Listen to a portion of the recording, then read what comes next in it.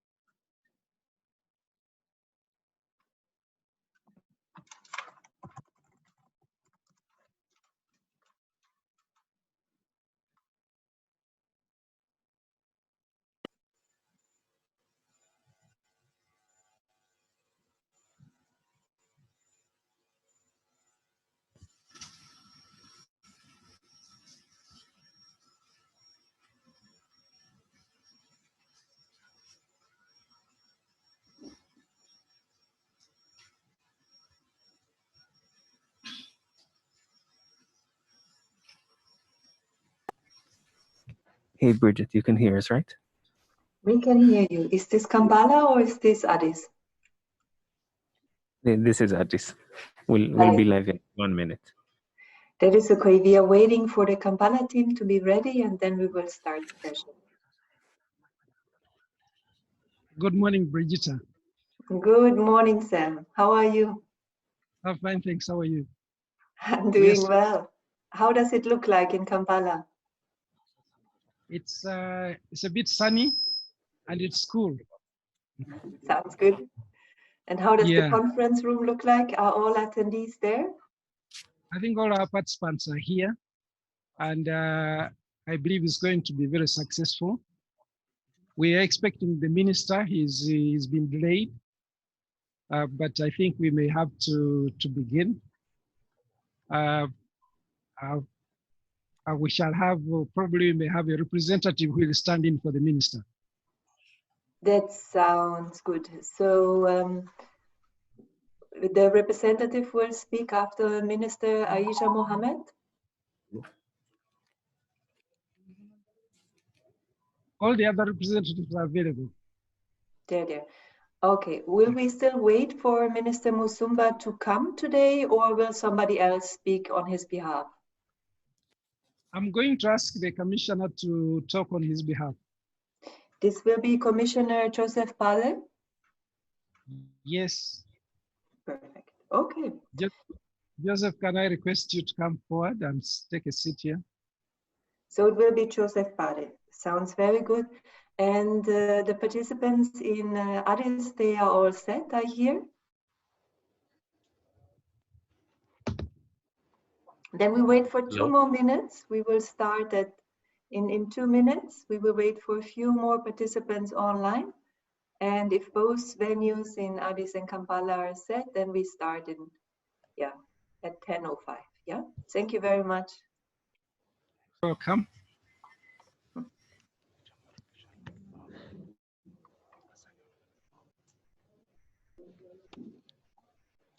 Hi, Brigitte. Can you hear us, Hello. Brigitte? Yes, who's speaking? Yeah, I'm from Addis. We are all set, so you can start. Very good.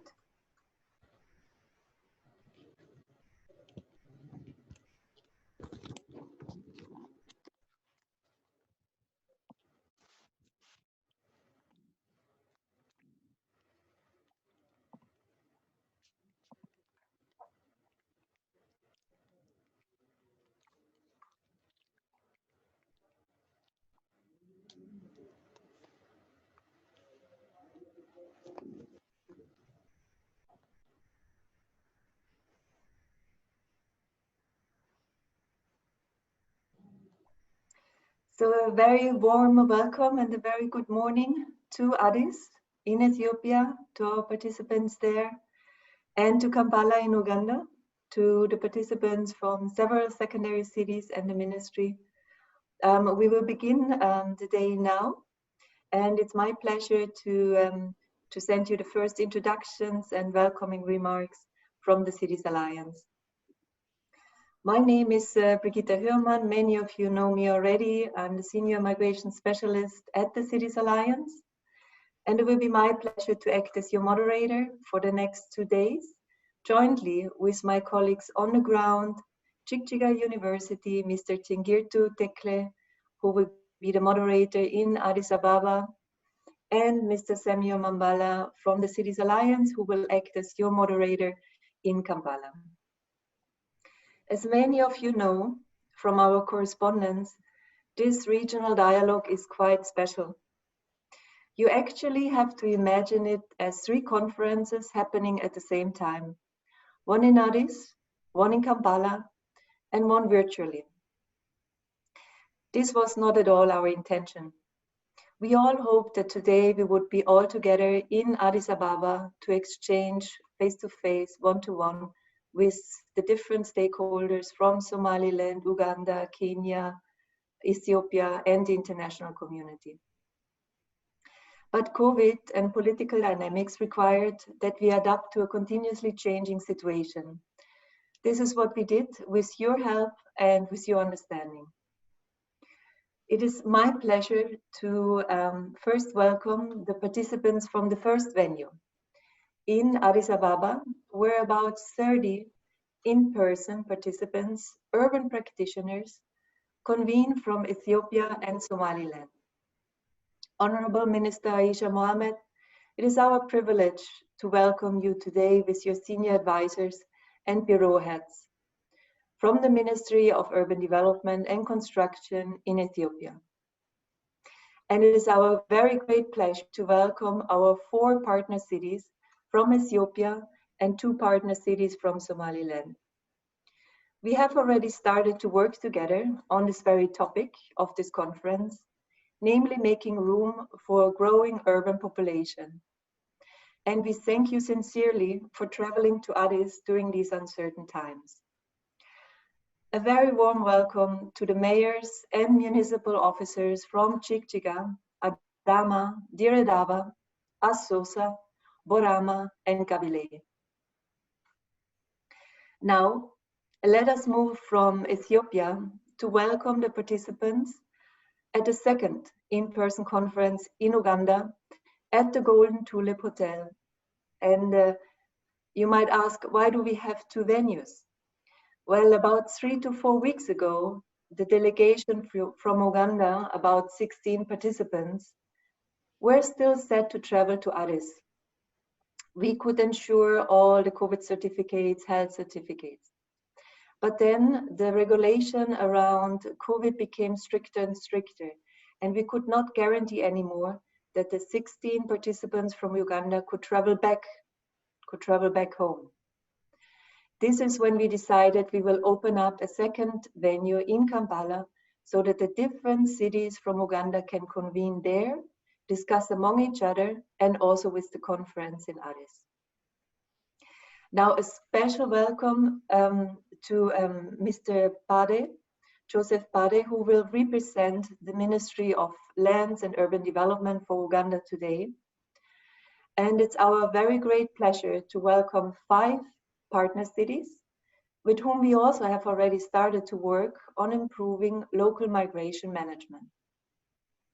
A sincere thank you also to our Ugandan participants to travel today to Kampala at this great moment of unrest that just broke out last Wednesday. A very warm welcome to the mayors and municipal officers from Arua, Jinja, Gulu, Mbale, and Koboko. And finally, a welcome to all the international guests in the virtual space, especially to our participants from Kenya, representing the local government of Turkana, and to the Swiss Agency for Development and Cooperation, whose support and partnership allowed us to convene you all here today. Dear participants, I must share with you that this has been one of the most challenging event organizations we have ever done. We are sincerely grateful that albeit all adversities, be it health or political, you could come here today. Many of you remembered that we already planned to see each other in April earlier this year in Chikchiga. We had organized the conference. Many of you had booked your time, made you available to travel to Chikchiga. But then about 3 weeks before the conference, the first wave of COVID obliged us to cancel and to postpone. With a relatively stable pandemic situation over the summer, we thought we can get this done in autumn. And we prepared for the in-person conference in Addis Ababa. And again, many of you were ready to board a flight to Ethiopia, even if it meant that you had to organize additional health certificates and COVID tests. Now, I would like to share with you that it was your readiness to take the risk and additional burden that actually motivated us to keep on with the organization of this convention. Over the past weeks and days, there were many unforeseen political developments in Somaliland, Ethiopia, and Uganda, which on top of the pandemic posed substantial risk for the organization of this event. And just frankly, it also raised the question, is this the right moment to convene all of us to speak about cities and migration. At the end, you answered these questions. 12 secondary cities and respective line ministries, who today convene in Addis and in Kampala. You told us through your readiness to participate that this event has a meaning for you. It has relevance. And here I would like to quote one or two mayors, what they told us when we were discussing with them on whether we continue. They were telling us, COVID will remain for a very long time. We have to live with it. We cannot stop our work. Our cities are growing every day, even faster if there is a crisis. What we need is ways to manage this. It was these testimonies that made us go ahead, to play our role as international partner, to convene practitioners and experts today to discuss among each other. Over the next 2 days, we will reaffirm that rural to urban migration represent one of the major dynamics secondary cities in the Horn of Africa have to manage. The urban expansion planning approach, which we discussed today, is a very simple and cost-effective way to approach this. The approach is the result of a decade-long study of 3,600 cities around the world. It was first pioneered in 2013 in 18 secondary cities in Ethiopia by New York University, the Ministry of Urban Development, and the Cities Alliance. We now replicate this experience in new cities in Ethiopia and in Somaliland and Uganda. With 9 out of the present 12 cities today, we already have started the work over the past months, but this was in one-to-one sessions. The value addition of this regional dialogue is that cities and ministries have the space to discuss and learn from the experiences of each other, to design a solid urban expansion plan which responds to the realities of your respective cities and your respective context. Now, before we move to today's program, I want to extend a big thank you to Chikchiga University and New York University, and particularly to the whole Cities Alliance team for their dedication to make this event happen and to convene all of us here today. We have 2 days in front of us. As you can see in the agenda, we will have an opening session now, followed by expert inputs and discussions at ministerial and city level. And for most of the program, we will all stay together. The Addis venue, the Kampala venue, and the virtual venue. Only in the morning of day 2, we will have offline sessions where cities and ministries in Addis and Kampala discuss among themselves and share back their conclusions and way forward in the afternoon with all of us. For your information, all the sessions will be recorded and all the material will be made available on the Cities Alliance website after the event. Now, we thank you in advance for your understanding for any technical interruptions during these days. This is a hybrid event. We have 2 in-person venues and 1 virtual space. And there will be moments with poor internet connections, and we even might get disconnected with the venues in Addis and Kampala. As organizers, we prepared backup plans for the dialogue to continue among the cities present in Addis and Kampala, even if connections drop. Our partner Chikchiga University will take the lead to moderate the sessions in Addis, and the Cities Alliance country office will continue with the moderation in Kampala. But let's hope it will not come to that. With this, it is now my very great pleasure to open this regional dialogue. Very happy that it takes place. We will begin with an opening session with welcoming remarks from the ministry, from Ethiopia and Uganda, followed by opening remarks from the international development partners. Honorable Minister Aisha Mohammed from the Ministry of Urban Development and Construction in Ethiopia, it is my very great pleasure to give the floor to you for the welcoming remarks. Thank you very much.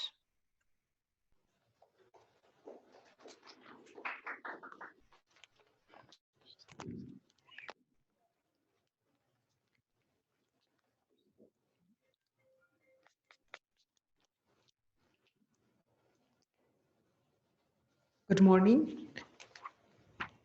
Honorable Minister, Mr. Isaac Musumba, Minister of State for Lands, Housing and Urban Development of Uganda, Her Excellency Ms. Simon Gigar, Head of the Global Program on Migration and Development, Swiss Agency for Development and Cooperation, His Excellency Mr. William Kobed, Director of Cities Alliance, Her Excellency Ms. Angela Hauken, Professor of Public Policy and Director of the New York University, Maror Institute of Urban Management, distinguished guests, ladies and gentlemen, a very good morning.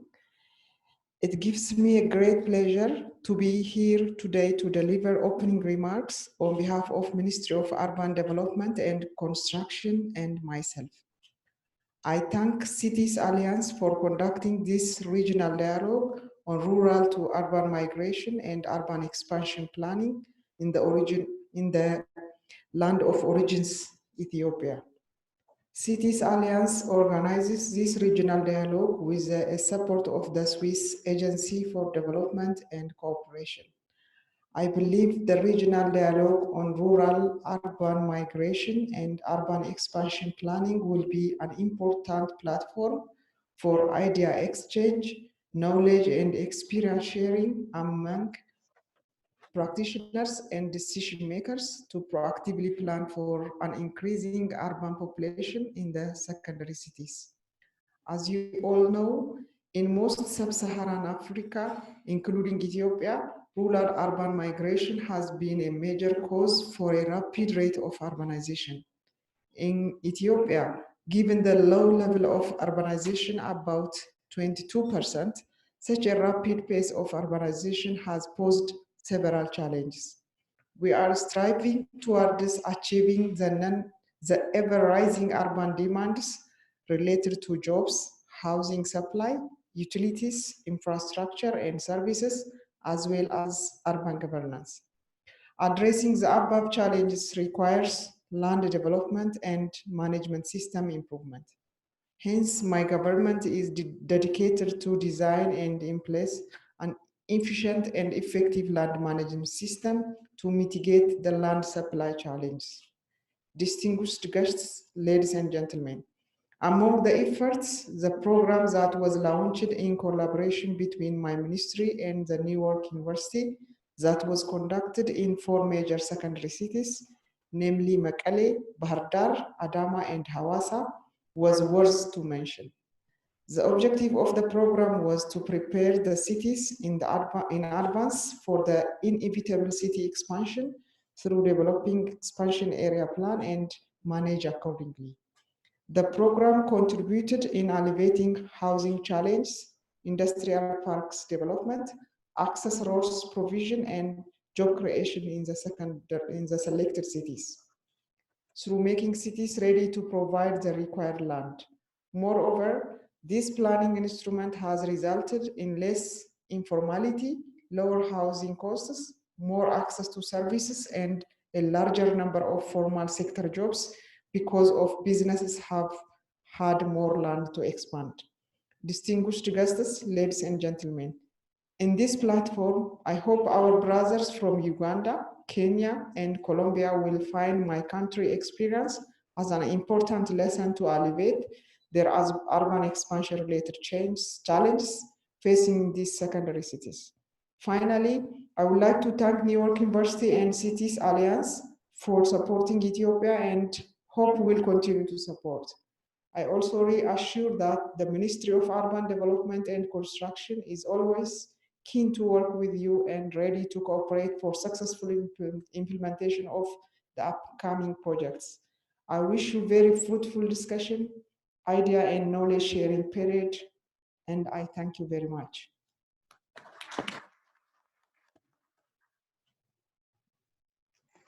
Thank you very much, Minister Aisha Mohammed, for your welcoming remarks.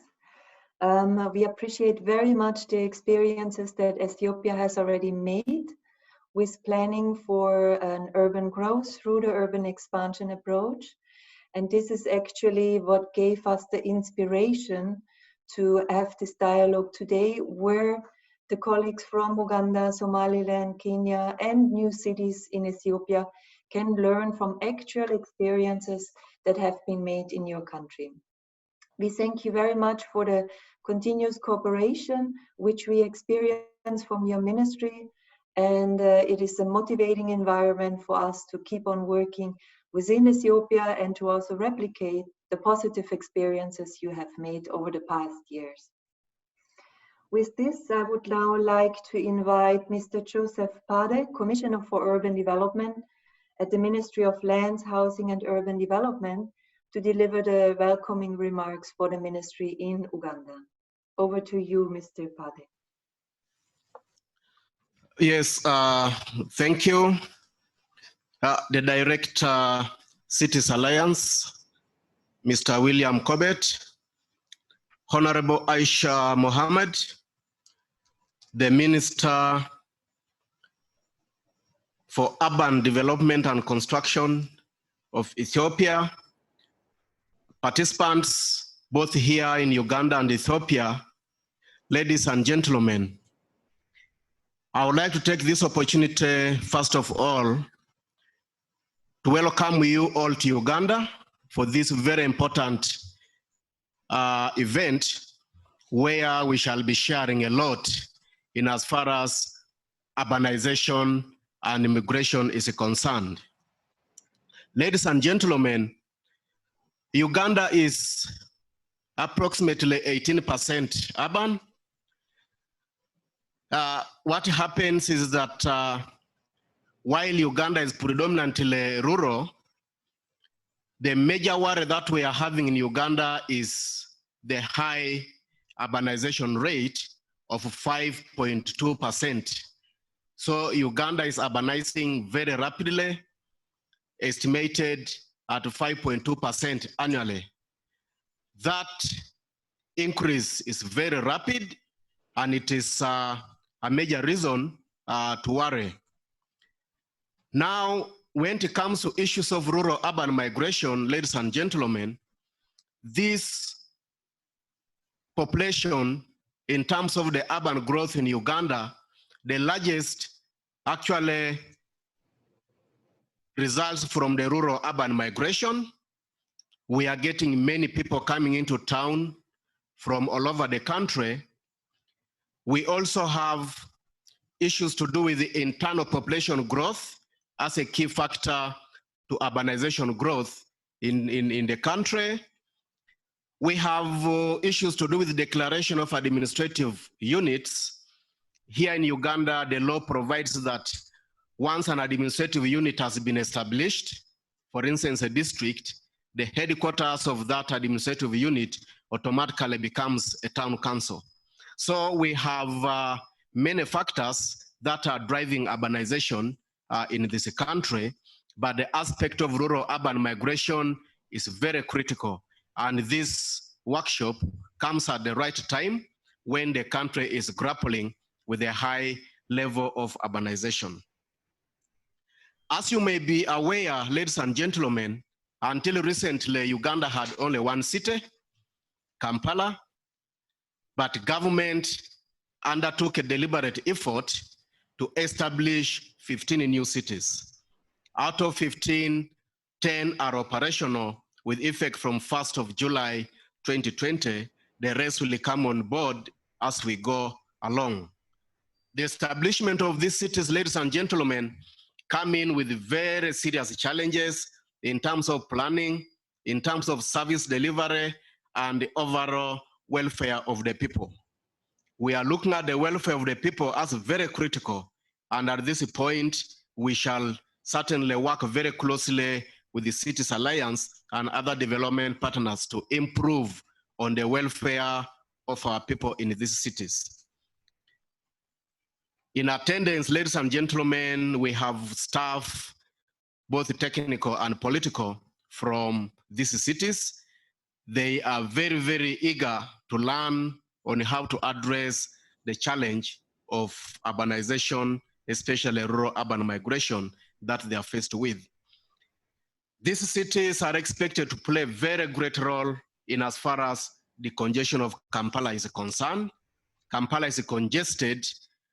This approach is expected to decongest the city and also redistribute our development at regional level, since we are all aware that cities and urban areas are engines of economic transformation and development for any country. We are aware of the role urbanization plays in the strategic development of any country, and we are also aware that it is always very difficult for any country to achieve the middle income status without urbanization. And that's where we are thriving. Actually, that's where we are actually targeting as a country to achieve middle income status for our country. And this can only be achieved smoothly with sustainable urbanization, not just urbanization, but planned urbanization. And this program, especially to do with the urban expansion, comes in handy to that effect.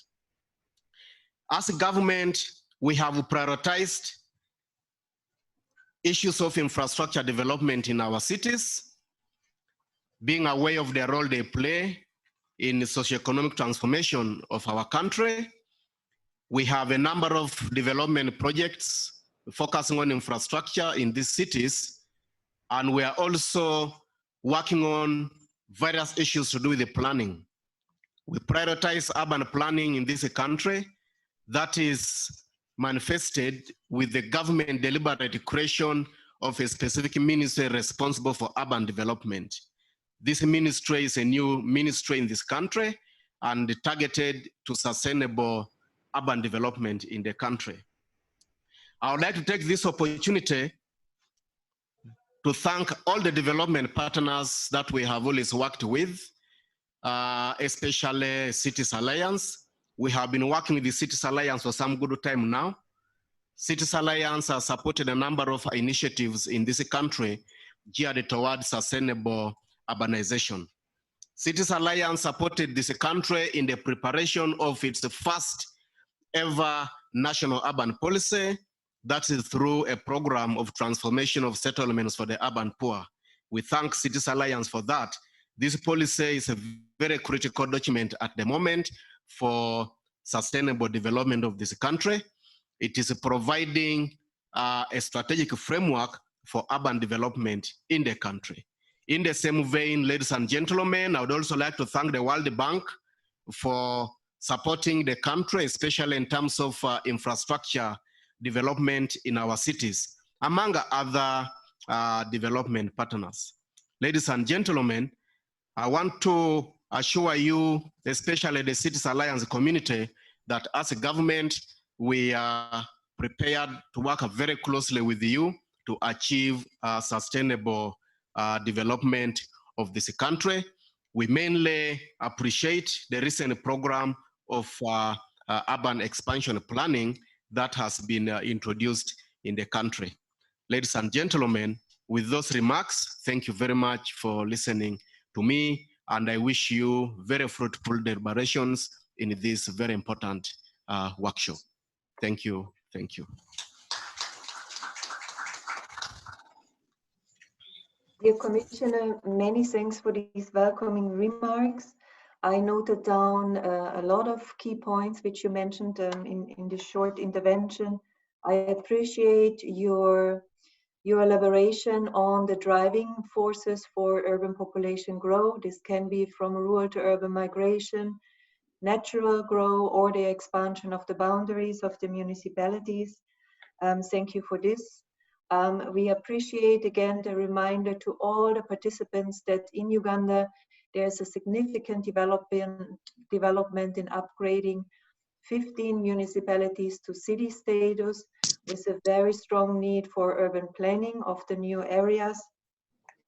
We are cooperating with 4 of the municipalities that have been upgraded, and we hope they can learn much from the experience of this approach, which has been applied already in Ethiopia, and then can act also as models for the other cities that are going to be upgraded to city status over the next months and years in Uganda. I also found very interesting your remarks on the systems of cities, where you mention how the pressure on a primary city as Kampala can be eased by having further development of the secondary cities across a nation. Thank you very much, Commissioner, for these very valuable inputs. It is now my pleasure to invite Ms. Anne Savary from the Swiss Agency for Development and Cooperation. She leads the program on cities and migration and has been a steady companion over the past 2 years, where the Cities Alliance has unfolded and unraveled the thematic of cities and migration. And it's my pleasure to give the floor now to you, Anne, for your welcoming remarks. Thank you, Brigitte. Do you hear me? We can hear you very well, Anne. Great. Honorable ministers, commissioner, honorable mayors, urban development specialists, migration specialists, dear partners, dear colleagues, ladies and gentlemen. On behalf of the Swiss Agency for Development and Cooperation, the SDC, I would like to address a warm welcome to all of you at this regional dialogue that explores rural to urban migration together with urban expansion planning. Please consider that my voice is Mrs. Simmons-Giger's voice, our head of the Global Program on Migration and Development, who has been caught in an emergency this morning, but will remain wholeheartedly with us and may join later on these days.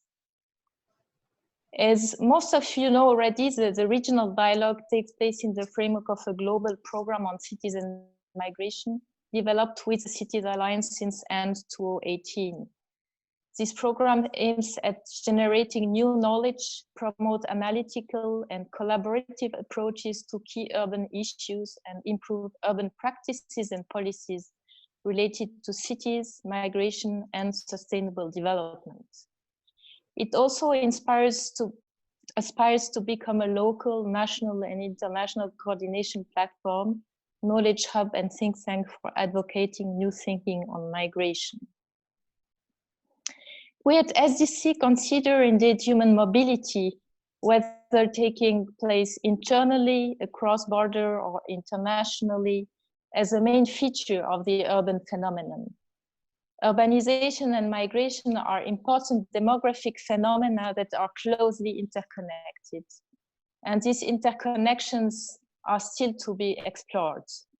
Cities are centers of economic, social, and political transformation, and act as magnets of migrants who see urban settings as opportunities to enhance their livelihoods.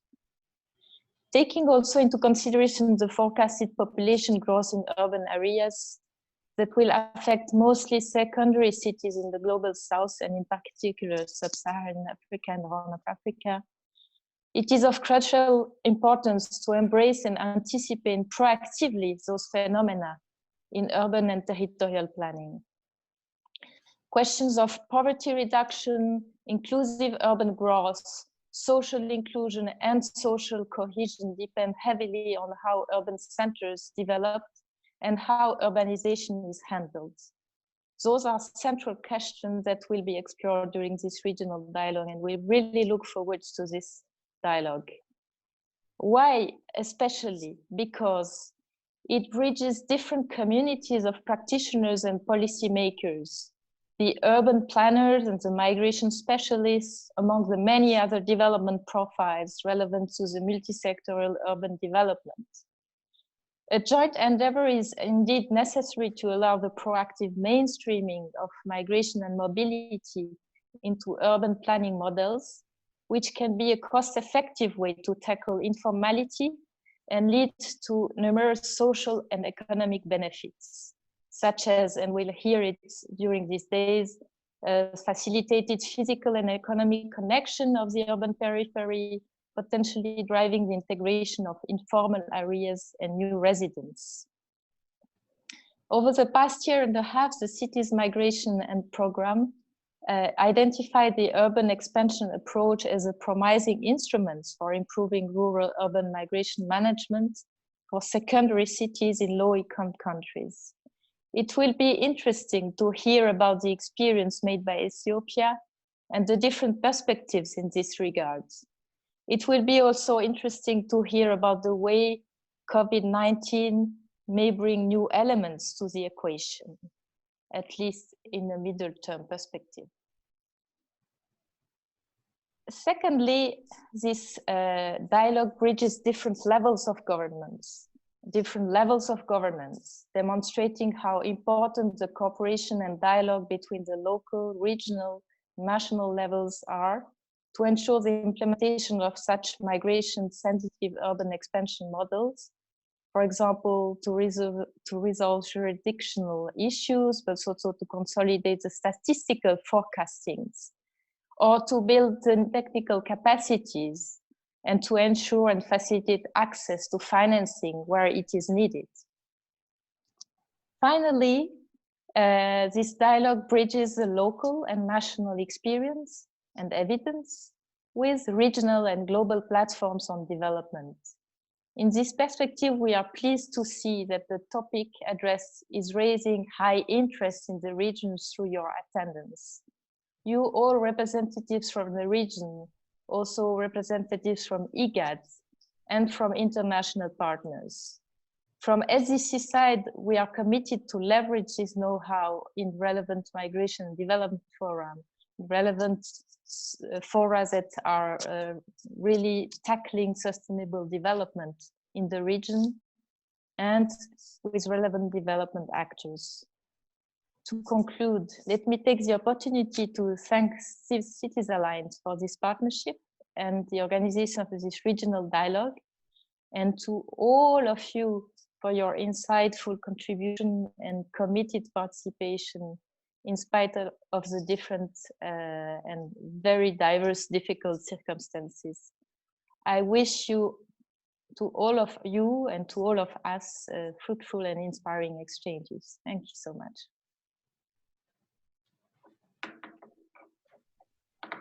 Thank you very much, Anne, for your welcoming remarks. Again, I think that's a key role Switzerland plays since decades, to be a bridge, a diplomatic bridge. And also here, very concretely today, Switzerland has already bridged the divide between urban thinkers and migration thinkers. Switzerland has introduced this topic to the Cities Alliance membership. It has been discussed and accepted as one strategic priority. And I think that is an achievement over the past couple of years, and also to act as a bridge between the local, national, and global level. And we at the Cities Alliance and with all our partners, we really appreciate the space that you enable us to take at the global level through introducing us to the different dialogues and events. Thank you very much, Anne. Next, I'd like to introduce the director of the Cities Alliance, William Cobbett, to deliver his opening remarks. Billy, over to you. Thank you very much, and a warm greeting to everyone. I am telecommuting from my home in the UK at the moment. This is the strangeness of the event. Let me add to Brigitta's very eloquent opening remarks and thank our key partners in Uganda, Commissioner Joseph Pade, and would you please convey through you our warm regards to Minister Isaac Musumba, who is the long-standing partner and of course a member of our management board, and therefore one of my bosses, if I think about it like that.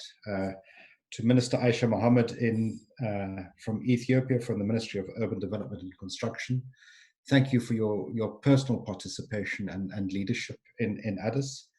A special thank you to our colleagues in Jigjiga University. Ever since Brigitta first came back and taught me how to say it, I've always wanted to visit the university. So hopefully in days beyond COVID, this will still happen.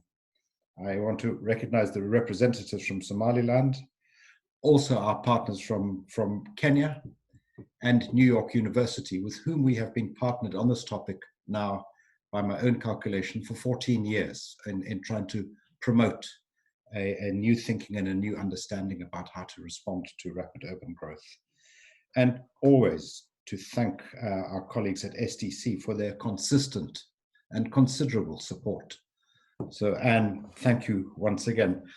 I just want to pick up briefly on some of the comments already made in the opening addresses, because we're dealing here with Ethiopia, second most populous country in Africa, and Uganda, which has got one of the fastest rates of urbanization. And I particularly acknowledge what the commissioner said when he identified there's 3 ways in which it's being transformed, whereas normally there's just this focus on rural to urban migration, but he was quite correct to point to population growth and the way in which city growth on the ground is transforming.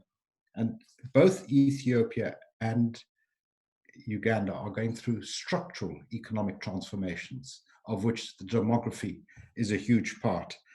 That is why I think it is so significant just to highlight the decision by the government of Uganda to go and to put in place the institutional building blocks through the 10 and then 15 new cities, which are going to form that system of cities that Brigitte referred to as the institutional, the governance, and the social and economic methods for planning for future growth. And this is in marked distinction with so many countries which have tried to deny urban growth, whereas in fact, in Uganda and in Ethiopia, we see the building blocks in place. I would add to that, just as a commentary for all countries dealing with this, is not only to think about the institutions, but above all else, is the training of the people and the professionals who are actually going to manage these cities. And we know, for example, the Civil Service University in Ethiopia has actually been a leader on the continent in anticipating this and thinking about it.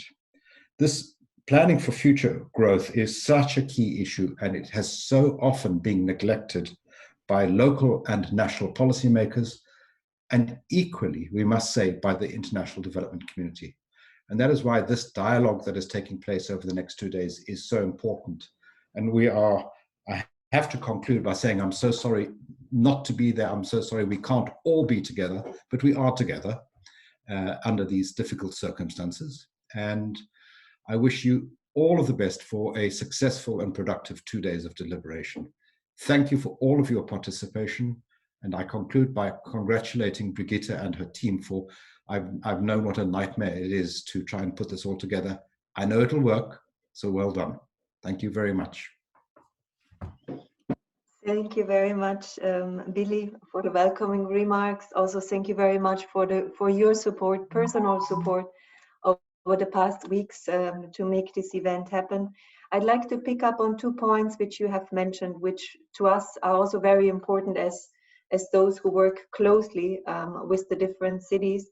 One point was on the HR, and I think this gives us so much the energy to really promote the approach, because the skills and the personnel is available in all of the 9 cities we are working together. We have land surveyors, we have urban planners, we have statisticians with whom we have worked over the past weeks. The data is available, the skill set is available. And this brings us to the next point. Why was there neglect over the past years to bring this approach to scale? And the neglect is simply a reason out of proactive urban planning. We need to plan for the next 20 years, 30 years, and given all the challenges that each municipality has on the table every day, this is a hard thing to do. Of course, you worry more about the challenges that are in front of you rather than those that are 20, 30 years away. But this is something where the collaboration comes in between the local, the national, and the international stakeholders. Each one has a specific role to contribute that proactive planning is taking place. And this is something we want to attempt to tackle with this cooperation over the next 1 year. So with this, I would like to show a video that has been prepared by the Cities Alliance on the topic of cities and migration.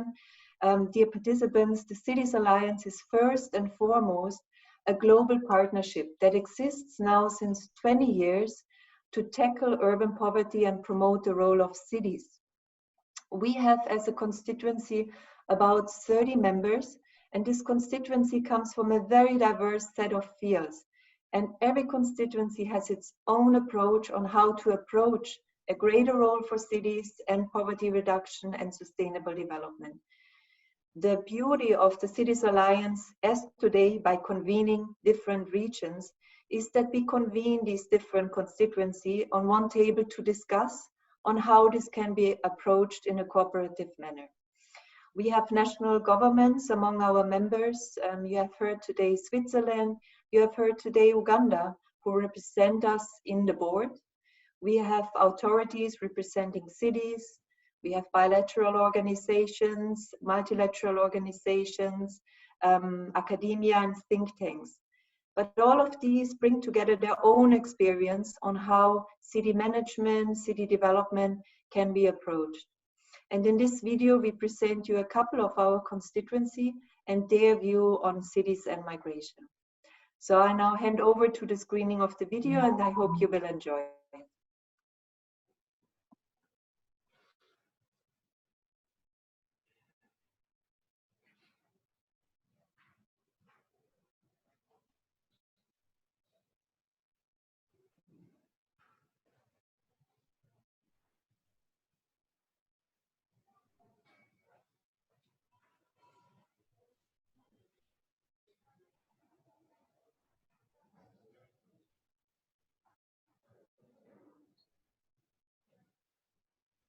Well as unmet needs in labor markets mean it is here to stay.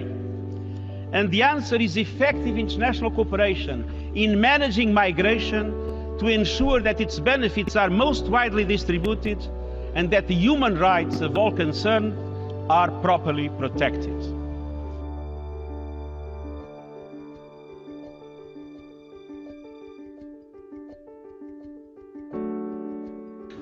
Over 20 years, the Cities Alliance has witnessed how cities have acted as arrival points for migrants. Migrants, like all citizens, seek safety, land and shelter, services such as health and education, economic opportunity, voice and recognition. And in exchange, experience has shown around the world that they bring energy, hope, hard work, and their own investment, not just for themselves, but for the city.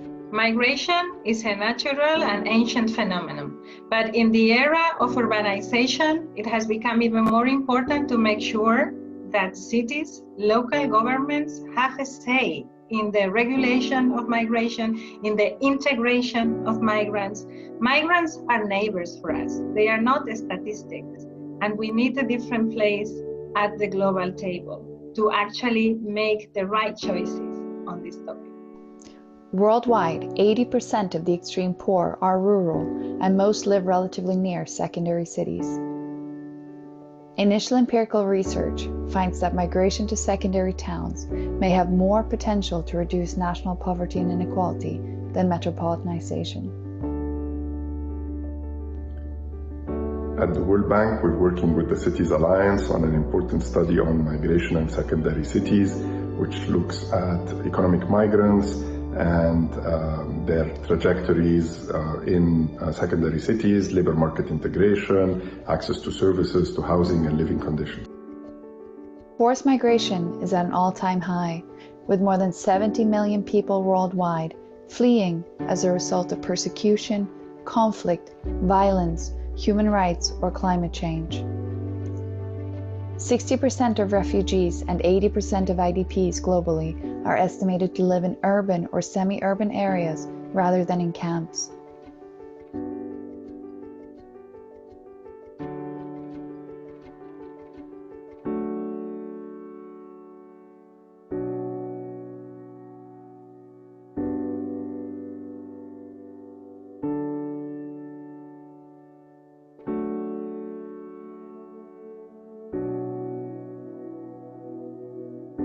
a South Sudanese and a refugee residing in Western Nile, registered refugees in a Rhino camp, and but residing in Arua, because I came in 2016 because of the crisis, as everybody knows what is happening in South Sudan. And in July, August, I arrived at Arua, and then immediately I went for registration. Then from there, I relocated back to Arua because my kids were in school, and by then there were no good schools in the camps. So I had to bring them to Arua for studies, and then the health, because there was no proper hospitals during that time. Resources we are having is not enough to cater for this big population, and the services are not okay now due to high population. People are really suffering. Schools and the health centers are overcrowded. As of this year, we have about 430 students in total, and of this, nearly half of the enrollment are refugees. We get actually medicine supplies from National Medical Stores, which comes on after every 2 months. But because of the influx of the urban refugees, the medicines actually end up in short supply within a period of 10 days. What government has budgeted is only for the host community. But as these migrants are our brothers and sisters, we can't leave them out. We just share the little with them. We only think that refugees are in camps. Refugees are not in camps. Refugees go to camps, immediately they come to the cities. They keep on moving. Now, if they keep on moving, we needed now to cater for them where they are.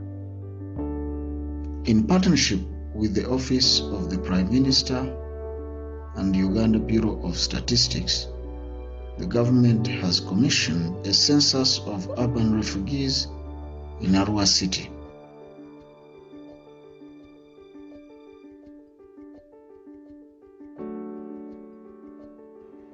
UN Habitat has a long tradition working in urban contexts, where migration and displacement has led to rapid population growth. We look forward to further supporting and working together with Cities Alliance and partners towards sustainable solutions for urban migration. Most migrants and forcibly displaced people live in cities. Therefore, Switzerland is supporting local government and urban communities to tackle the challenges and also the opportunities that arise from migration. We also bring in our expertise into the international multilateral debate and action to address the root causes of forced and irregular migration. The Cities Alliance and our support to it is another important step towards building more inclusive and cohesive societies.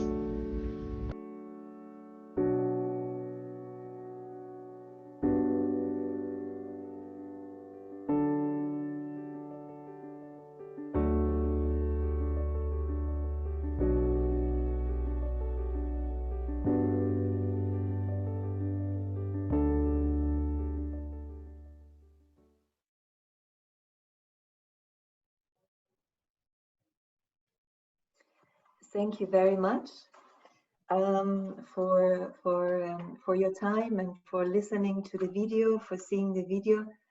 I think we would like to have 2 takeaway messages that video leaves you today.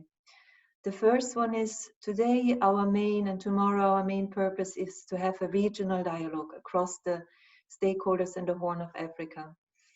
But this video also wants to show us that the Cities Alliance is a global partnership. So whatever we discuss today, what your recommendations will be back to us, this will feed back to a global audience as well that can for once convene again, that can advocate and that can provide support. I think that's an important message that we from the Cities Alliance would like to share with you today. The second takeaway message which this video alludes to is what Commissioner Pade already mentioned this morning. There are different drivers of urban growth. We have migration, we have the natural growth, and we have the expansion of the jurisdictions. But even with migration, we have different drivers. We have those who come to city to seek new opportunities, to seek work, a change of life. And we have those who are forced, that seek refuge or that seek shelter in a city. The more a city is enabled to manage local affairs, to manage the distribution of social services, of housing, of jobs, the more a city becomes resilient to receive more population, more citizens during times of crisis. And this is also an aspect that proactive planning and urban expansion planning can address. These are the two messages I think we can take away from the video today. And with this, I hand over to the last welcoming remarks that come from New York University, from Professor Angela Hawken. Over to the input. Good day or good evening, depending on where you're joining from. We'd like to extend a warm virtual welcome from the Marin Institute of Urban Management at New York University. I'm Angela Hawken, the director of the Marin Institute. We're delighted that you've taken time to attend this event and that you'll learn more about the work of our urban expansion program, in particular, their work in Ethiopia. A special thank you, Cities Alliance, for hosting this event and for the important work you do. We look forward to growing our partnership with your alliance. Also, a big thank you to the Swiss Agency for Development Cooperation, which is sponsoring ongoing work in Ethiopia, Uganda, and Somaliland. For those of you who are not familiar with the Marin Institute, we are different from a traditional academic department. We're a provincial institute that operates as a think-do tank. Our mandate is simple. It's impact. So we're accountable for pointing to what is different and better as a result of our work. So the doing part of the think-do is especially important for our teams. We invest in academics and practice scholars who are interested in on-the-ground research, working with practitioners in the public they serve to test new ideas and approaches that are scalable and have the potential to dramatically improve the quality of life for people in cities across the globe. So if you're interested in our work at the Marin Institute, please subscribe to our newsletter and follow us on social media so that we can keep you informed. During the session today, you'll learn more about the urban expansion team work in Ethiopia. This work epitomizes what we want in Marin Institute programming. NYU invested in this team, ensuring they had the resources to work alongside public officials and community members in Ethiopia with the vision of making room for all residents, with access to infrastructure to improve standards of living and access to jobs to ensure good livelihoods. A little creativity and planning and anticipation of inevitable growth goes a long way. We hope that other organizations, including funding institutions, will recognize the importance of providing institutional support to these sorts of projects. Boots on the ground work around a simple and elegant idea that has the potential to transform how cities grow. We strongly believe in the power of empowering local communities to experiment with new approaches that are informed by them, and in integrating research into practice to ensure we are always achieving the goals we set out to. Practitioners and residents in these communities understand their challenges and they understand their strengths better than anyone. They are the best positioned to figuring out what approaches might work best in their neighborhoods and in their cities. We are proud that our urban expansion program works with cities in this way, facilitating the conversations that encourage practitioners on the ground to figure out their own way forward. Starting with an honest understanding of what the problems are and characterizing those problems carefully and fully. So often we see communities embracing some new solution only to find out later that they're solving the wrong problem. We're grateful for how the urban expansion program approaches framing the problem and also defining success. Defining how you measure success is no small task. As the businessman and philanthropist Michael Bloomberg points out, if you measure it, you can manage it. Measuring success helps us know that we're moving in the right direction, but there's also a cautionary note. People will orient towards what you measure. So you need to think long and hard to make sure you have good measures of success that keep everyone pointed in the right direction, but that don't cause any unintended consequences. The best path to take in solving a locally conceived problem and framing a definition of success should always be worked out locally, drawing on the growing wealth of local talent in our cities across the globe. Thank you for attending today. New York University is proud to be part of such a meaningful event.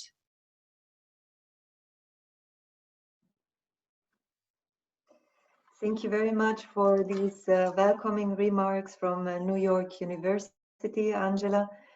And with this, we conclude the welcoming and the opening of this regional dialogue. Thank you to all speakers for delivering your notes. It is now time to move to the technical session and to the work that lies ahead of us.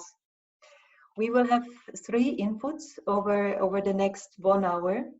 We will start with an input that gives a critical reflection on urban planning instruments to date. That will be followed by a very technical session presenting the urban expansion approach. For your information, that technical session is pre-recorded. We will make it available online on our website so it can be reviewed and studied at any time. And we will conclude with an input from Latin America, from Colombia. We have today a regional dialogue across the participants from the Horn of Africa, but what we want to show is that this approach has also been applied in other regions of the world and in a successful manner. So I have now the pleasure to hand over to my colleague, Mr. Julian Baskin. He is the principal urban advisor with decades-long experience in urban planning in Africa for a reflection on what has gone well and what can be improved for the future. Julian, over to you. Hi, good morning, everyone. I understand this is the first technical session, so the protocol of the previous session lightens up a bit. So welcome everyone involved in helping to manage cities during this time of rapid growth. I've been asked to talk to you about planning in Africa, and I'm not sure whether you're seeing slides. I'm not seeing any slides. Right.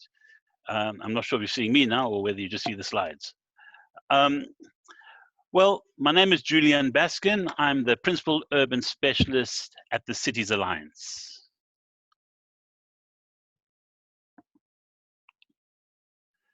The Cities Alliance, as has been mentioned, I don't want to overdo this. At the end of the day, everything that we do should be measured by what impact we have on the ground. We're a global partnership with a very positive narrative about urban growth. We believe that if urban growth is managed well, it can lead to cities being the drivers of economic development. On the other hand, if they are managed badly, we can expect a different future.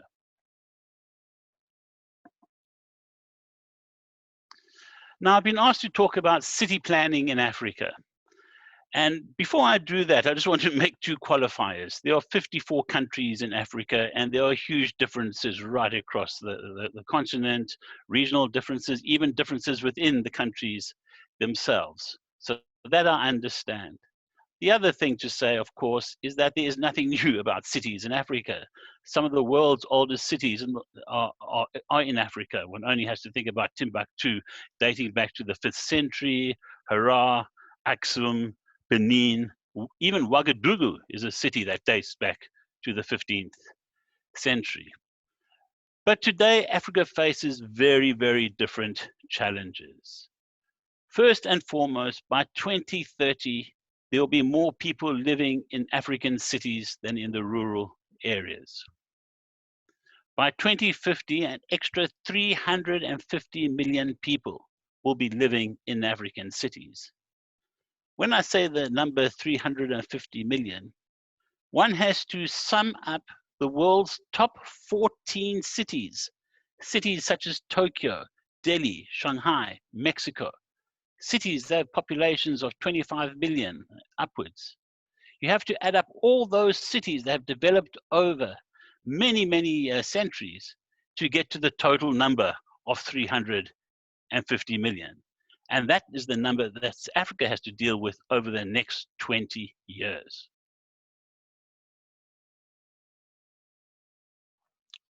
Slide change. Okay. Right now, things are not going well. Anyone who's gone to visit African cities right across the continent will see that the slums are growing, and they're growing fast. Something like 80,000 people a day enter into African slums or increase the size of African slums.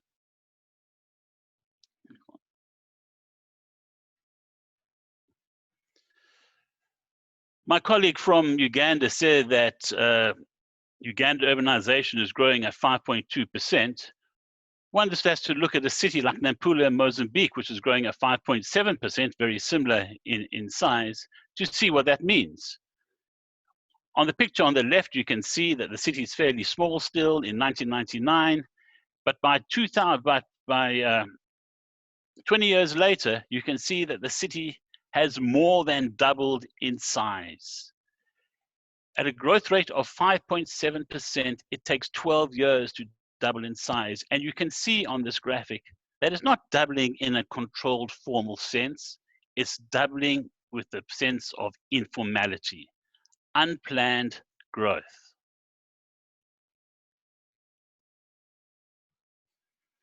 Here is a picture of Mumbai in India. You can ask why I've got a picture of India. I could have chosen any city in Africa and had not too dissimilar a photograph. The point being that urbanization is happening globally. It's happening in Latin America, where it's pretty much at the end of that process. It's happening in Asia. And the point is there's a lot to learn from other contexts. But there is something very similar to all the experiences.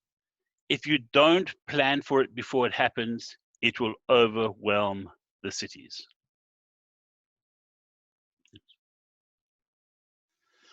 Unfortunately, to a large extent, African cities have been subject to what I call false planning. Somewhere in Africa today, I'm sure there's a mayor receiving a delegation of international architects and engineering firms who will propose to them a solution to their city of high-rise buildings, of waterways, and every city almost, you will find that there is a plan, a master plan, that has absolutely no relationship to the reality. The pictures you see here are a proposed plan that responds to the waterways of Lagos. The picture on the top left corner shows you the reality of how people currently live in the city of Lagos.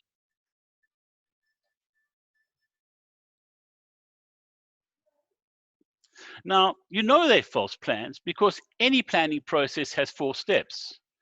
It starts with an understanding of the status quo. From the status quo, you have to ask yourself, where do we want to go in the future? How will we get to the future? What will be the strategies? And then what will be the partnerships to implement that strategy? There's absolutely no way that you can run this process with the citizens of a country and come to the conclusion that the master plans that are being proposed are relevant to the reality. In fact, all those master plans to be implemented will depend on mass forced relocation of people. And it's estimated that every year some 5 million people suffer this cruel fate.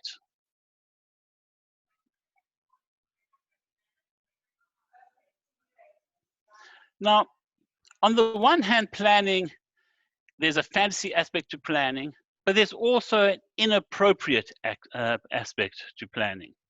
In 1947, the Town and Country Planning Act was passed with its associated building codes. That act, which now influences planning right across Africa, was in fact the precursor to modern day planning and actually contributed to making planning a real discipline in city management. But it was designed in a very particular context. It was designed in the context that understood that cities grew slowly and they grew in response to job creation, or they grew as a response to colonial powers creating new cities as administrative centers. The central premise of the Town and Country Planning Act is that no land should be developed without planning permission. And rules were set in place as to how planning should happen. To develop a piece of land in Africa, almost everywhere, one goes through these basic steps. The first thing you have to do is you have to identify the land. The second thing you need to do is consolidate that land. You then plan the land, you register some form of township or the other. You then subdivide the land on the ground, you service that land, you then build housing on that land, you allocate that land, and then you settle that land. The picture on the right of some 1,500 sites took 5 years to build and consumed almost the entire city team in doing that.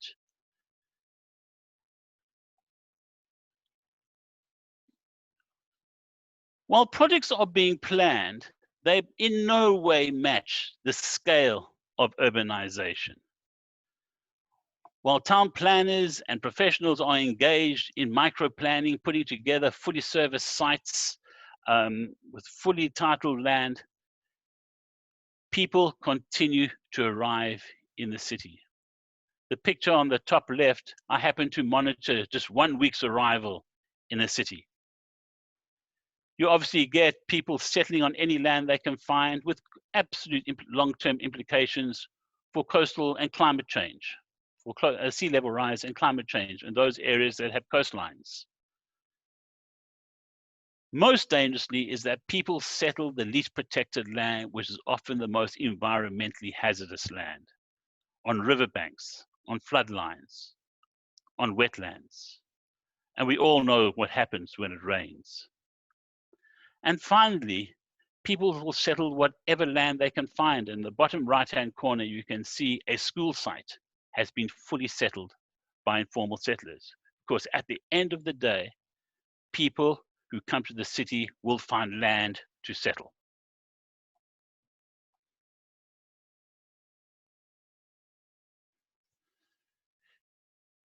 If we don't proactively plan our cities in a more appropriate way, we have to ask ourselves the big question. We will have to, at some point, build infrastructure in the cities. At some point, as the cities grow, you will need to build roads, you will need to put in power lines, you will need to put in mass sewers. The question then is, how do you superimpose that new infrastructure on top of the informal settlements, on top of the informal marketplaces? How do you do it without forced removals, destruction of livelihoods, and the destroying of communities? In essence, it's time for a new approach to get ahead of the curve. An approach that is neither a fantasy nor inappropriate. A city-wide approach, an approach that plans for the future, an approach that enables rapid urbanization, that maximizes the use of city resources and capacities, that protects important ecosystems, enables households to build confidently, not feeling under the threat the whole time of relocation, enables access to services, and limits relocation. And this approach exists, and it has been pioneered, and it's called land expansion planning, which is the topic of this two-day dialogue. Thank you very much.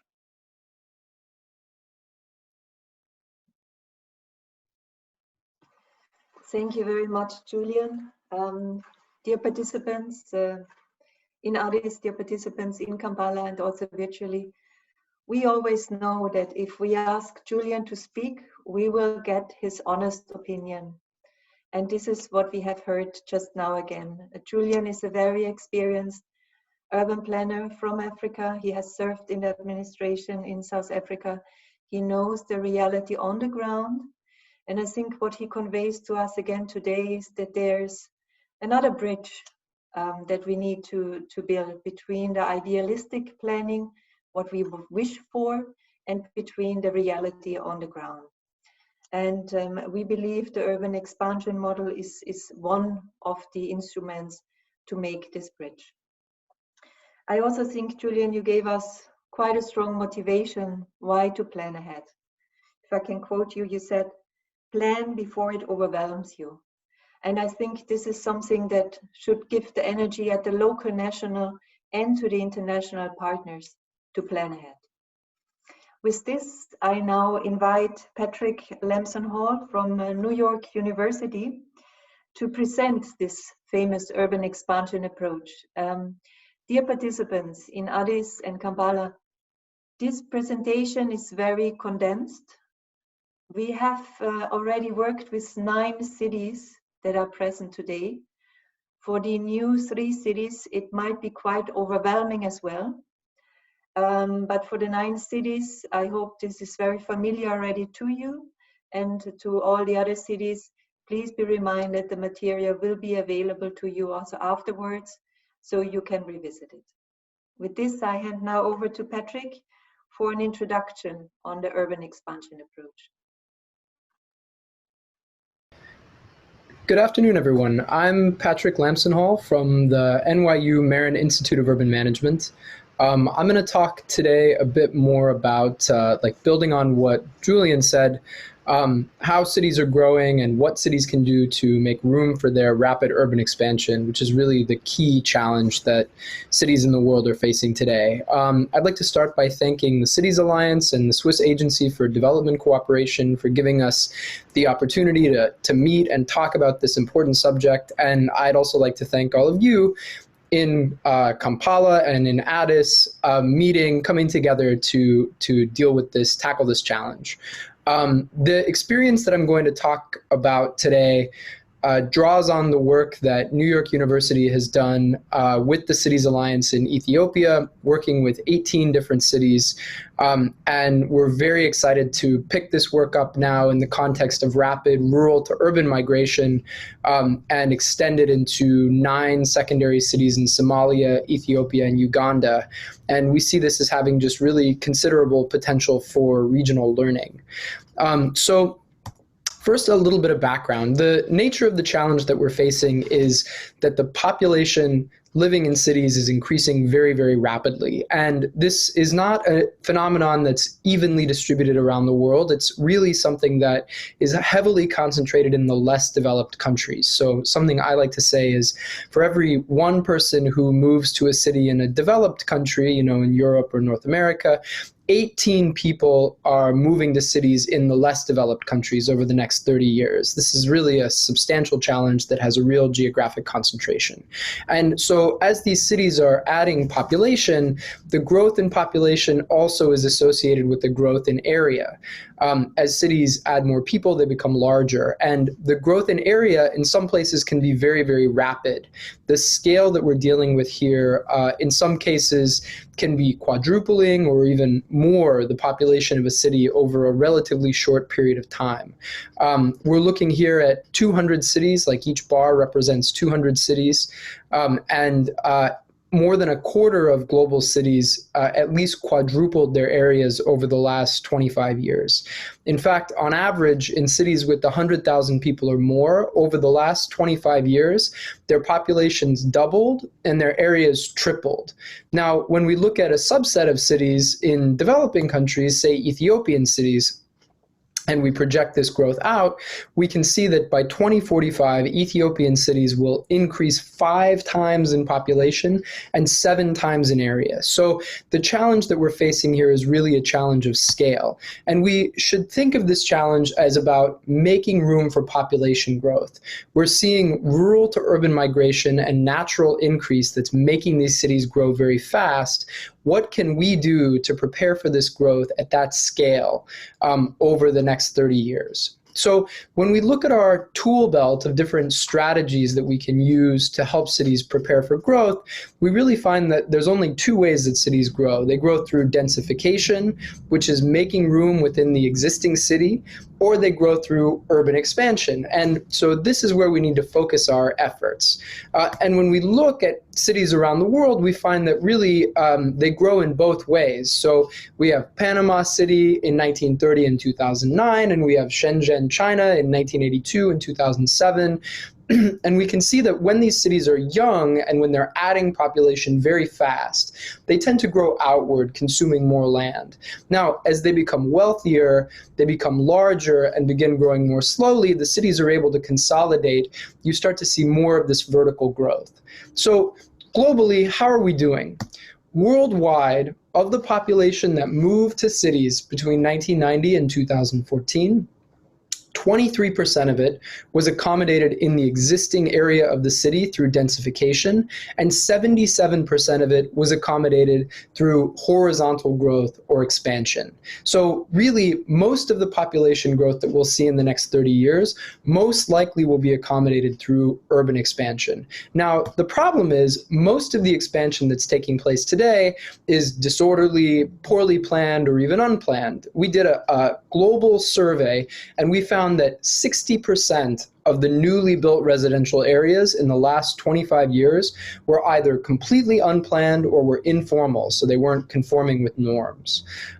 So what can we do, practically speaking, to make this urban expansion more orderly? How do we plan for this growth that's coming? Well, first, we need to establish some basic principles that can guide us in this urban planning exercise. The first one is urban expansion is inevitable. No society has ever successfully contained the growth of cities. And when we're facing an increase in the urban population fivefold, a sevenfold increase in the urban area, the pressure for urban land is such that whether we plan or not, these cities are going to grow. So the only really pragmatic thing that we can do is we can try to plan for this growth and accommodate this expansion that's taking place. Now, as these cities grow, they need to try to maintain population densities that are in a sustainable range. Population density reflects the demand for space, and there's no such thing as a perfect or a correct population density. Average urban densities in Europe and Japan are 3 times higher than those in land-rich developed countries like the United States and Australia. Population densities in the least developed countries are twice as high as those in Europe and Japan. That said, it's actually possible for density to be too high or too low.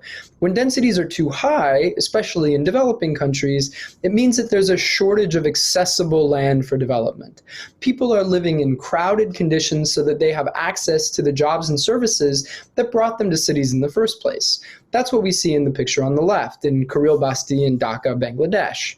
Now, in this case, the key action that should be taken is to make land more accessible, meaning make more land within reach of jobs and services so that cities can decongest. Now, on the other side, when densities are too low, this is usually a result of laws or policies restricting the size of a building on a plot, limiting the height of a building, and what these do effectively is they require each housing unit to consume a minimum amount of land.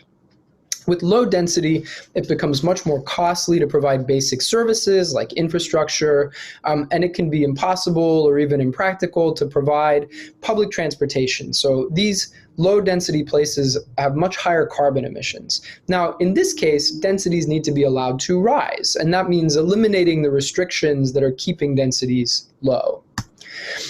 A third important thing to keep in mind is that most of the cost of housing for poor people is tied up in the cost of land. So we have to avoid taking actions that restrict the supply of land, because when the supply of land is restricted, poor people struggle to access housing, especially they struggle to access decent quality housing. So we want to avoid things like green belts and urban growth boundaries when we're in this phase of very rapid urban growth in developing countries, because that's a time when the cities really need to be able to add land in order to have a pro-poor growth strategy that is inclusive. The land market is really key to that. Finally, and critically, just making this land available by not blocking it isn't enough. So the land that is available for housing also has to be well connected to the existing urban fabric. For people who are migrating to cities, you know, they settle in slums, and this has always been true. The thing that we need to do is make sure that corridors are laid out so that these slum areas are connected. The city needs to be designed in a way that people won't stay in these slums forever. So that means making a city that can be normalized over time, when it's possible to install water, sewage, electricity, and public transportation at a reasonable cost, and where new citizens living in new areas can access jobs and services throughout the city. Now, the key to doing this is a grid like we see in Toronto, Canada. A grid like this is basically corridors of land that are identified and secured before development happens. And what this does is it makes a skeleton that the city can grow into, and that public works can run down these road corridors. So this is really, when we're facing rapid urban growth, this is really the thing that we must do if we're going to manage that growth. So just to summarize these points, why are we doing this exercise of planning for urban expansion? First, cities are growing very fast. Urban population growth is causing cities to grow at an extreme rate. At the same time, densities are falling, people are consuming more land. We're not able to contain this growth, we're not able to halt it, and the only thing we can really do is try to make room for it. We can do that through allowing cities to densify, but much of this growth is going to take place through expansion, because the people who are moving to cities by and large are poor, and they need cheap land in order to build their houses. That's land that's abundantly available. That requires us to get ahead of the growth and start preparing new areas. And most of these areas are going to be peripheral, lands that are outside the existing city, because the scale of growth is really significant. Now, globally, this mostly isn't being done. So much of the new housing in cities is provided informally, and it's happening in unplanned areas with poor accessibility and affordability. Accessibility is the key here, because new urban residents need to find jobs, access services, visit markets. They need to be able to send their children to school and so on if they're going to become integrated into the city and move up the economic ladder. So, planning the urban periphery is going to make this cheaper and easier, and the key way to do this is by preserving the corridors for trunk infrastructure through a grid of arterial roads. So what can we do to actually make room for urban expansion at the right scale?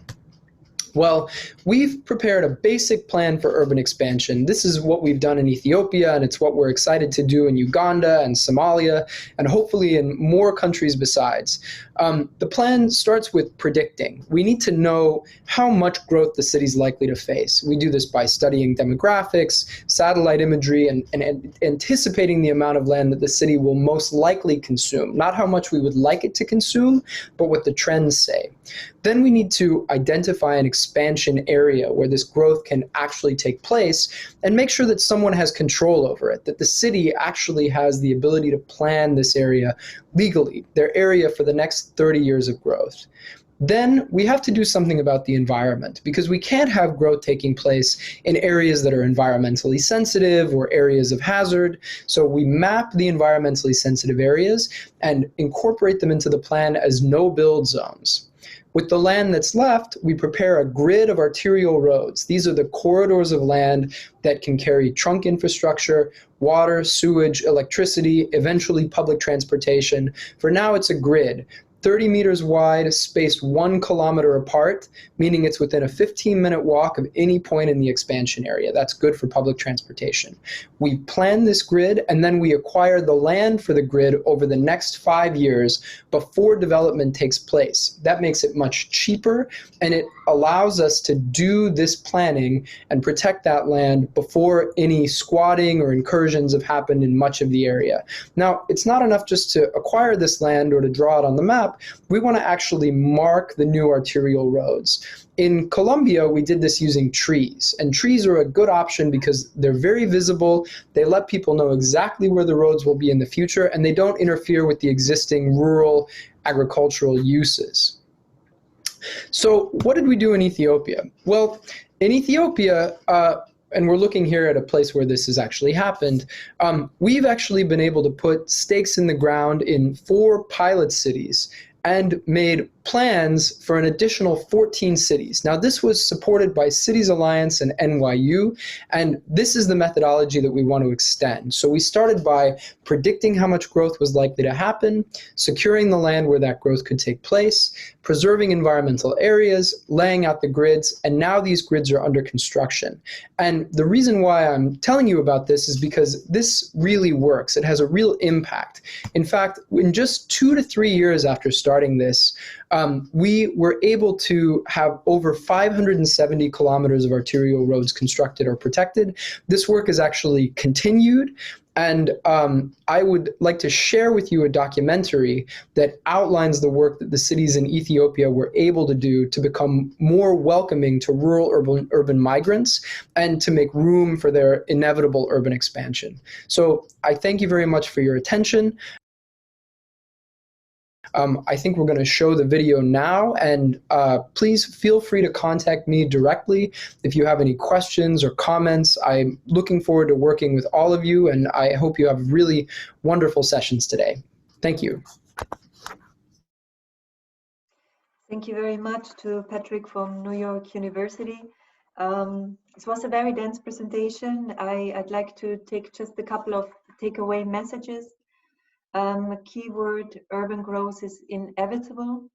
We have seen that 20% of this study over the last 10 years, looking at almost 4,000 cities, real cases, saw that about 20% of the newcomers are integrated in the city by densification, while about 70 to 80% through urban expansion.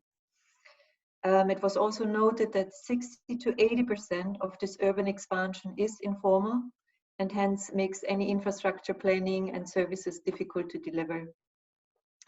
The solution presented is to plan for an arterial grid. It's very simple. Every municipality with whom we have already worked with can do this, every city. It's basically a 30-meter wide arterial road spaced 1 kilometer apart.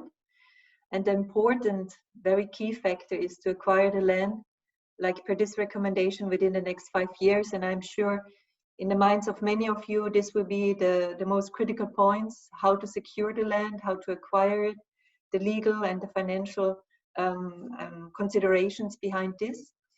Please know that in the afternoon session, this will be the key topic which we are going to discuss. How can you secure the land? How can you finance it? What are the legal parameters? With this, I would like now to hand over to the screening of the experience which Ethiopia has already made the approach. We will show you a video. It's about 7 to 8 minutes long, but it shows the application and also the first results of the urban expansion approach to make room for all new residents.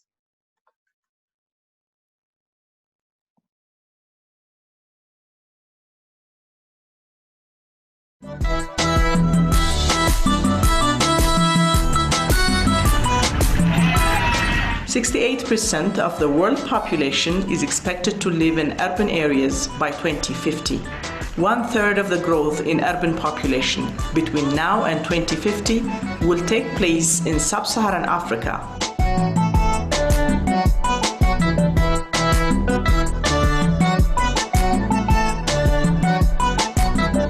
According to a Nobel Prize winner economist, Dr. Paul Romer, early interventions to harness urbanization boosts economic growth for African cities.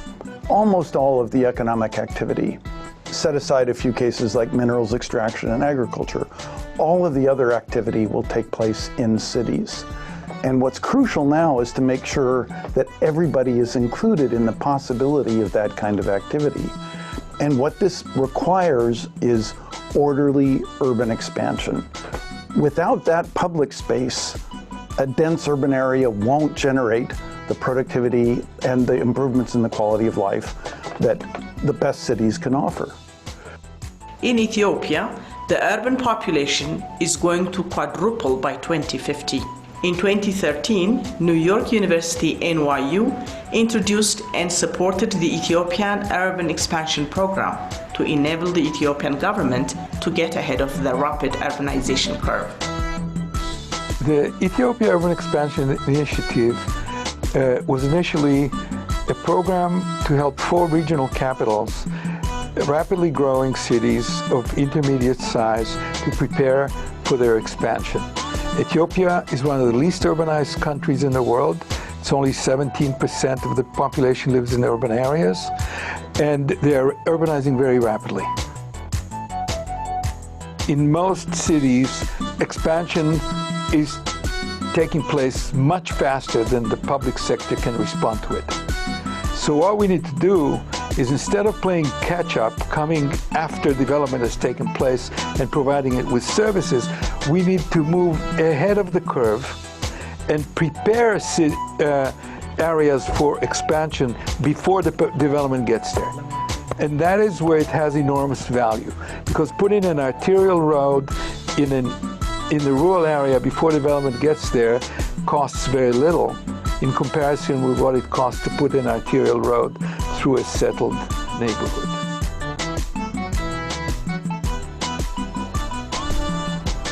An urban expansion plan is a simpler kind of plan.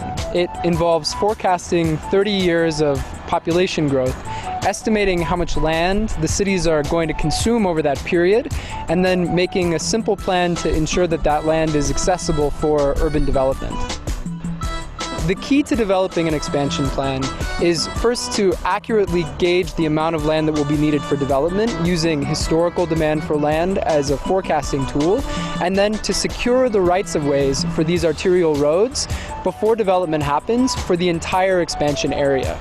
So in other words, what we're asking municipalities to do is to secure the land for 30 years of arterial roads today, over the course of the next 5 years. It's not enough to just mark the roads on the map. You have to actually pay compensation for the roads in order to guarantee that no construction will take place in the right-of-way. The most important thing that NYU does when it goes to a city and tries to explain this process for urban expansion, for successful urban expansion, the most important thing we do is tell the people there that they already know how to do this. They know how to survey a road. Every local government around the world knows how to survey the roads. They know how to put stakes in the ground. What they need is the confidence to take what they already know and to just do it in advance of the demand. They just need a little bit of time to do something which is addressing the problems that will come in the future, rather than reacting after the fact, after it's a problem that's so hard to solve. Part of the role of NYU was to bring this methodology and establish it as a valid mechanism of planning. We then wanted to support the municipalities in designing the grids and making the plans. And much of that support consisted of simple technical advising. We then advised them on the development of a self-financing land development and infrastructure implementation system, so that as these grids were being developed, they would raise revenues for the municipalities and increase their capacity to provide service to urban land. One other important contribution of NYU was to support the municipalities and the regional governments in expanding the planning jurisdictions of the cities. For plans that were this successful and this ambitious, the support provided by NYU was actually quite minimal. And the reason why this is possible is because this is a process that really became owned by the municipalities. ሂደቱ እንግዲህ ከመጀመሪያው የኤክስፓንሽን ፕላን ስንሰራ ይሄን ከሚያስተባብረው ከፌደራል ሚኒስቴር መስሪያ ቤቱ ጋር በጋራ በመሆን የሰራ ነው። እንደተባለው ሌላ ባለሙያ ሳያስፈልገን፣ ሌላ ኮንትራክቹዋል አግሪመንት ሳያስፈልገን በእኛ ሙያተኞች፣ በእኛ ፕላነሮች፣ በእኛ የቅየሳ ባለሙያዎች፣ በእኛ የጂአይኤስ ባለሙያዎች የተሰራ ነው። የአርባን ኤክስፓንሽኑን ከሬጉላራይዜሽን ጋር አገናኝተን ነው እየሰራን ያለነውና አርሶ አደሩ ሳይፈናቀል በቦታው ያለ እዛው ሬጉሌት እየተደረገበት ሁኔታ ነው ያለው። ምናልባት በመንገዱ ምክንያት ቤት ወይም ቋሚ ንብረት የሚነካ ከሆነ ቤት የሚነካ ከሆነ ሌላ ቦታ ምትክ ቦታ እየሰጠን ያለንበትና ምናልባት ቋሚ ግንባታዎች ካሉ ካሳ የሚከፍል ግንባታዎች ካሉ ፌር በሆነ መልኩ መልሶ ማቋቋሚያ በሚሆን መልኩ ካሳ የሚከፈለውና ከተማ አስተዳደሩ ራሱ ነው የሚከፍለው። መንገድ ቢሰፋ ቢሰራ ለኛ በጣም እንትንልናል በጣም ደስታ ነው። አሁን እንደዚህ ሰዓት ማለት አሁን ከረምተውና መንገድ ከተበላሸ ሞተሩን ራሱ እዛ ቆመ አንዳንዴ በእግር እመጣለሁ። ግን መንገድ ቢሰራ በ4-5 ደቂቃ መንገድ ነውና መንገድ ቢሰራ ቆንጆ ነው ይላሉ ነው። ለካሳ ክፍያ ሊኖር ይችላል ላኖርም ይችላል። ለካሳ ሳይሆን ዋና እኛ መንገድ ማግኘት ነው የምንፈልገው። ዋና መንገድ ነው።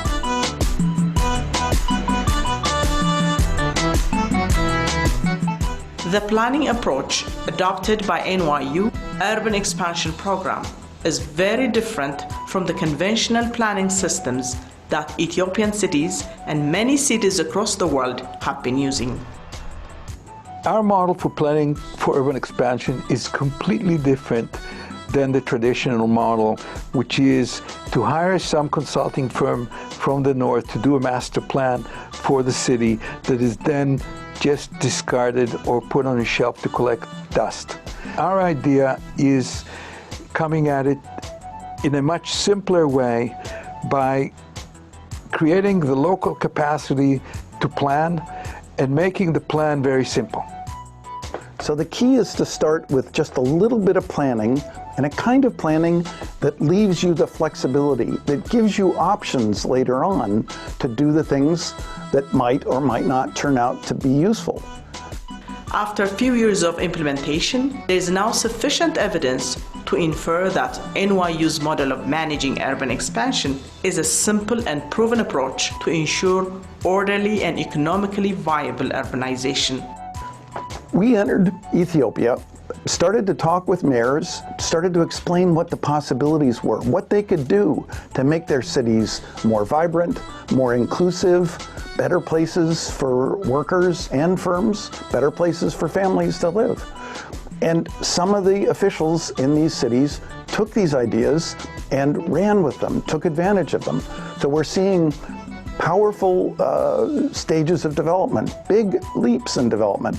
The successes in those cities are copied by other cities, other local officials who want to know, how can we do this too?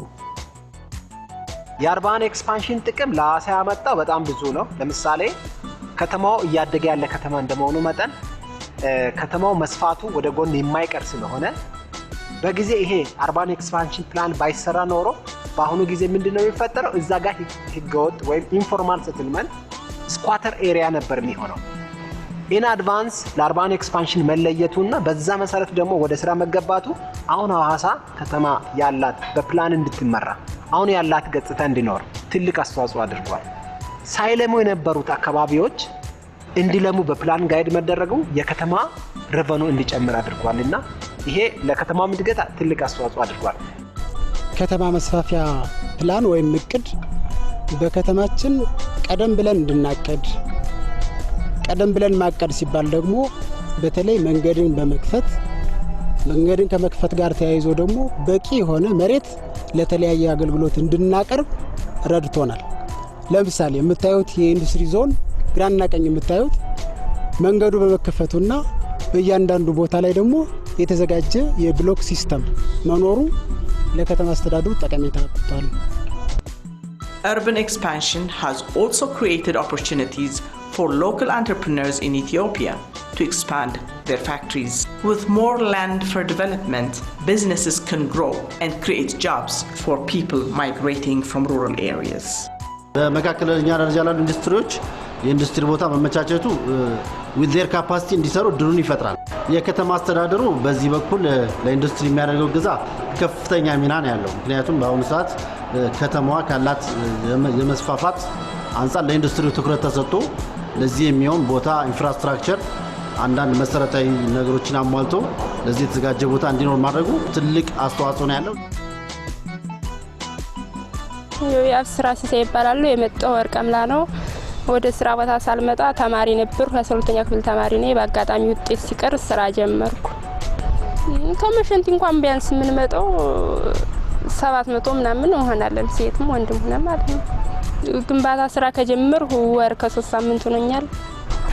የሆነ ጉዳት ያመጣም ብያል አስብም። ይለኛ እየተስፋፋ እየሄደ በሩቅ ቦታ ሄደ መማር ይቀርና ከዚህ ኢንዱስትሪው በየሰፋበት ሰዓት ለኛ ከቅርብ ቀርተን ትራንስፖርት አይሻ ምን አይሻ ከዚህው እንቀራለን ጥሩ ነው ጠቃሚ ነው ብዬ ነው ወስደው እንደኔ There is lots of conventional wisdom that's just plain wrong. All over the developing world, people think you can't have urbanization without slums. And China shows that's not true. Another bit of conventional wisdom right now is that there's no possibility for manufacturing in Africa. Ethiopia, especially in Hawassa, is showing that's not true either.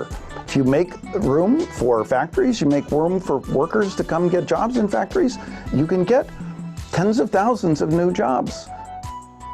የስራ ዕድል ፈጠራ ላይ በብዙ ዳይሬክሽን ማየት ይቻላል። ሐዋሳ ኢንዱስትሪ ፓርክ አንዱ አብነት ነው። ሐዋሳ ኢንዱስትሪ ፓርክ በአሁኑ ጊዜ 26000 በላይ ሰራተኞች አሉ። አብዛኞቻቸው 85% በላይ ሴቶች ናቸው። ዳማው ኢንዱስትሪያል ፓርክ ተሎሰቴዲ ሎሴማቲ አረኒት ባሾ ኢንዱስትሪያል ፓርክ ፈናንቶክ ወሮ ሎሶ ያኔ ከበሰረ ዳማና ኢሰደ ፈናንቱ ገደንሳኒ ሎሶ ሲራዳ ታጋና ኖማ ያናራ ወያ በሳጋለ ዲቴማ ወያ በሻምሰ ዱዲሬማና ጣ ወያ በቲሸርት ካያደ ወያ በሳጋለ ዲቴማ The work that NYU has done in Ethiopia is really one of the best demonstrations of how a little bit of planning can yield huge benefits, can lay the foundation for successful urban development. So Ethiopia could be the local leader in Africa, showing everybody it's possible to have successful urbanization, it's possible to lay the framework for much higher levels of productivity and income in the future. And it's possible to do this using the time-tested strategies of inviting in manufacturing and giving people their first formal sector job in a manufacturing firm.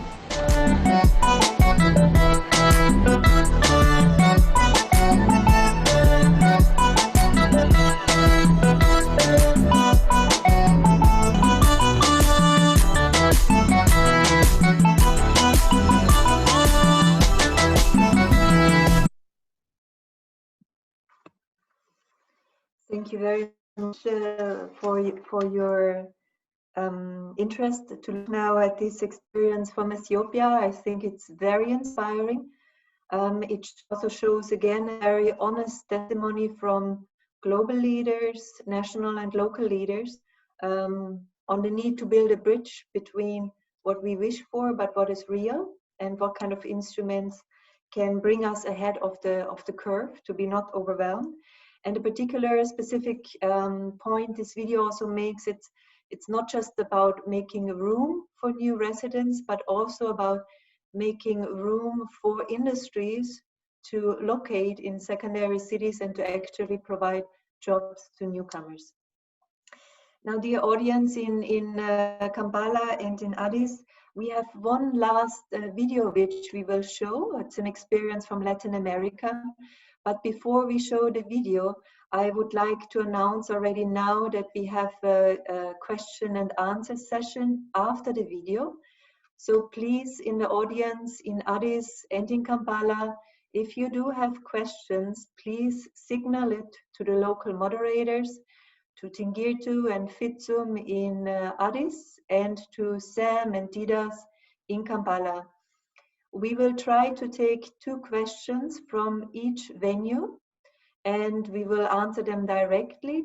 But please, if you have more questions during lunchtime and the other breaks, tell them to the local moderators. We will answer them in writing over the next 2 days.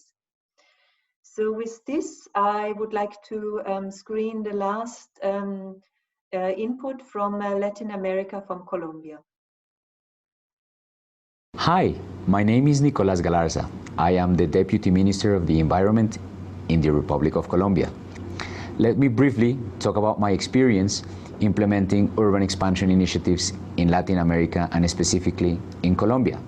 Here we identified a list of cities that had rapid population growth, as we could forecast that there was going to be a high demand of land. We forecasted how much land was going to be needed in a 30-year horizon, and we identified the places where this growth was most likely to take place. We also designed an arterial network of roads that would improve the connectivity of the fringes of the cities. In many cases, the peripheries of cities are poorly served by infrastructure. And the reason is not because they're on the periphery of the city. The problem is that this infrastructure is not properly planned. So that was a key element of the plan. Once we finished with the design of this arterial network of roads, we faced some alerts from local officers that feared that the next obvious step, which was negotiating with the plot owners that were affected by this arterial network of roads, and that we were likely going to face a high amount of speculation.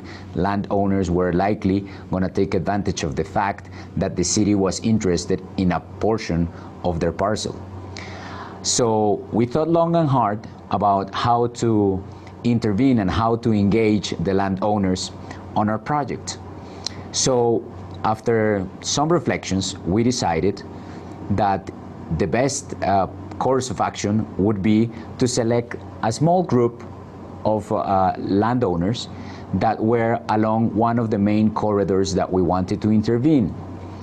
And the results of the meetings were astonishing. We were very, very surprised, because what happened was not that the property owners started to demand very high amounts of money and compensation in order to give a small fraction of their land. What we saw is that they were very willing to do so. Colombia is a country that has a very standard property system, and people can freely purchase and sell land and have a property title on the land that is purchased. And we wondered why it was the case, that it was so contrary to what people in local governments expected, and probably ourselves as well.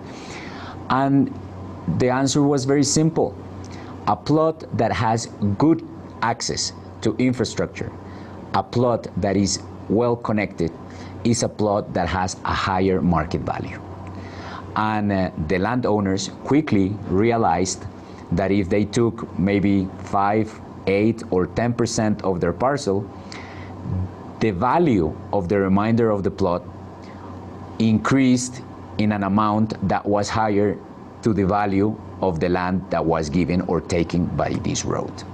So there, as you can see, is a clear incentive for them to engage in an initiative of this nature.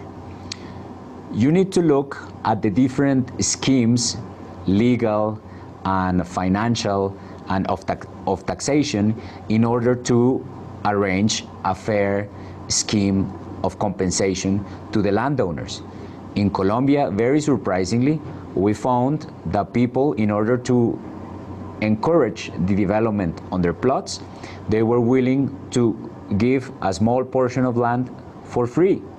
Yet, you could guess that it would be an exception. The important thing here is that you can actually talk to landowners, and you'll be surprised of the result of this exercise.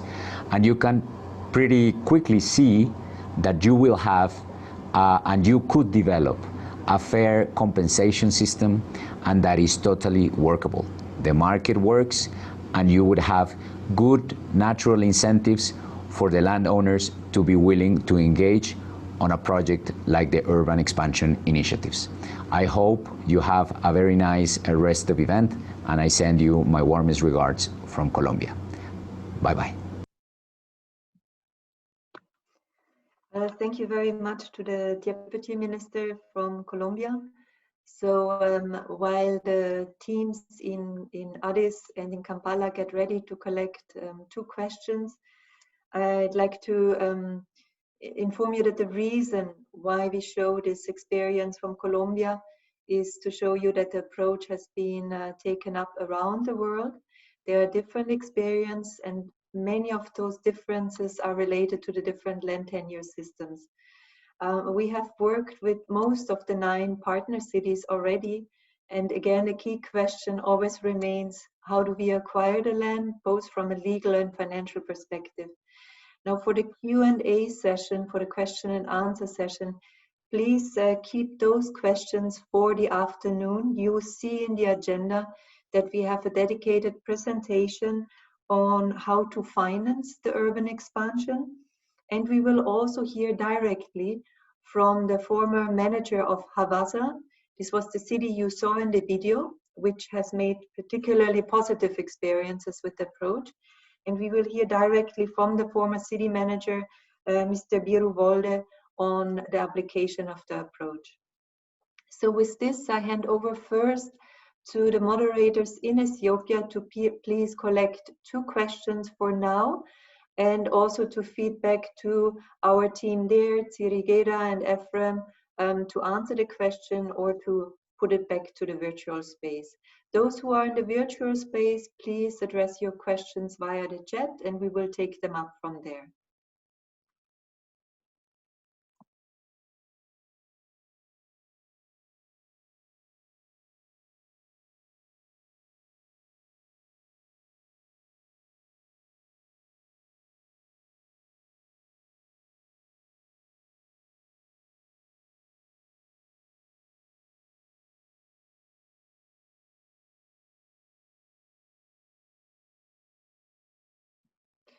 Adis, we cannot hear you. I think you are on mute. Please check the audio.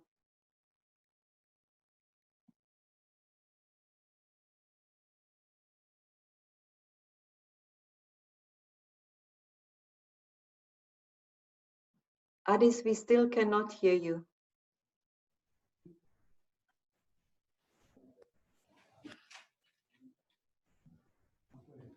Okay.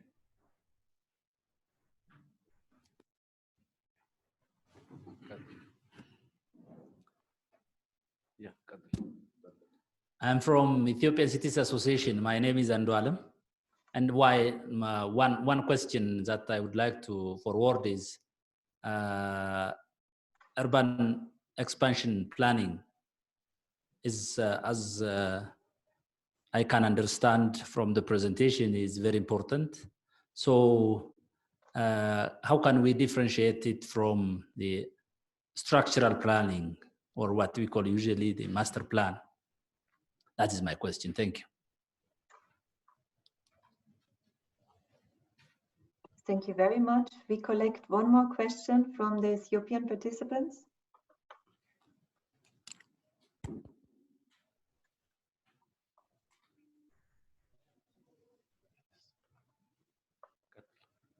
Hello. Okay, thank you. My name is Biruvolde. My question is for the challenge, the state owned land and private owned land. Ethiopia have a land policy for the land is managed by public. I think the Uganda has, it is private land. The challenge is between the tenure of land for urban expansion. I need more clarification on that. Thank you very much, Biruvolde. Can we add one more, Brigitte? Yes, please go ahead. Here too. Yes, go can ahead. we go on? Okay. Thank you very much. First of all, I would like to thank all the presenters. My question is, in the first screening video, it has been said that worldwide, 80% of the poor are in rural areas and they live near secondary cities. And this leads to high rate of rural urban migration and a pressure on the cities. So the urban expansion planning is meant for accommodating the high rate of rural urban migrants. But I think it is also important to think about rural urban migration, rather integration, where opportunities can be created in rural villages that are near secondary cities. And in the process, those rural villages can develop into satellite towns to the secondary cities. So we can place agro-processing industries and other businesses in the rural villages themselves that can accommodate maybe a high number of rural youths in their own villages. This would decrease, the pressure on cities, because there are constraints on government budget to provide for infrastructure and facilities, as well as job opportunities for the rapid and the high rate of rural urban migrants. And secondly, on Julian's presentation, he talked about false planning, where urban, we can say master plans are prepared by architects and engineers instead of the urban planners. Why do you think is the reason behind? Is there maybe a shortage of urban planners in city administrations and government structure, or what, and how we can maybe solve this gap? And certainly, on Julian's presentation, what are your suggestions? You had identified the problems in the current planning approach, and what do you suggest maybe as a solution for that? And last, in the Patrick's presentation, now they're introducing a new planning approach to cities, and the difference is the use of maybe local government staff in city administrations and urban development bureaus instead of consultants. Do you think this by itself is productive? Because there is a need for a more experienced maybe consultants, as well as maybe professionals that can plan the urban expansion properly. Maybe there may be a gap in experience and professional maybe preparedness in coming up with better urban expansion plans just by using only the local stuff. So we need to make sure that there is maybe the required capacity within the local government structure before maybe just taking this approach as fruitful than use the use of consultants for urban planning. Thank you very much. Sorry, I'm Mohammed from Jigjiga University. Thank you very much, Mr. Mohammed from Jigjiga University. Please, to all the remaining audience in Addis, if you have further questions, please note them down on paper. We will respond to them via the chat later on, so no question will get lost. I quickly summarize before taking the questions in Kampala. I quickly summarize and feedback the questions to those who can answer them. For Julian, if you later on can answer the question from the City Association of Ethiopia with the difference of the urban expansion plan to the master plan, and this very well relates to the question of Mr. Mohammed from Jigjiga University. Why do we have false planning? Is the reason that we don't have sufficient data HR, or what is the reason why the master planning is often called false planning by you, but also by the Nobel laureates and the experts which we saw in the Ethiopia video? For Sirigeda in the room in Addis, our urban expansion expert, if you can later on address the question of Biruvole on the privately owned land, how do we go about this with the urban expansion approach? And also do we have the question from Jigjiga University, do we have enough experience on the ground now to actually implement it? So I go now over to Kampala to collect also their 2 questions, and then hand it back to the colleagues who can answer them.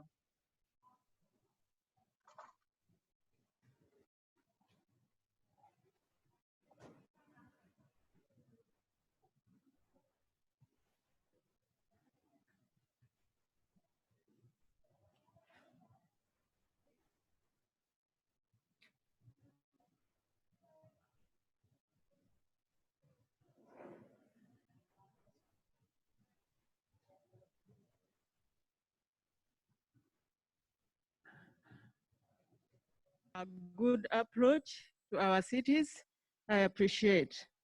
However, I would like to understand whether in Ethiopia or Colombia, where this has taken place, there has been research or it has been noted that some of these populations that are coming to stay in the cities, like the refugees, some of them we have experienced, they come from neighboring countries, and after they have settled, maybe because of war, because of influences in their countries, then after their countries or their places of origin has settled, these refugees would like to go back, to settle back. Yet in our city's expansion planning, we have been here working with them, you know, participating to see how we can develop our cities here in this country. For instance, in Arua, and some, for instance, those who come from Congo, those who come from Rwanda, Tanzania, you find them trying to go back. So has any research been taken that at the end of the day, we may find that the cities we have planned with this moving population may end up being like ghost cities? They have lost some population back to their countries. This is a question. Thank you.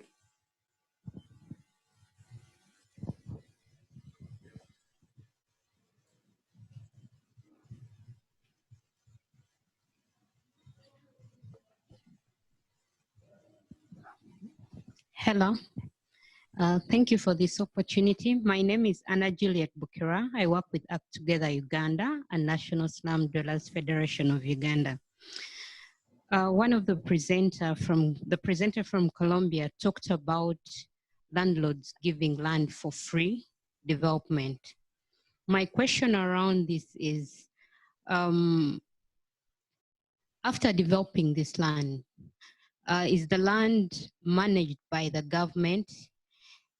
Do they put a certain way that the people who settle on this developed land have to pay back? Or it's completely free after development, it's handed over back to the landlords? I would really like to know how they did it in Colombia, because if we are to put it here in our slums, still some landlords can be willing to offer the land, but they might, if a venture is put onto this land, let me say houses for renting, this landlord will maybe in future ask for some compensation. So I would like to know how did they do it in Colombia so that we can also practice it here.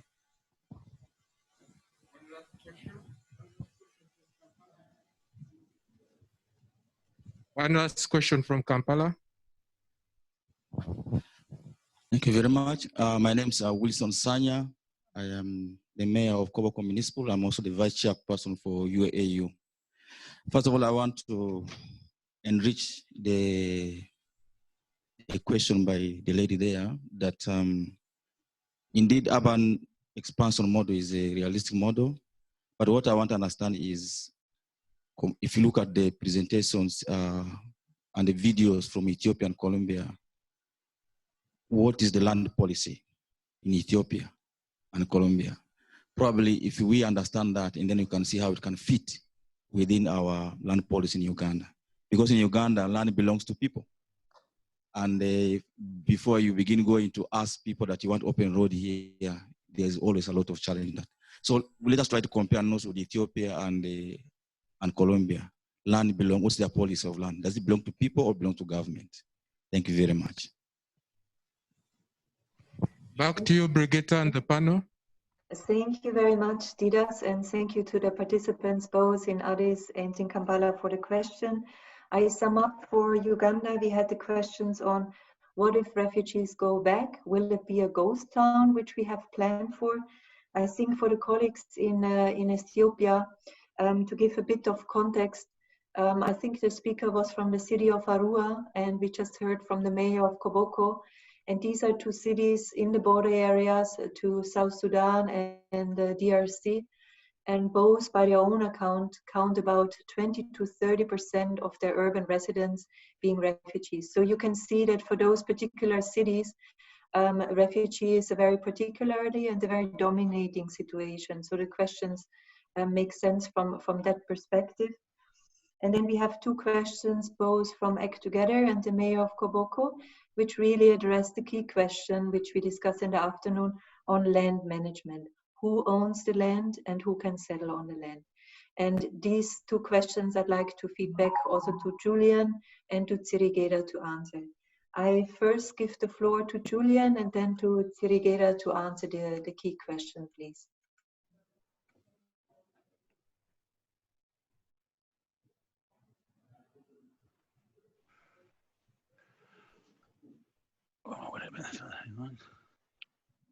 We can hear you, Julian. Hi, everyone. Sorry, my technological skills are not as good as they should be. But here I am. Great questions.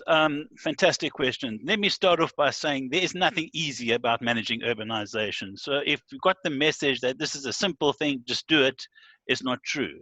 Anything you do there's going to be complexity within it.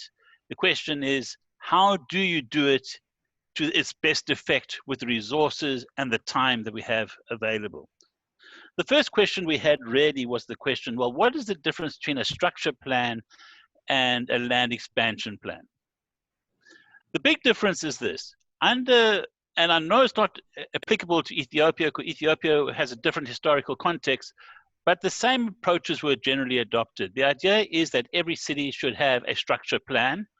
And then what happens is the structure plan, through a series of planning permissions and through a process of regulation, is incrementally implemented.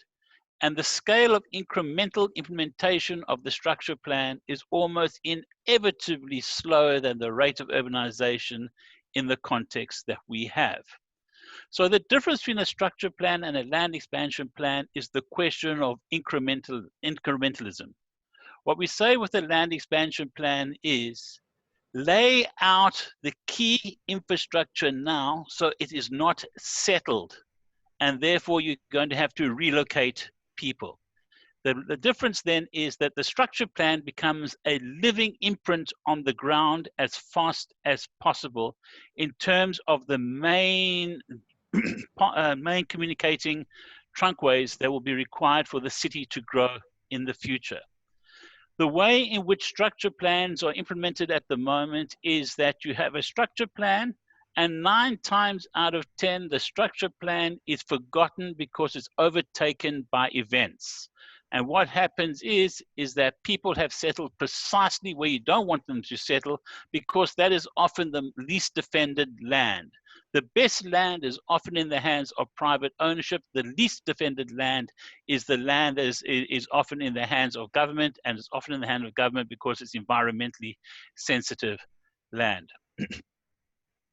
So a land expansion basically says that instead of spending all your time worrying about creating a few sites when you need to be creating for many, many people, rather than wondering about individual sites, put your energies in creating the structural form of the city by defining the transport routes, defining the sewer trunk lines, the water lines, and then protecting those lines.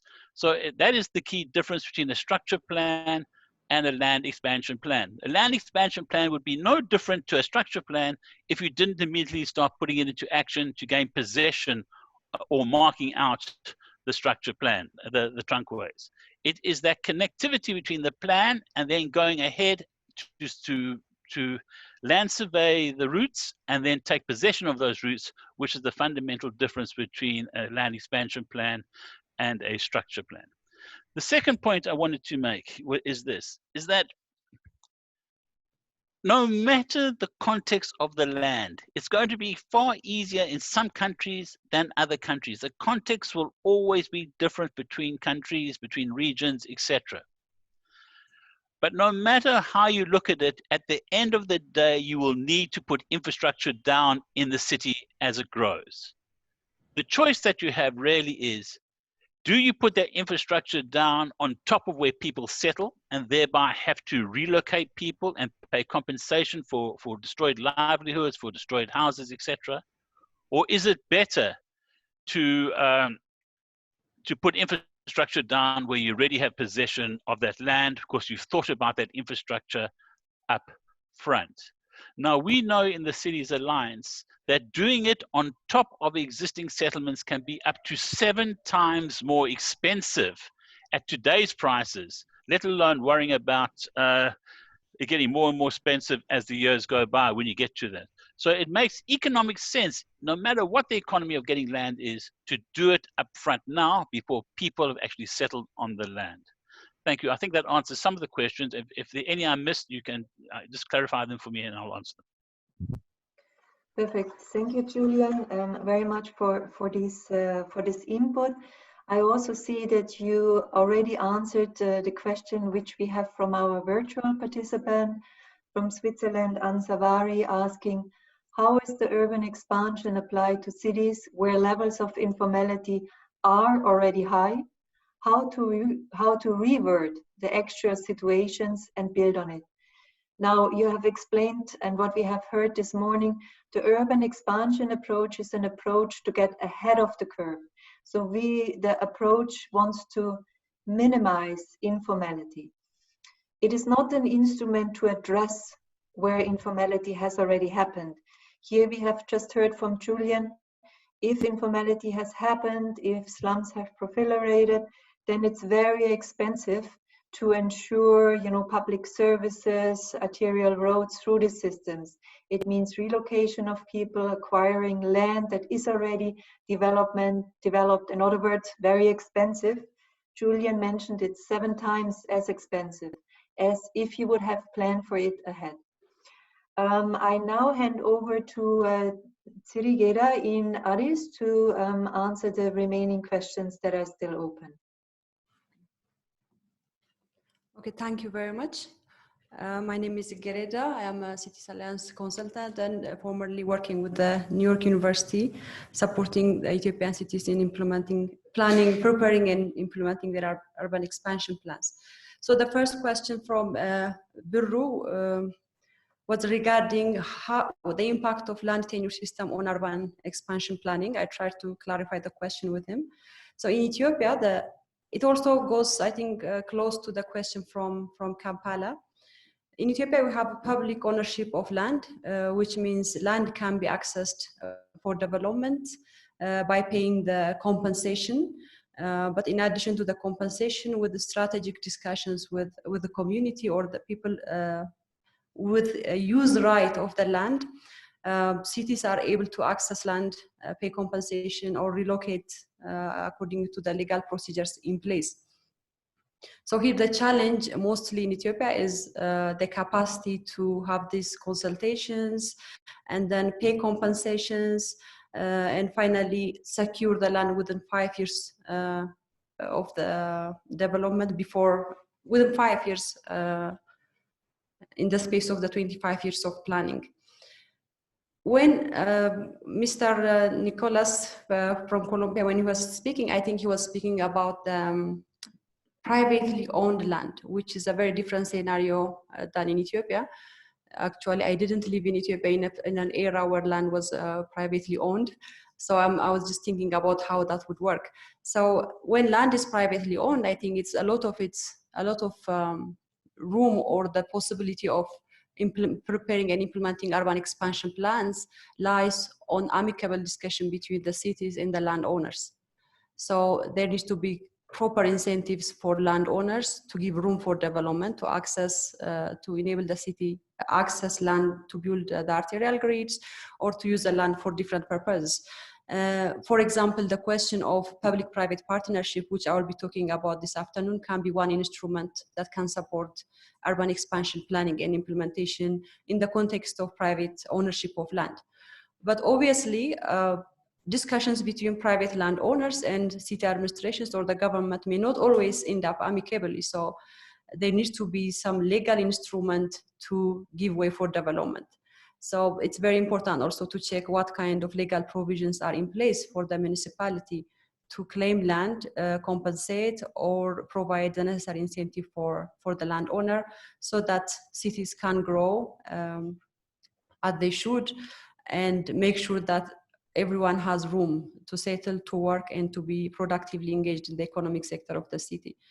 So I think this is regarding the land tenure system and its impact on urban expansion planning. By the way, even in Ethiopia, when this, the last question was raised about level of informality and how to manage this within the context of urban expansion planning.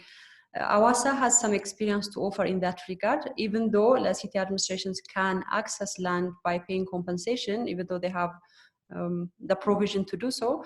Awasa already had a high rate of informal settlement in some areas. So when these areas were included in the urban expansion plans, they went about it very strategically by combining this with regularization. So they didn't bulldoze the neighborhoods, even though they are informal settlements, but rather they discussed with the residents, okay, you give us access to pave the arterial grids, and in return we'll regularize your settlements. And many of the residents we spoke to were very happy with this arrangement. You have seen the gentleman on the video where they were saying they are happy to give land for road development because it has a lot of advantage in their livelihood. So these are approaches that are used in Awasa, were proved successful. So even when land is publicly owned, I think these instruments can be pursued. The question from Mohammed from Jijjiga regards to whether cities have sufficient capacity to plan and implement urban expansion plans. Again, I would like to refer to the previous video where Dr. Paul Romer was mentioning about it's all about enabling or encouraging municipalities to implement what they can do best.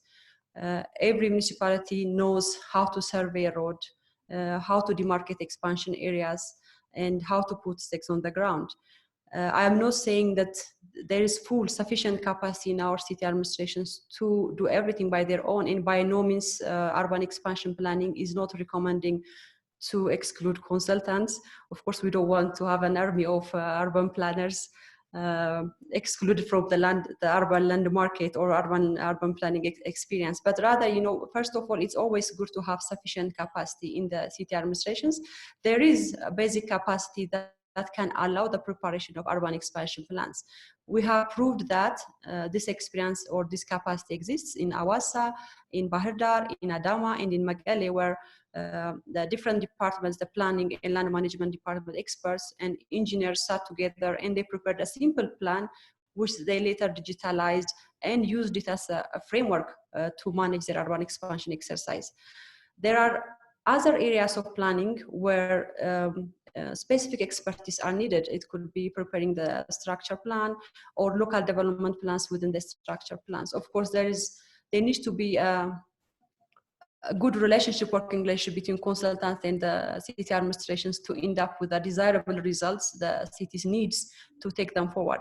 And my personal opinion on this is the quality of work you get from consultants pretty much depends on how much you understand what you want and your capacity to supervise, monitor, and make sure deliverables are achieved. So there is a room, of course, a lot of room for private consultants to be engaged in urban expansion planning. At the same time, we acknowledge there is reasonable or sufficient capacity to pave the way for this collaboration with consulting firms. Thank you. Thank you very much, Julian. Thank you very much, Sirigeda, for answering the questions in this first round. Please, the audience, remember the afternoon session is dedicated to this topic. How do you finance? How do you negotiate with landowners? And how do you find solutions that fit your perspective need of your local context and city? With this, I would like to close the morning session. We had a quite rich session with welcoming remarks, technical inputs, and your inputs from the audience. We will meet again at 2 o'clock your time, Addis and Kampala time. And we will then hear from Sirigeda with a dedicated presentation on the financing needs, and Mr. Birro Wolde. And I, from our side, wish you a good lunch session. Enjoy the precious food. and we will meet again at 2 o'clock virtually. Thank you very much to the audience.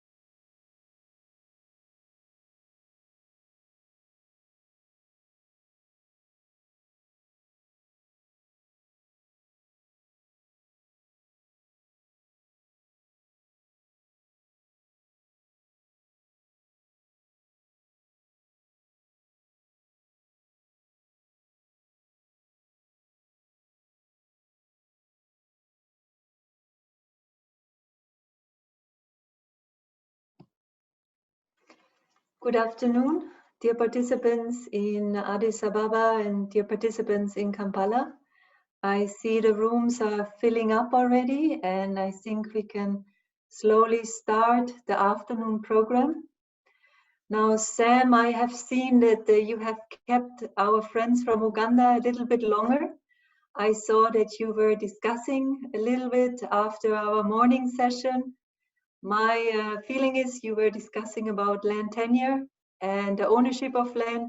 Can you give us a very short feedback on what the discussion was about and whether everybody is back in the room and had a good lunch?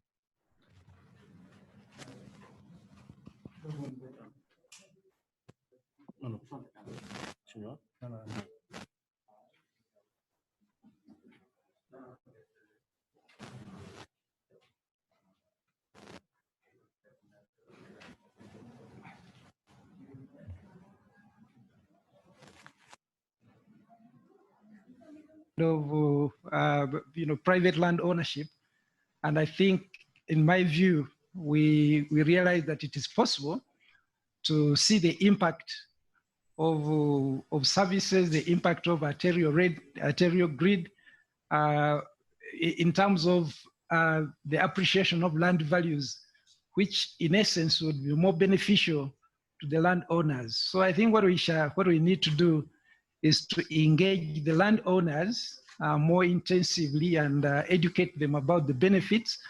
And most likely we shall be able to come up with a win-win scenario. So basically that's what one of the things we noted. And I think the other issue, of course, are the benefits of urban expansion planning as contrasted to the conventional planning approaches. What came out vividly is the need to begin doing things differently. And in order to be proactive and try to overcome the reactive way of doing things.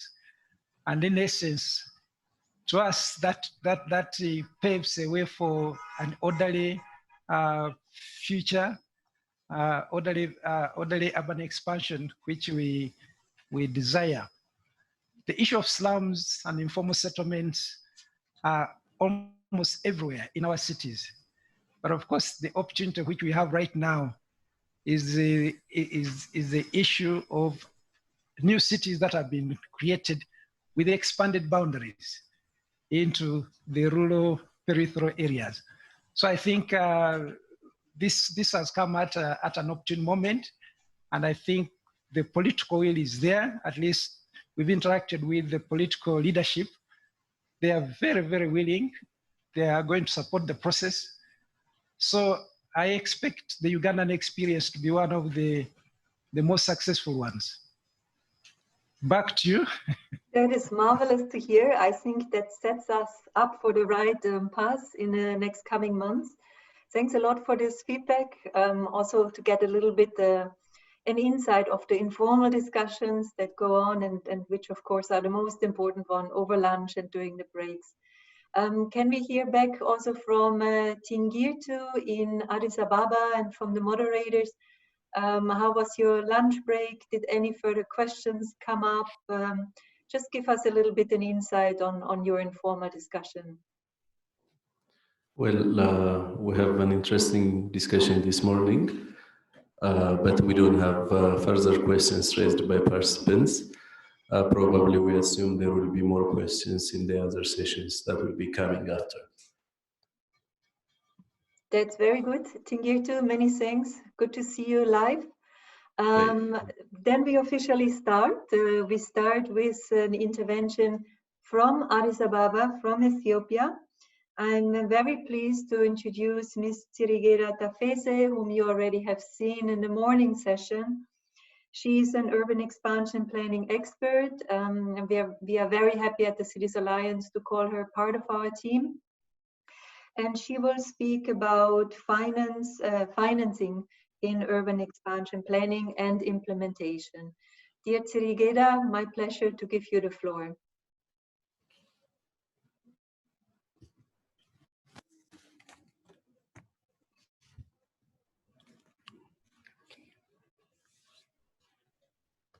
Thank you so much, Brigitte.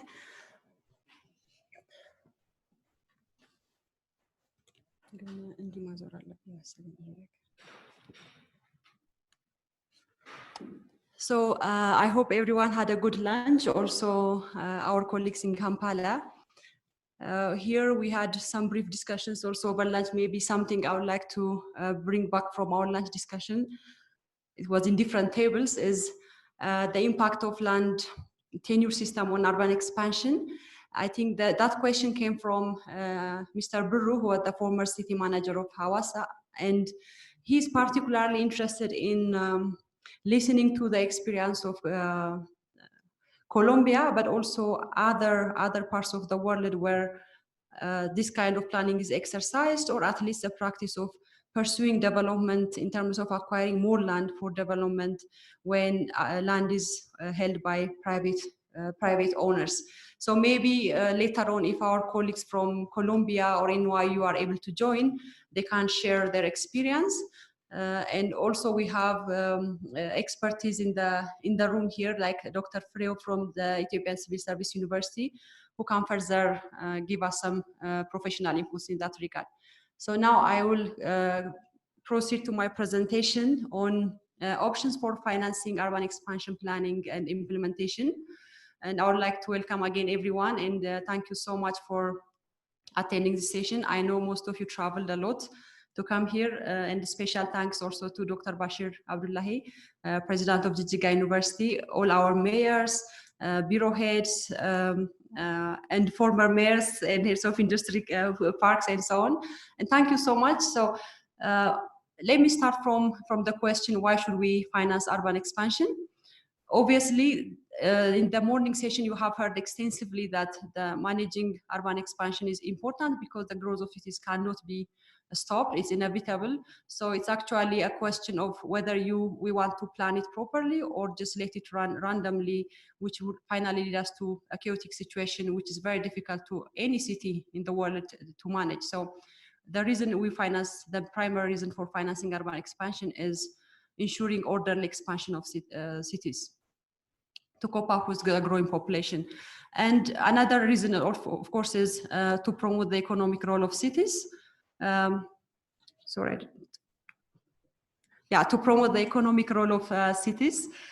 Obviously, even in this constrained environment where urban infrastructure is undeveloped, road networks are very congested, or there is not sufficient investment in capital investment for cities to grow economically, cities, the urban sector or cities are contributing significantly to the economy, and that the experience of Ethiopia tells the same in this regard. I think the GDP contribution of Ethiopian cities was estimated about 64%.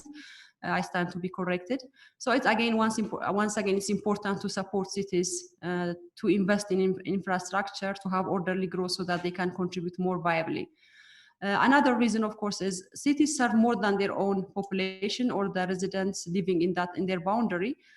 So their burden should be shared.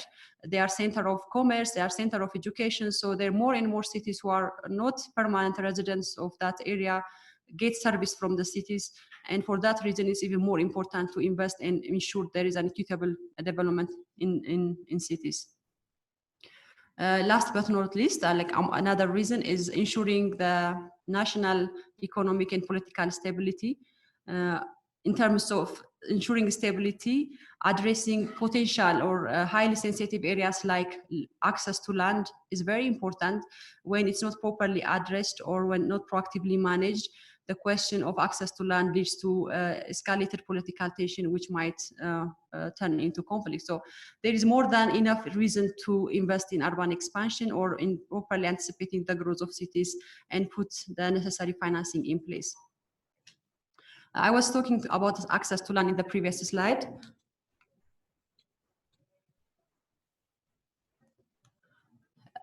At least, I don't know how it is for Ugandan and the other municipalities, but at least for Ethiopian cities, providing sufficient service to land for different purposes, a key challenge for our municipalities. The demand is very high and steadily growing.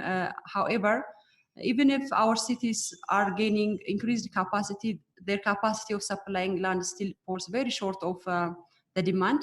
So there is a need for an alternative arrangement of kind of enhancing or increasing this capacity. That's the main reason actually for investing in urban expansion plans, because working on proper urban expansion, anticipating the population growth and having proper plans in place will speed up land delivery and also increase municipal revenue, which can be reinvested in land and also other areas of services.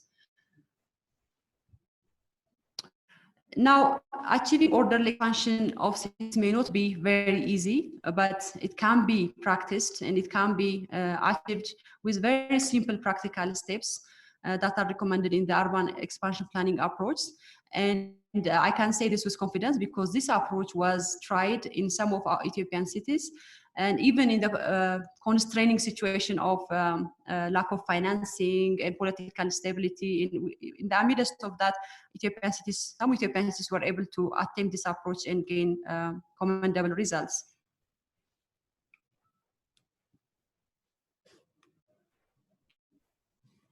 So I was referring to the Ethiopian Urban Expansion Program here. This was started in 2013.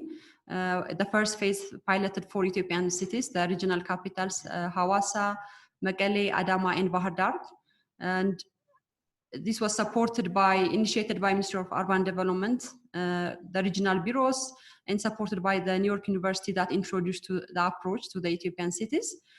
So after we explained why they need expansion planning, it was well accepted, and within 9 months, the pilot cities were able to prepare their plans, have them approved, but also have their expanded boundaries approved by regional governments. And right after that, implementation started. It's still going on in different pace. The level of progress or achievement of the expansion plan implementation varies from city to city based on a number of factors, one of it being financing. So the key success factor of the urban expansion plan is actually securing the entire arterial grid in the expansion area within 5 years, paying the compensation, demarcating the arterial grids, and making sure they will be free from permanent settlement or infrastructure development. That was a major challenge for almost all the cities, mainly because financial constraints. So that's why we are talking about financing options for urban expansion planning and implementation. So what are the key cost areas of urban expansion plans? So in short, the major cost areas are the following. So municipalities need financing for surveying and demarcating the entire expansion area as well as arterial grids. There is a compensation cost to secure the arterial grid within 5 years, and also the remaining development area as per the phasing plan of the expansion plans. There is a need to invest in basic infrastructure such as roads, drainage, water supply, and electricity. And at least according to the Ethiopian regulation, before land is made accessible for development, it needs to have basic infrastructure in place.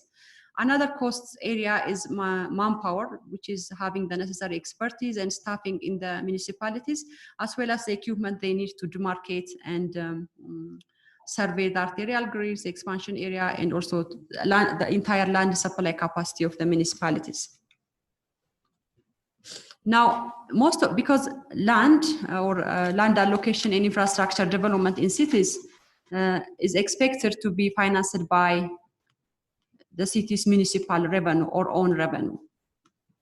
So I would like to show you the situation now in terms of municipal revenue proportion of cities. Where do cities get their revenue from?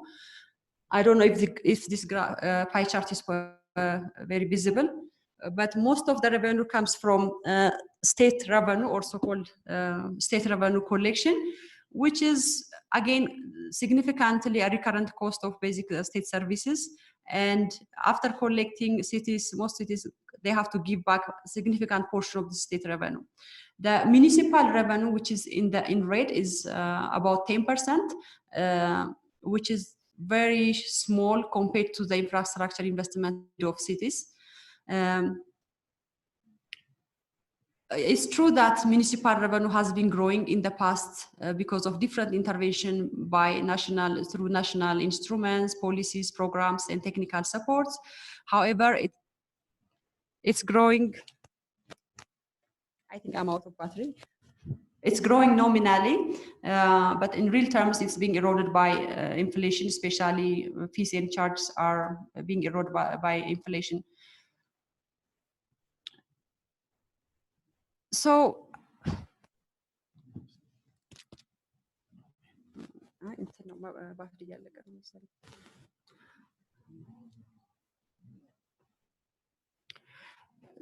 what this figure tells us in short is municipalities will not be able to finance.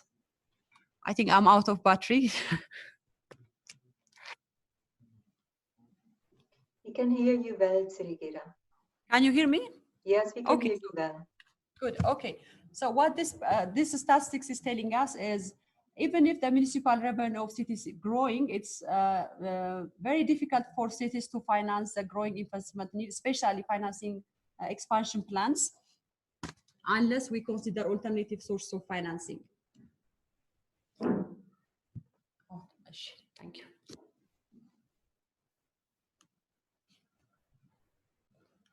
So technically, urban expansion plans are financially viable. As you have seen in the morning presentation, after demarcating the expansion area, we end up with blocks around 100 hectares block in each.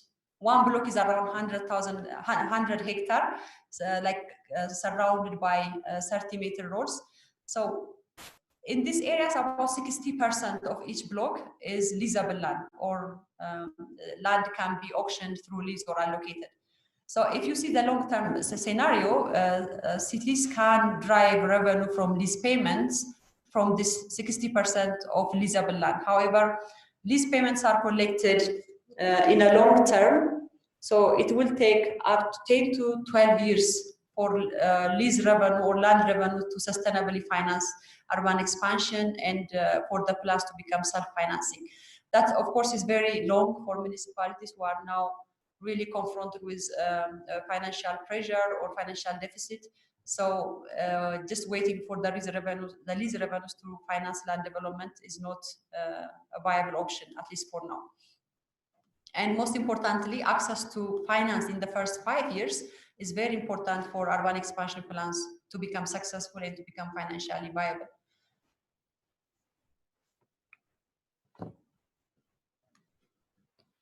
During the Ethiopian Urban Expansion Program, NYU has supported the development of a financial projection model, which showed what would the trend look like if we invest in urban expansion. So this model took into consideration the cost of land development, including compensation.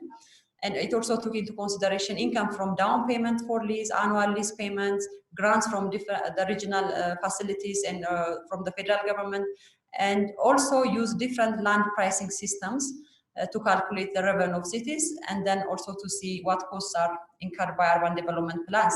So this projection model was done or applied for the 4 cities, and mostly it shows that in the long run, in this 10 to 12 years, urban expansion plans are financially sustainable if they are able to get initial investment, if the cities are allowed to access finance in the first 5 years. So these 3 are from, the first ones are from Mekelle, Bahar Dar, and Hawassa. And this is from Adama. So of course, the key points, as I said, are urban expansion is financially viable. However, return on investment is very high when cities are able to access financing in the first 5 years of implementation.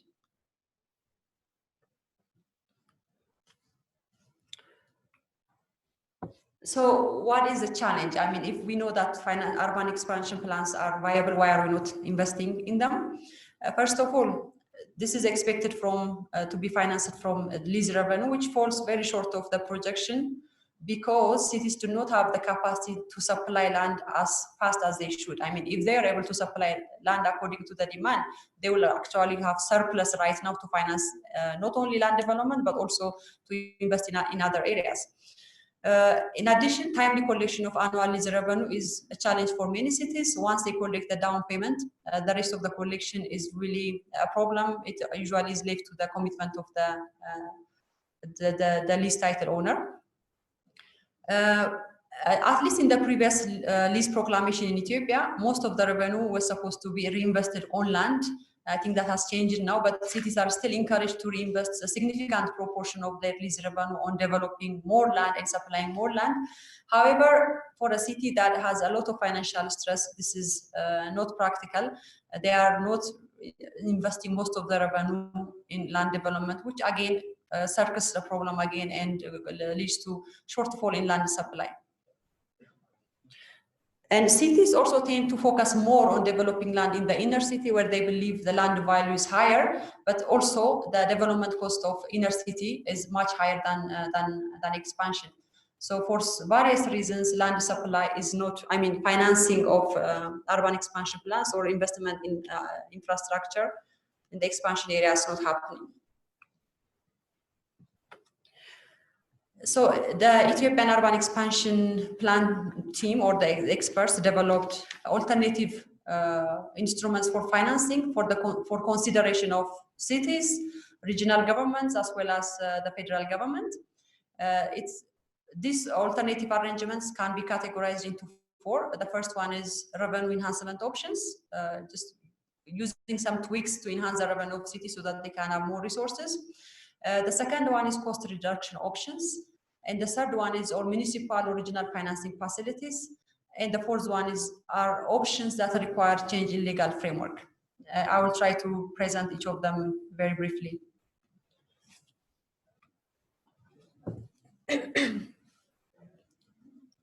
So the first option, which is revenue enhancement option, is the straightforward option would be increased down payment on percentage.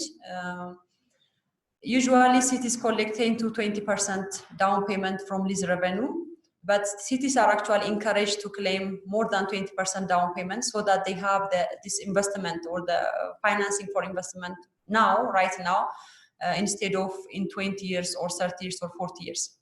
And this can be also differentiated for different land use. For example, businesses or commercial properties along the arterial grid can be charged up to 30 to 40, even higher amount of down payment. And in some cases also it can be a condition for the businesses to pay a significant portion of the lease upfront so that cities can have now the investment capital right away.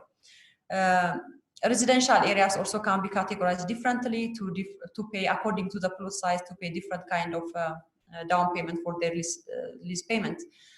Exception, of course, can be made for small and micro enterprises, so that to boost the economic growth in the expansion areas. But I think cities should really consider along the main arterial grids or along the main roads, the down payment should be higher than 20%. The second revenue enhancement option is differentiated land pricing. So different plot sizes are sought after by different income groups, even for residential areas. So maybe one option we have suggested is to charge higher lease prices for bigger plot size. And through this, it's even possible to cross-subsidize land development costs so that land can be leased with a smaller amount for smaller plots. Again, for commercial entities, depending on their size, and also industries, similar arrangement can be practiced. And the principle is no land should be leased for less than its development cost. Maybe that's being practiced in many cities, but for example, when industry parks are built or the industry zones are introduced, cities have even increasing burden of paying compensation, the building infrastructure, and according to some studies, the actual cost of development compared to the amount they are claiming from the property is not comparable. So that needs to be reconsidered and to apply differential pricing models.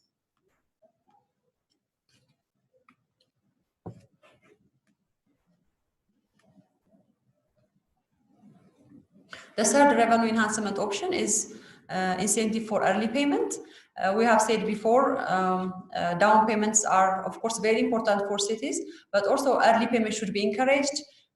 I think some cities have already introduced giving some discount of 20% or so or less for people that are paying in advance, completing their lease payment in advance. That should be encouraged because, again, first of all, it will allow cities access development capital. It also saves them from 17 to 47 years of collecting lease revenue. The administrative cost and the logistics will be, the cost of that will be reduced. And also for the buyers, they are saved from 20 to 50 years of interest rate payment. The fourth revenue enhancement option is introducing property tax. Lease is not the only source of revenue for cities. Property tax is also an important aspect, even though it's not fully developed yet.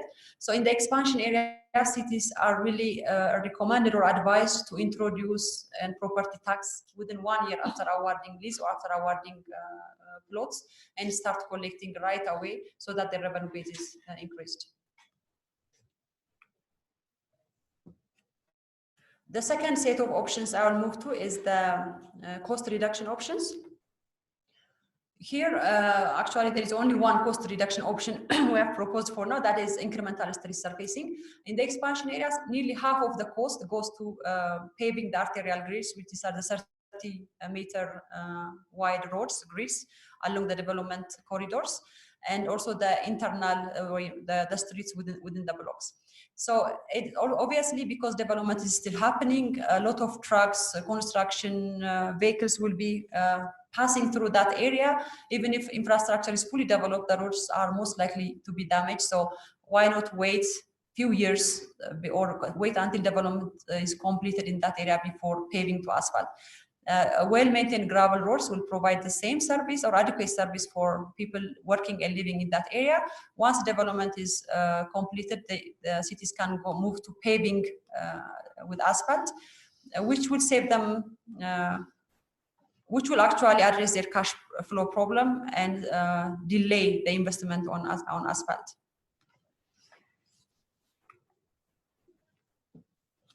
The third set of option is municipal regional financing facilities.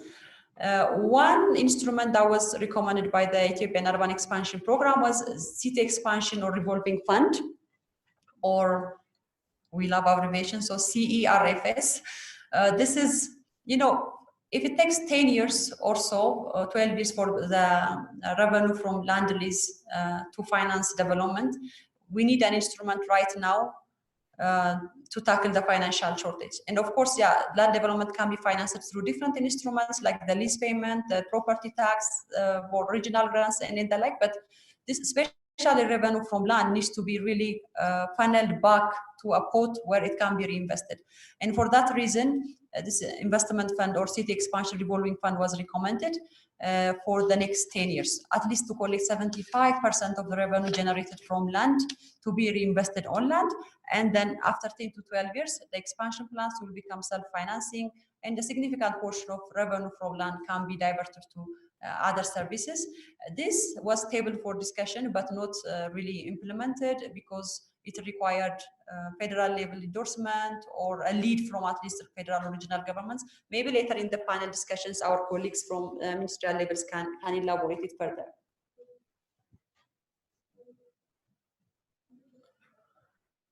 The second municipal or financing facility, municipal or regional financing facility option is compensation cost.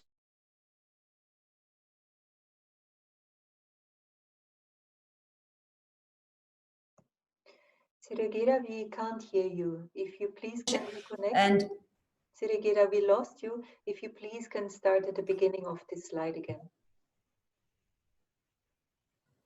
Let me start from the beginning of this slide. Thank you. Okay, so the second option of municipal or regional financing facility is compensation cost sharing. As I indicated before, cities, especially capital cities, they serve much broader population than people living in their jurisdiction. For this reason, their investment burden on infrastructure needs to be shared by regional governments. Most importantly, payment of compensation, which cannot be financed, for example, by bigger infrastructure grants or loans, should be covered or should be shared by regional governments. The cost of compensation for industry parks or industry zones would help immensely for the cities, because it will help them accumulate development capital so that they can invest resources in the expansion areas. So cost sharing is a good option. That was, for example, tried in, I think Awasa has can elaborate during his input later on, have a good experience where the regional government understood the burden of their capitals and their economic importance as well. So they put a lot of emphasis in terms of financing arterial grids, compensation, and a lot of other tax privileges, which gave urban expansion plans more speed in terms of implementation.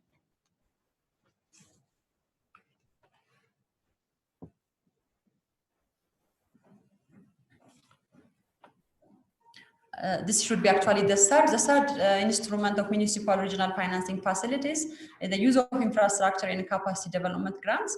At least for Ethiopia, right now, the big grant which is available for cities to invest on infrastructure development is the Urban Integrated Infrastructure Development Program, or UIIDP, which is a significant source for capital investment and channeled to cities. It's a loan from the World Bank, but also co-financed by the ministry and regional governments, but at least it gives in a form of a grant for the cities. Usually this infrastructure grant is channeled to inner city development, but at least portion of the funds from this facility can be strategically invested in allowable expenditures such as opening arterial grids or building internal roads. In addition, capacity development is a crucial area, often undermined. Capacity development to land supply, to enhance land supply capacity, such as staff, training, equipment purchasing. It's very important, that area of cost, which also contributes successful implementation of urban expansion plans, and probably can be financed from this instrument.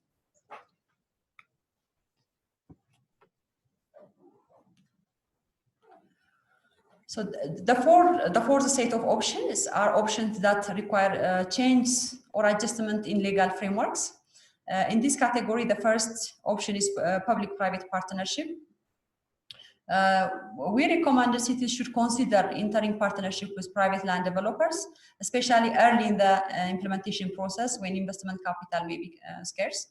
Of course, having a successful public-private partnership needs a very strong regulatory capacity of the city administrations, especially making sure that development is taking place according to the standards set in the plans, and also in terms of sharing the benefits of public-private partnership, revenue sharing, and the like. And most importantly, it requires guidance by the ministry, and as well as also regional governments in terms of setting up the framework and sharing good practices in public-private partnership. And I think the Colombia experience might be important in terms of how they are negotiating with the private landowners to develop plots properly. So that can also be one area to explore. The second option for financing that might require adjustment in legal framework is favorable revenue assignment for cities. The high-yielding revenue sources are currently assigned. I'm talking about the Ethiopian experience. The high-yielding revenue sources are currently assigned for national and regional governments. Taxing power of cities is not in comparison or in par with their growing need for infrastructure financing. So cities are given a lot of responsibilities as mandates, but their autonomy to finance and to implement these mandates is rather limited.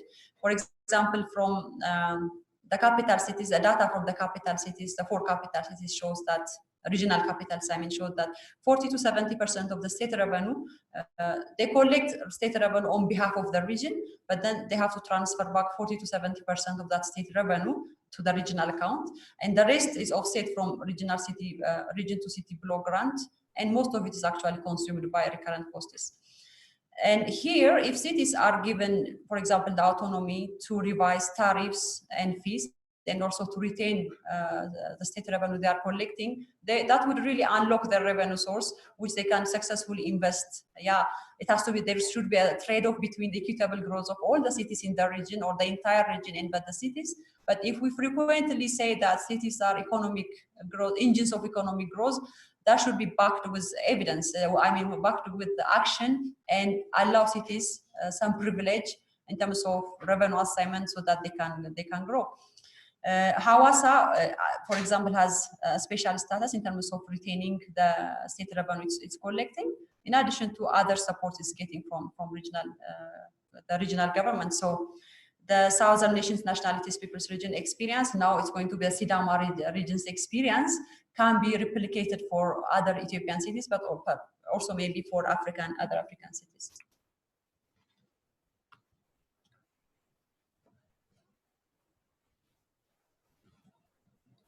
So the third option that might require a legal framework adjustment is the issue of municipal bonds and municipal borrowing. I think most of you know this has been a discussion back and forth for many years now.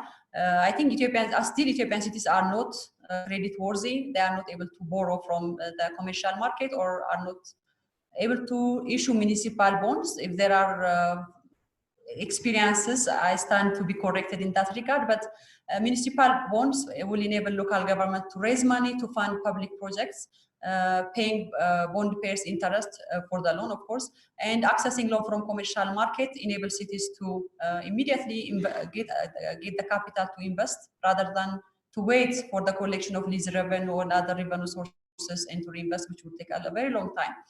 So this again is not a closed option. I think only Addis Ababa is allowed to borrow from the National Bank probably, but as the financial management capacity of cities is increasing, maybe it's worthwhile to explore once again this approach where municipal bonds can be issued, or whether cities can borrow from the commercial market. Of course, a strong financial management system and a growing revenue base is necessary to get into this kind of venture.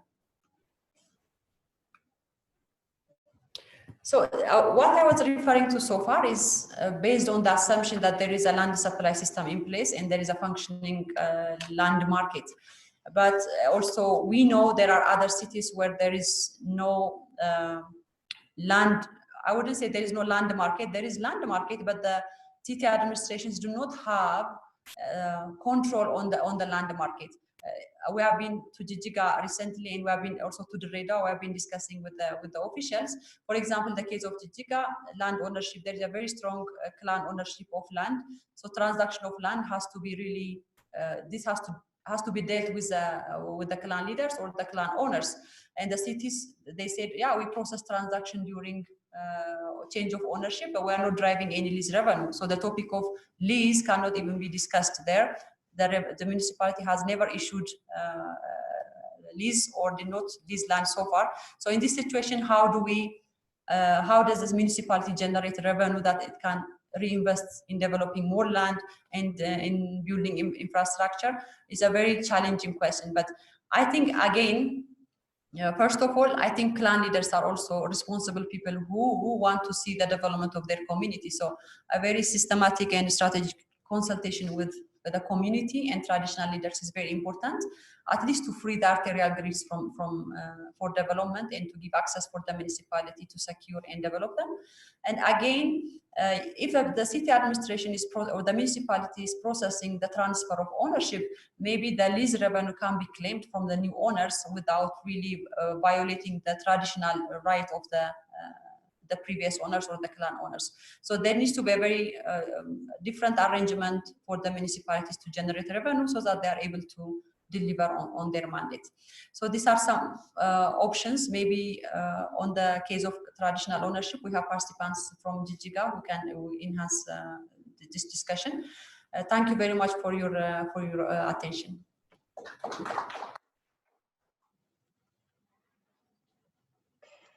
Thank you, Tsirigera. This was an excellent presentation. I think in the morning we referred often to this presentation in the afternoon because we were saying the key question of most participants is how do we finance this? How do we have the legal rights to really implement and plan for it? You clearly pointed to the key challenge, which is to finance the full grid, to secure it within the first 5 years. And you also clearly pointed that as it currently stands, there are not the means for it. But you have now spoken for about 20 minutes, giving all participants a set of solutions from which they can choose depending on whether they make sense, whether they are relevant for their respective context. You gave the example in Chichiga, there's a different context, but you can adapt depending on what your local needs are. Really appreciated to have such a rich set of very concrete recommendations, suggestions, which actually have been implemented already by a diverse set of cities in Ethiopia. My recommendation to the moderator teams in Addis and Kampala is to please print the presentation of Tsirigeda. Tomorrow morning you have an offline session, you will work among the cities. It will be very useful to have a set of copies on your table so that you can refer back to these suggestions and ideas and actually concrete recommendations for implementation.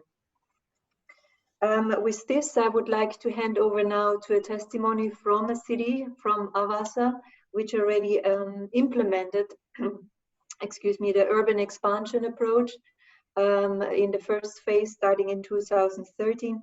It's my pleasure to give the floor to Viru Wolde, who was the former city manager of Awassa, and to give us an impression on what this approach did for his city. Viru, over to you.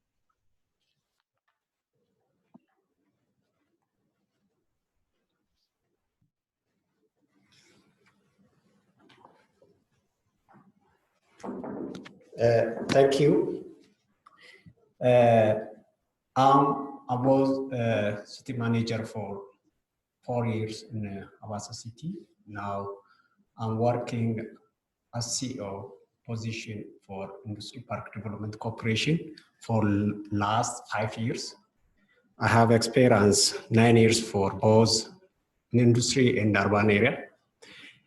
When we working with my team in beginning of urban expansion program in Awassa city, we learn a lot from New York University, and we do it by easily, cost-effective manner. After our implementation, I personally with my team found out 6 points what we are benefited from urban expansion implementation. The first one is planning, advanced planning help us to integrate with other planning approach. For example, we are implementing structural plan in our city. Our structural plan is 10 years lifespan, life period. It helps us at the beginning. We plan 30-year urban expansion plan. We now integrating with our structural plan. As our structural plan is expired last year, we are now revising new structural plan. It go in line with expansion plan. That is one of the advantage. Also, we are including some large urban project in expansion area. For example, Awassa Industry Park is one good example. As you know, other is a large project is Awassa International Airport is other large project which is implementing now. And other industry area on lakeside, on the lake shore, new investment is coming. This is gone in line with the expansion plan. The other expansion plan help us to protect Awassa Lake. I'm honestly tell you, the lake shore is occupied by a rural area. Most of the built-up area of the city is a few. The largest areas by rural area. And this ultra road grid we are creating on the shore of the lake and other part of the area help us to provide drainage line in line with the road that help up the overflooding the downstream part of the people of the rural area. The one this help us, Ethiopia have, as you know, universal rural road access program, which are constructed urban periphery of the area on the rural part. Our expansion plan is go in line with that program. That help us to reduce the compensation cost for the identified arterial road grid. Even the water supply for city come from rural area. The boreholes digging happen in the rural area. The water line crossing, the water line is go in line with the that identified arterial road grid. The electric supply to rural areas go in line with this arterial road grid. So identified block is helped to provide for large project and for housing. As Tsigereda mentioned, we identified the five-phase program. The first phase already transfer for housing and commercial and different social service. The other is, it is helped to integrate urban transportation system. The industry park bring a huge job opportunity for rural people. The housing on the inner CBD area or on the inner part of the city, the housing is very high, house rent. So the low-income workers rent a house on the edge of or on the periphery area of the city.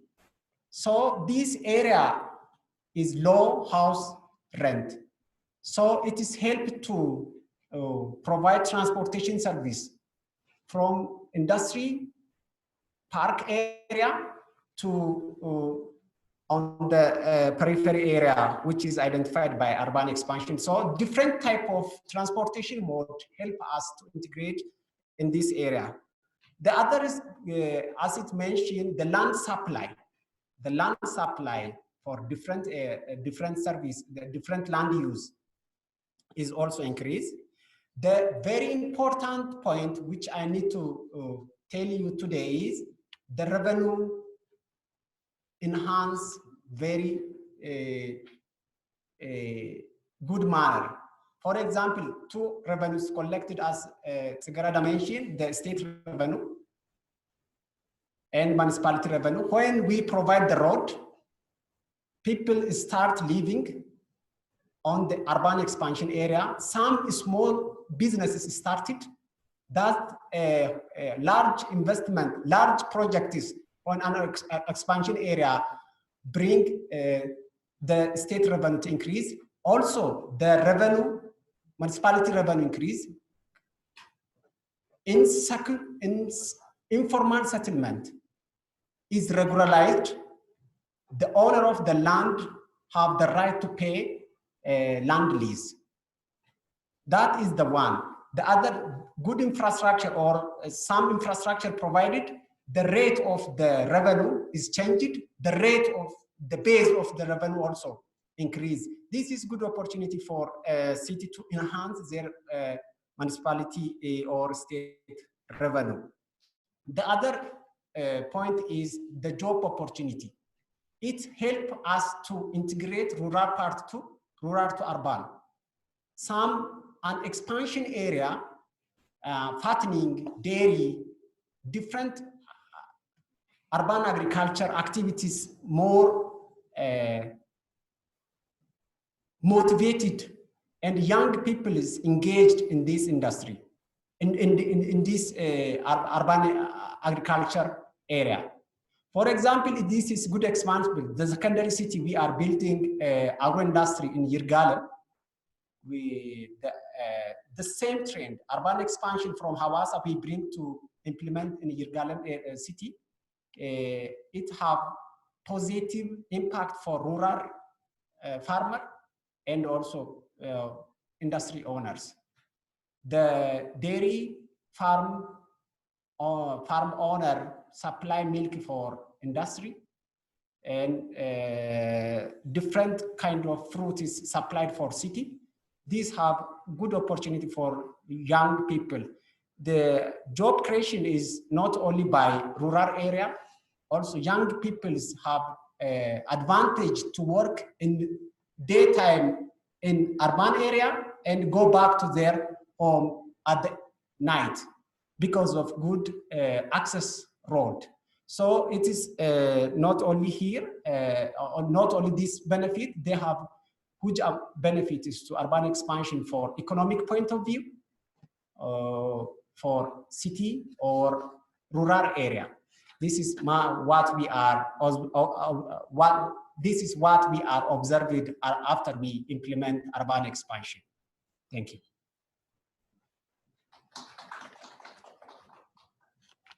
Thank you very much, Biru. It's again a pleasure listening to you. Last time we have met in Abu Dhabi at the World Urban Forum, and it was a pleasure again now to listen to you again. I think two important key takeaway messages you brought today is one can integrate the urban expansion approach with other planning instruments that a city might already have or is planning to do. It's not about a competition of plans, but it actually can be integrated with existing ones. Very appreciated to hear for Avasa how in the urban expansion areas informality reduced, and at the same time this increased the revenue for the municipality and the state. And finally, I think, Biru, something we should speak a little bit more in another event, which you allude to, is the rural-urban connection, which the urban expansion approach supports.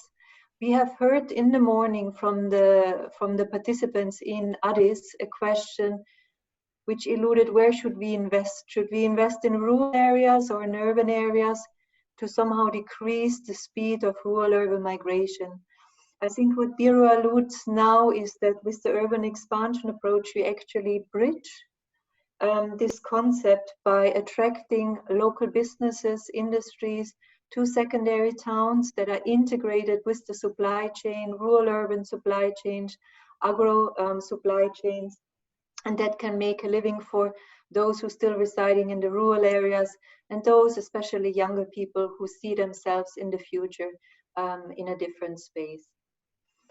With this, I hand over to Tingirtu, to the moderation in Addis, to invite speakers from Somaliland to just give a reflection on what was heard today, on the relevance of it for the Somaliland context. We have not yet worked with both partner cities, but we will be pleased to hear whether this is relevant for you, it makes sense, and whether it can be applied in your cities as well. So Tingirtu, over to you to invite the speaker. Yeah, Dr. Jam, and also Mr. Mayor.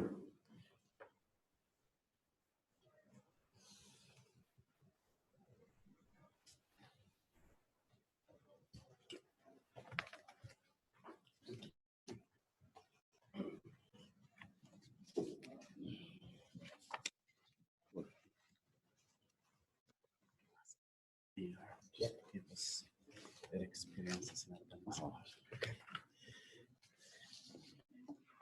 Good afternoon.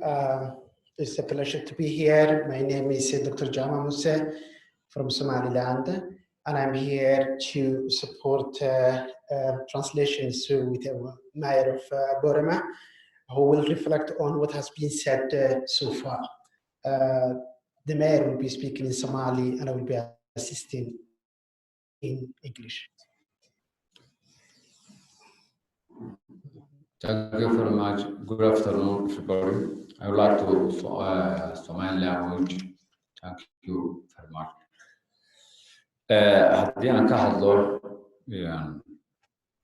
programkan ballaarinta magaalooyinka, marka aan ka hadlayo qorshahan, kolley way kala duwan yihiin magaalooyinku. Markaan u imaado magaalada Boorama ee aan meerka ka ahay, hadda ilaa iminka waxaan meerahay ilaa 7 sano. wixii aan ugu nimi iyo halka ay maanta marayso way kala duwan tahay. beriyo hore meerada waa la soo magacaabi jiray oo waa nominated bay ahaan, laakiin imika waa elected, waa meero la soo doortay. wax badan baanu ka bedelay. qodobada aan cuskanayna waxa weeyaan kuwo muujinaya muuqaalka magaalada siday wax iskaga bedeleen. Different cities have different problems, and when I focus on the city of Barama, where I am the mayor, from now I was 7 years as a mayor of the city. Things changed how the mayors are elected. Before us, the mayors were nominated by the executive, but since my arrival, the mayors are elected in a popular vote. The difference between when I came to the mayor and now is huge in the city, and mainly we focused on how the city look like in order to improve the services that we are providing to the people. waxaan doonayaa marka inaan yarta taabto meelahan wax ka bedelnay waa inaan kala nidaamino dhulka loogu talagalay in loo qorsheeyo inay xaafaduhu degaan, dhulka loogu talagalay inay degaan warshaduhu, dhulka loogu talagalay inay degaan suuq laga dhigo, iyo wadooyinka waaweyn ee soo galaya magaalada, maadaama magaalada Boorama ay xuduud la leedahay Ethiopia iyo Djibouti. The area that I focused in this time were basically to separate and plan the city in a better way, to distinguish the production and industrial area, to the residential area, and to the market where people can access to easily to access. And then another area of importance is the infrastructure, mainly for the roads, because of Borama is close to the Ethiopia, and the connection between Ethiopia and Somaliland is important for roads and infrastructure. waxaa markaa Somaliland maadaama yahuudan aan la aqoonsanayn gradually marba marka ka dambaysa ayuu kobcayaa dalku. marka degmadoo kale markaan ka hadlo iminka aad bay u koraysaa potential waxyaabaha ay haysatee jaansida wax ka mid ah jaamacaddii ugu horreysay Somaliland laga aasaaso ayaa laga dhisay. waxay markaa hoy u noqotay magaca marka laga tago Somaliland Soomaaliya oo dhanba looga yimaadaa. marka dad kala duwan oo dhaqamo kala duwan leh ayaa magaalada yimo qurbaha ka soo noqday. waxay noqotay marka inaanay ku ekaanin reer Somaliland in deegaan Boorama ay noqoto meel Soomaaliya oo deegaan oo dad badan ay guryo ka dhistaan marka magaalada u baahatay in la ballaariyo. The city, one of the problems and challenges that we are facing in general in Somaliland and in particular in Borama is the issue of non-recognition. Somaliland is not a recognized country, so we are having problems to have access outside. But Borama became important also because it has the first university of such a level, and it attracts more people coming from every part of Somali-speaking territories, including Somalia, Ethiopia, and Somaliland, and also from the diaspora because of this stability. For that reason, we feel comfortable now serving different people with different cultures and different attitudes. waxaanay markaa ku caan baxday inay noqoto magaalada nabadda oo cid walba ay degan yihiin. marka waxyaabahan qabanay waxaa ka mid ah wadooyinka magaalada oo markii hore aad u isku dhex daadsanaa inaan manage garaynay, in wadooyinka aanu markaa ka samaynay qaar in iyo awta oo markii hore dhan walba la iskaga imanayay iyadoo gawaaridu ay badan yihiin. waxaa kaloo samaynay markaa iyada oo maanka lagu hayo wadadii Djibouti iyo isku xidhaysay Somaliland inay bilaami doonto markaa master plankii magaalada inaan u sii diyaar garowno halka ay wadooyinku mari doonaan. At the moment we are working, the city of Borama is known as a city of peace, and we focused on the roads management because of also we are working with the Djibouti-Somaliland connection. So Borama is important as a triangular connecting to Ethiopia and to Djibouti. So we are working a new master plan that respects on that connection. marka dhulka caqabadaha waxyaabaha naga hor yimi waxa ugu badnaa maadaama dalka Soomaaliya marka uu burburay Somaliland gaar isku taagtay xilligaas waxa la kulmay in land dispute oo dhacay marka dhulkii dawladda oo dhan gacanta shacbiga u galay marka dhulkii sidii loo soo celin lahaa inaan ilaa iminka gacanta ku hayno oo ay aad u culusahay because dhulka wax iskale dadka waa beeraley marka dhul marka loo baahdo waa in dadkii lala dheelgareeyo si loogu fuliyo hawshii xukuumaddu u baahnayd. One of the major challenges that we are having in general in Somaliland, but in particular in Boroma, is that when the state government collapsed, people who used to be property of the government, property of the state, has been taken by private people. So it is really difficult now to get back that whenever we need a new area to develop, we have to deal with the people who own this now. So it's difficult to get back for the state the land. Also because of in Boroma, there is agricultural area. So the land is a property of the people for a long time. So it's been difficult to get back public space and property for the state when it comes to the land. So far waxaan markaa ku guulaysanay inaan ku soo celino meelo badan oo muhiim ahaa marka laga hadlayo dhulkii garoomada kubadda laga dhigi lahaa wadooyinkii xidhnaa laakiin ta aanan weli ka bogsan meesha taalla waxa weeye habka hataa dadku inay weli aanay si buuxda ula qabsan ama u hoggaansamin habka ay dakhliga ama ay cashuurta u bixinayaan taasoo markaa inta badan u baahan in dadka shaqaalaha dawladaha hoose in la capacity gareeyo runtii iyaga la jooga at the same time dadka cashuur bixiyaashana orientation iyo wacyigelin badan la siiyo la fahamsiiyo cashuurtan waxay iyaga u qabanayso sababta ay ugu waajibtay inay bixiyaan iyo waxa laga doonayo inay ka fargarayso. One of the areas that we succeeded to get back is when it comes to the public area is about the sport and the roads. But one of the problems that we are having, another problem that we are having is about the tax collection. It is difficult to explain to the people the way that the tax is being paid. So we need to build the capacity of the local government to collect the revenue collection, so in institutional building for the municipality, but at the same time to inform people to pay the tax, which means what's good, how it's good to pay the tax in order to get service back. So that's another challenge that as an institution, the municipality of Boroma is having. waxaan hadalkayga ku soo ururinayaa aad iyo aad baad mahadsantihiin kolley anigoo ku hadlaya afka degmooyinka kale iyo degmada aan mas-uulka ka ahayba caqabadaha inta badan commonka ka simanahay waa kuwa noocaasa marka had iyo jeer capacity building in la sameeyo oo dawladaha hoose iyo ballaarinta magaalooyinka wixii experience in la kala faa'iideysto la wada share gareeya waa muhiim si degmada waxay ku xoogan tahay looga faa'iideysto waxay weynka ku tahayna looga kabo insha Allah. In conclusion, I'm thanking the platform that has been given to me to speak, and I am speaking on behalf of the other municipalities from Somaliland where I'm representing now.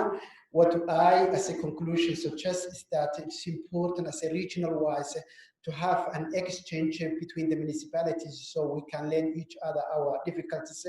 I started saying that every city has its own problem, but exchanging these problems will be a chance to find also a solution together and learn from each other. Thank you. Thank you so much, Dr. John. Thank you so much, Mr. Mayor. Dear Mayor of Boromia, many thanks for delivering your reflection and sharing the situation in your respective city. Also a warm welcome to the Mayor of Gabiley who joined us. We have not yet had the opportunity to directly discuss with both cities in Somaliland, but we have a mission set up for early December and we'll be very pleased to learn more on the ground on your respective context and to meet with your municipal staff. With this, I would like to shorten the agenda. We have run a little bit over time, so I will rearrange the question and answer session. We will do a longer one after the panel discussion, which will now be moderated by Tsirigeda. So please kindly keep your questions. We go now straight to the panel discussion. I hand over to Tsirigeda to moderate her respective guests. We have guests present in Addis Ababa. We have two persons joining us from the ministerial level. We have further Mr. Joseph Pade from the ministry in Uganda joining us from Kampala. He is already sitting on the podium and ready to engage. And we will also have a speaker joining us virtually from Kenya, Ms. Jennifer Navoy, who will be connecting with us as well towards the end of the panel discussion. Dear Tsirigeda, I hand over to you and for the moderation of the discussion. Thank you very much.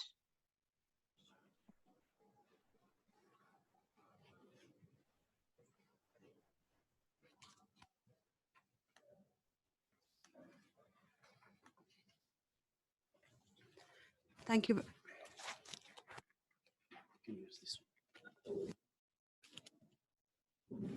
Thank you very much, Brigitte. Our topic for final discussion follows the presentations and the testimonies we had previously. So we are focusing on legal and financial reforms that are necessary to support urban expansion planning and implementation. So we'll be hearing reflections and experiences as well as recommendations from our panelists. First, I would like to briefly introduce our panelists.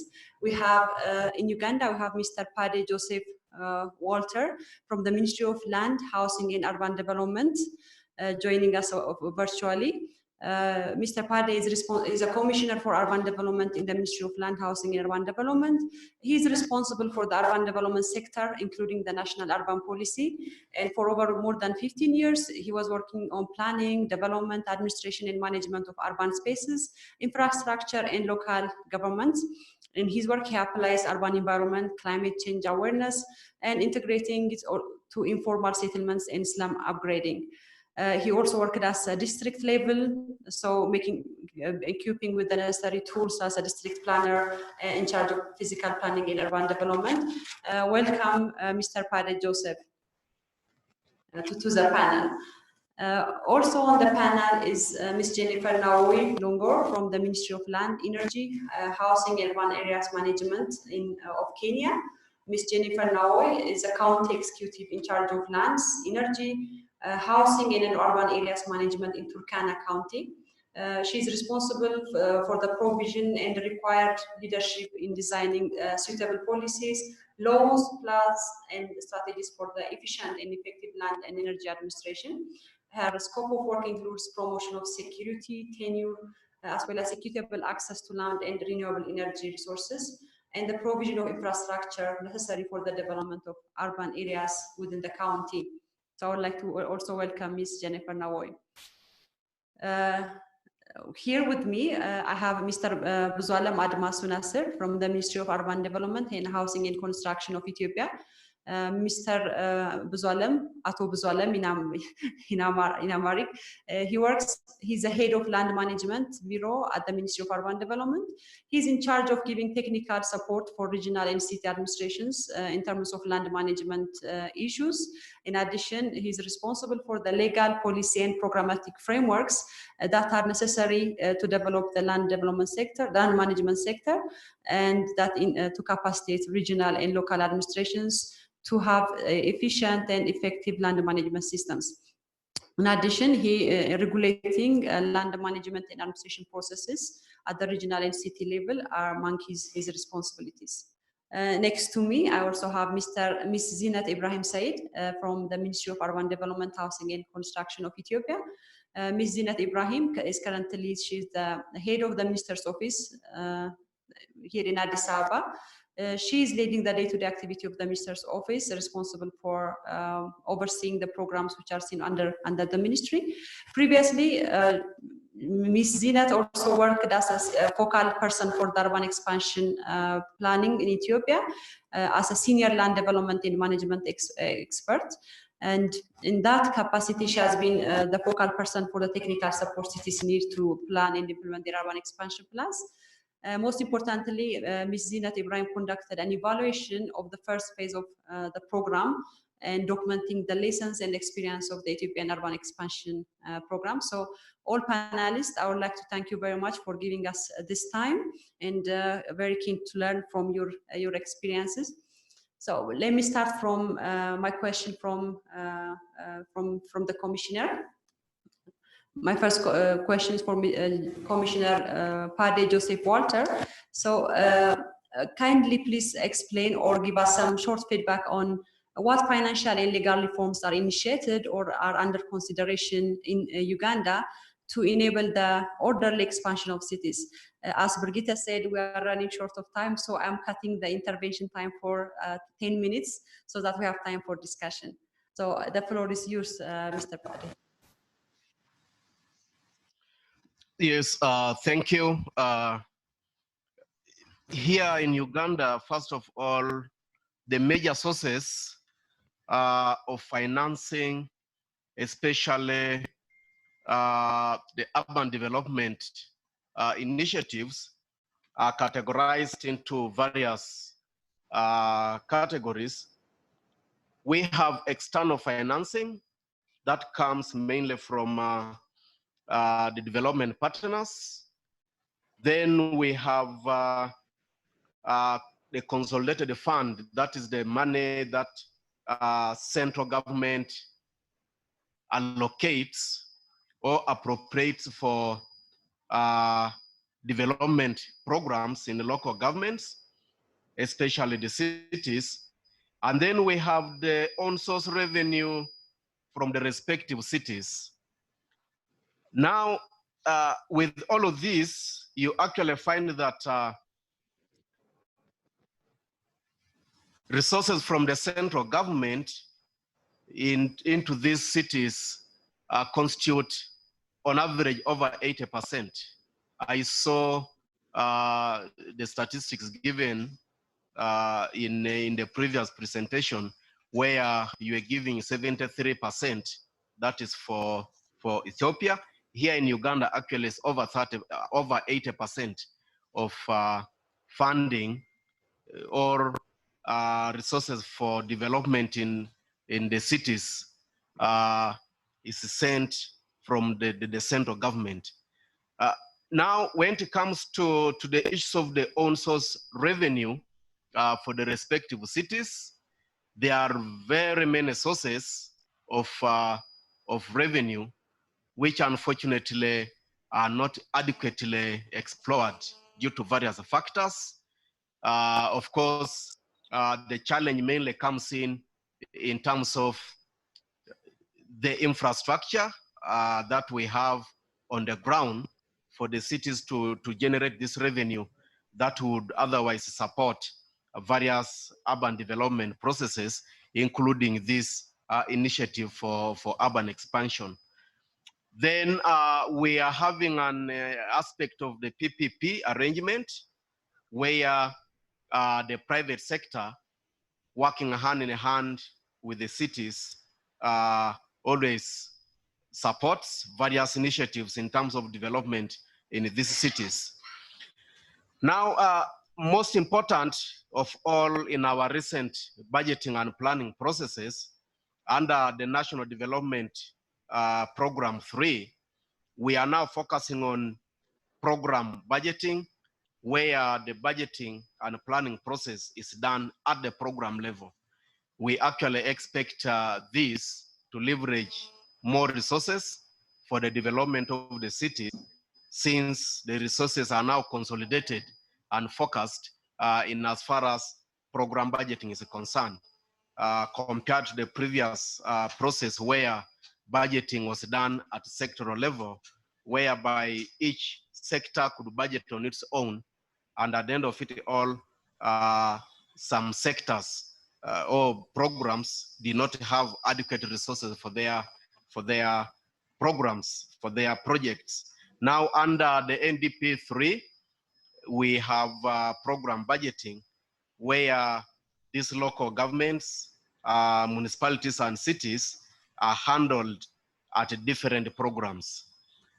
For instance, when we are looking at the issues of urban development, we have a specific program, sustainable urbanization and housing, that brings on board various government ministries, departments, and agencies looking at the areas to do with the water. We have the National Water and Sewage Corporation. We have the Ministry of Water and Environment. We have the Ministry of Local Government, among others. So we expect this to leverage a number of resources that will support these initiatives of urban expansion planning and urban development processes. We also have the aspect of grants. Cities and local governments get grants from different entities that support most of these development processes. And of course, most important of all, most of our resources, especially for infrastructure as it is now, mainly comes through external financing, through loans, for instance, from the World Bank, African Development Bank, among others. So that provides an overview of our financial frameworks that are currently sustaining the urban sector, and some of these initiatives will actually be supported through these existing processes. Thank you. Thank you very much, Mr. Pade. As you have indicated, there is already the in-country mechanism of financing urban development from external sources, as well as own revenues of municipalities, which is not really fully developed, and program-based interventions, as well as grants from the government to municipalities. But I'm also interested to hear that there is a PPP or public-private partnership arrangement that is helping cities to unlock financial resources. Could you briefly also elaborate on what challenges are faced by the cities in terms of having sufficient resources, or the constraint they are facing in accessing resources, and the measures you recommend as a commissioner should be implemented to unlock their revenue potentials?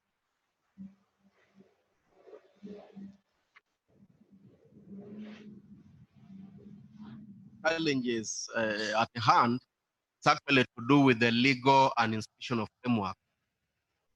Because when you look at the current legal and institutional framework, cities are not responsible for collection some very lucrative sources of revenue. For example, from utility bodies, cities cannot collect resources from utility bodies. All the resources in terms of taxes from the utility bodies, in terms of the water corporation, the electricity, are collected by the respective utility bodies, and of course the Uganda Revenue Authority. In my view, if these cities are to be given some level of financial autonomy, I would recommend legal review, where these cities are able to access and benefit directly from some of these collections, and these cities possibly can even be even to collect some of these resources on commission, so that they have some money from this source, because they are quite lucrative sources. And of course, in terms of the legal framework, when you look at our Local Governments Rating Act, exempt owner-occupier from payment of property rates. In my view, this is not fair. The legal review process would actually look into this.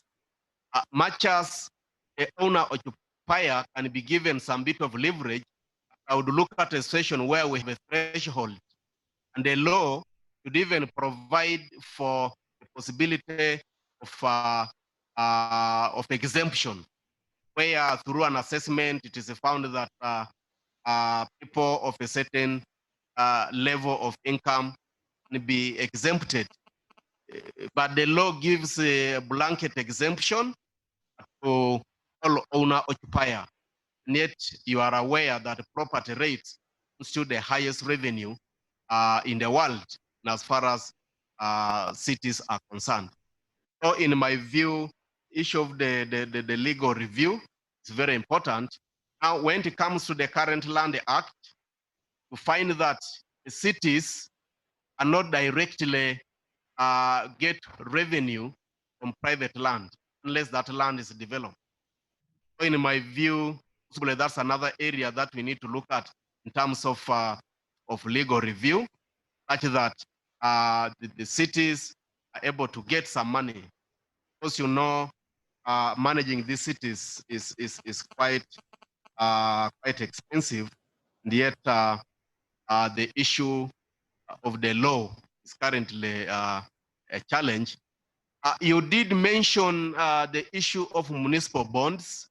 In my recommendation, I would also recommend that we look at that, because it also focuses on the issue of legal review. Our legal framework now does not support that. However, I'm aware there's some work going on where we are working together with the KCCA and the Ministry of Finance, see how to bring the issue of the municipal bonds on board, enable these authorities access some revenue.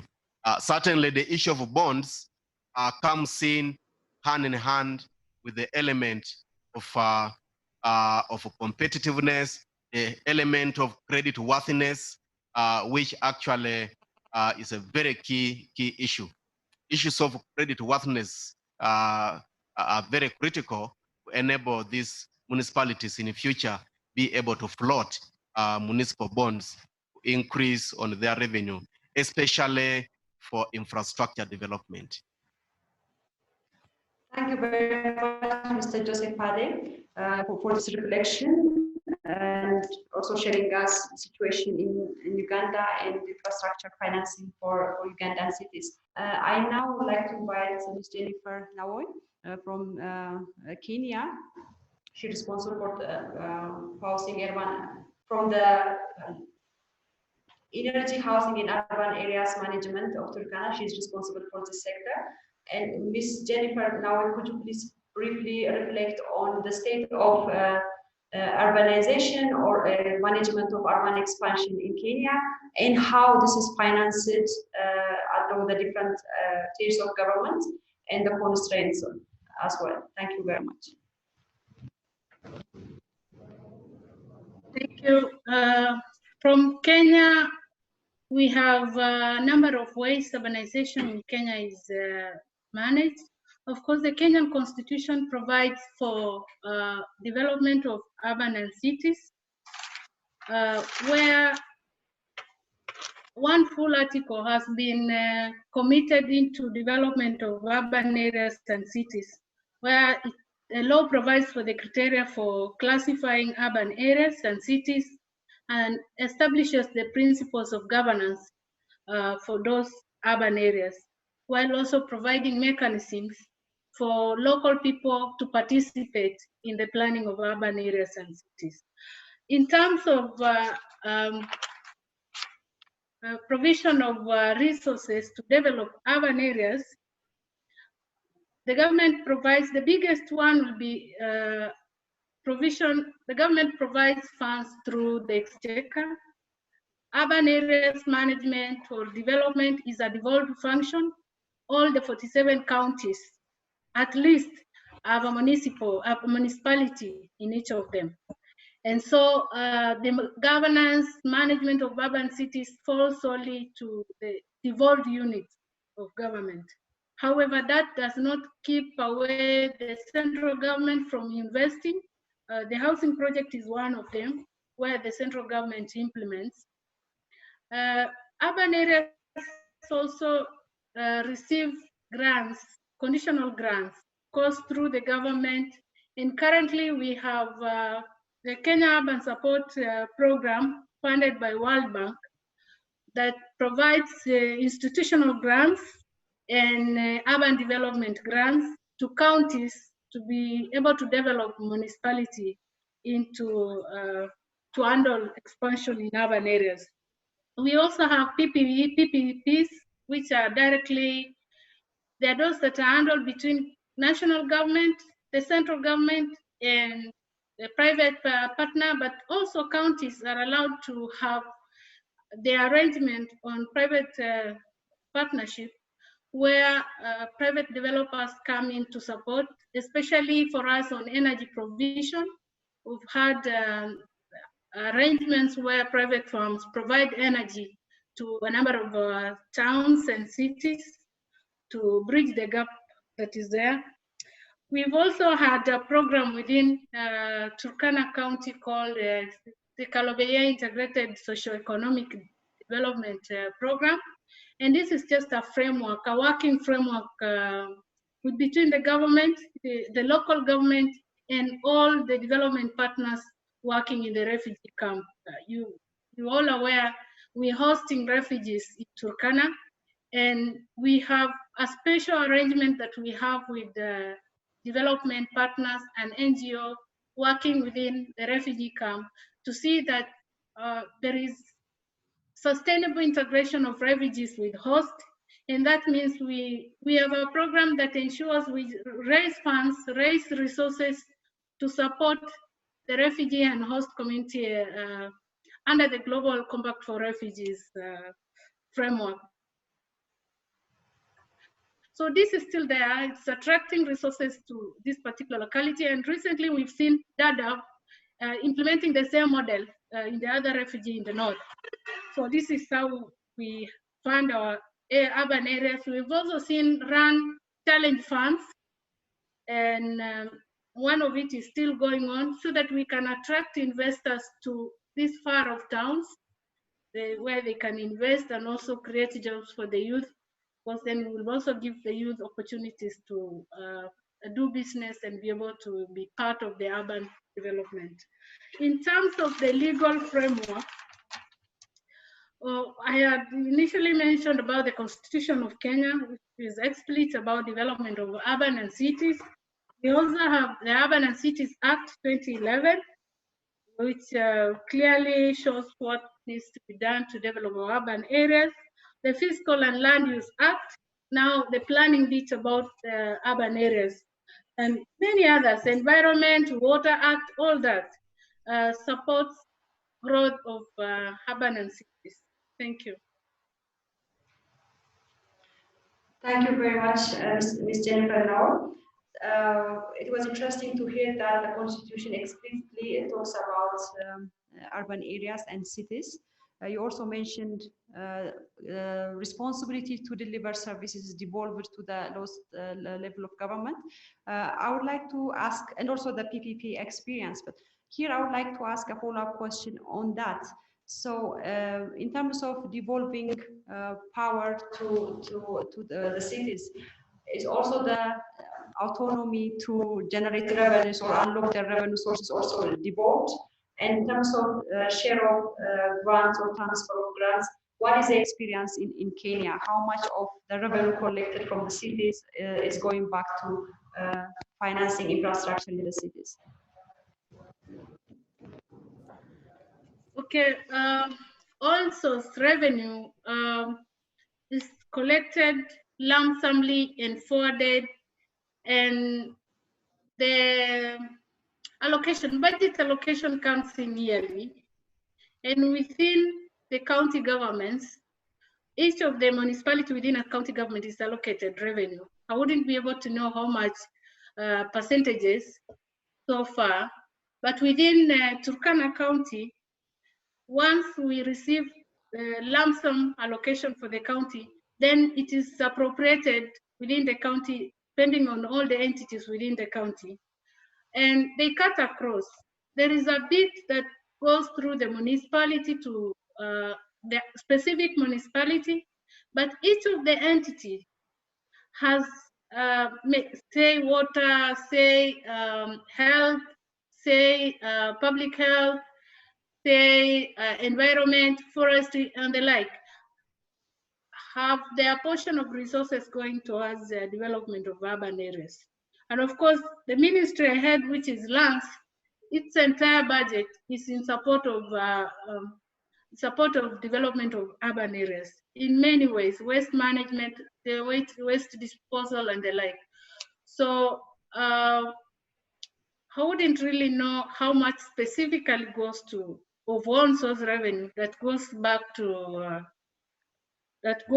to the more urban areas. About the PPP experience, we've had framework agreements with a number of partners where we even decide as a government to subsidize energy provision to the far off places. There are towns in the interior that generally, if you were to allow the PPPs to get in freely, in order to attract and keep them, then the government has had to come in and subsidize the cost of power so that the PPs can be able to realize economic sense in terms of what they're implementing. So we have a number of those frameworks going on, and we support the PPs, the private sector, through provision of land so that they can provide these services to upcoming towns. Thank you. Thank you very much, Ms. Jennifer Nauer. I hope I will come again with a follow-up questions. But now I would like to move to Ms. Zinat Ibrahim from the Ministry of Urban Development, Housing and Construction. So the Ministry of Urban Development probably has been implementing the most extensive reforms in the urban sector almost in 2 decades for now, and also progressively. And most importantly, the ministry was at the lead of implementing the Ethiopian Urban Expansion Program together with the cities and the regions. So what was the experiences in implementing the urban expansion plans, and what lessons are learned that are probably generating intervention in terms of legal framework reviews and financial reforms? Sorry. Thank you, Zagarita, and I would like to appreciate Cities Alliance for conducting such interesting regional dialogues. As mentioned, Zagarita, we have already assessed the implementation of the program with the collaboration of NYU, and from this program, we have identified the results that it alleviated the housing problem, and it supplies a lot of land in the urban expansion area, and also it established even the rural-urban linkages, and also it creates a job opportunity, as Bruno mentioned before. I think, as Her Excellency Minister Aisha also mentioned in the morning, it has a tremendous effect for our country. And for this implementation, we identified as a problem is a financial problem. This is already mentioned by Zagarita. And for this, as an option, I think as a legal reform, we have a lease landholding proclamation number 71 and 2011. In this proclamation, every plot of urban land shall have been a benchmark prices. It's revised in every 2 years at least, but most of the cities are not practiced in this way. So this is the main challenge for our cities. Even the period of payment,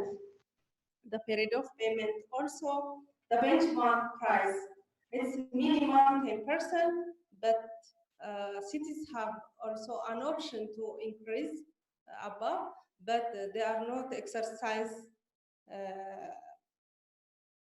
in this way. So as Zagarita mentioned, we have no doubt on the importance of the program. And now we are drafting a modification on the existing lease proclamation. On that proclamation, as I mentioned before, the main challenge is finance. So the major source of revenue in the cities is land, and this revenue goes through regions. Then the region will allocate for different infrastructure and service. So we are saying that in the modification, cities has established an option to use this revenue for the land development. So it's already ongoing, the modification. It's and submitted to the Minister of Finance. And as a reform, we are also drafting the urban finance strategy. Maybe it's an option for the future. It's also submitted to the Minister of Council to increase another source of revenue. As I said before, the major source of revenue in the cities are land. So in addition to land, we should establish another source of revenue, like a property tax. So this and others are some of the modification to implement this program for other cities. Thank you. Thank you very much, Zinat. So in terms of reforms, after documenting the lessons from the urban expansion program, but not only the lessons of the urban expansion program, also trying to capture the challenge in the urban sector in terms of revenue, the lease regulation is being revised, and also urban financing facility is tabled for discussion, which is urban financing strategy. Now, my question is, first of all, this overall strategies to enhance the revenue capacity or the financing of cities, are there anything being considered in terms of increasing the own revenue generation potential of cities, which is a question of mandates. Some mandates are already there by the regions or by the cities, are not being exercised. Others are kind of restricted by regulation. Is there anything being considered by the ministry in that regard? And also, is there any avenue for public-private partnership in Ethiopia that can lead to the development of land through public-private partnership? Okay. As Gerida said, I think the PP modality on the land, on the proclamation, but we are starting to implement already by housing. We will think over it, the PP modality. I think it's important. We have from the Uganda and Kenya experience. So, but the mentioned option is not the only for implementing the program. I think we will support the region to increase the capacity. One of the challenges, as you mentioned in your presentation, is cities are not able to collect their revenue fully and timely. So we will support by building the capacity to collect their revenue at least fully and timely. And we will also think other grants from the region to support the infrastructure development. So all of the stated financial options that mentioned are important, and I think it needs a consultation with the region. As you know, our regions are autonomous, so we will discuss over the issues and we will think the mentioned option to implement the program in other cities. Thank you very much, Zinat. I now move to Ato Buzalem. He's the head of Land Management Bureau in the Ministry of Urban Development, Housing and Construction. So in terms of your responsibility, you are the key person in terms of capacitating or enabling regions to have a functioning land management system in place, as well as develop capacities, and also supporting regulatory policy and programmatic frameworks. So in the past years of this engagement, there were a number of developments that contributed positively. Could you reflect on those, but also add to that what is missing, what reforms in terms of finance and legal framework are still should be pursued? Thank you very much. Thank you very much. As Gerda mentioned, my name is Buzalem. I'm head of Urban Land Development and Management Bureau at the Ministry. Thank you very much for having me on this session. So we have this very important initiative, which is Urban Expansion Initiative. So we have seen or we have drawn a lot of important results from this initiative. The first and the foremost important thing is supply of land. Supply of land, we have a big gap between the demand and the supply of land during the past decades. So as Mr. Duru from Hawassa mentioned, the demand and supply side of the land has been answered on these three cities, four cities actually, Bahir Dar, Mekelle, Adama, and Hawassa. So this is the first one. So when we see the demand and supply balance is almost coming to equilibrium, so there is a big enhancement of income for the city administration. So this is also the income side. There is also a big difference.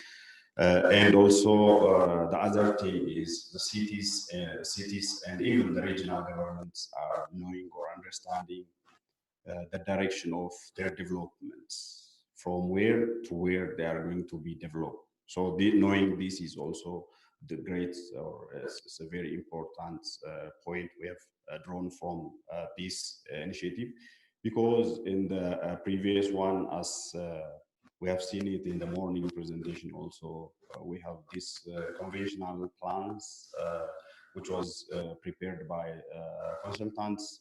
So from this, the city administration, they will not, at the first place, they will not get any local knowledge from that during the process.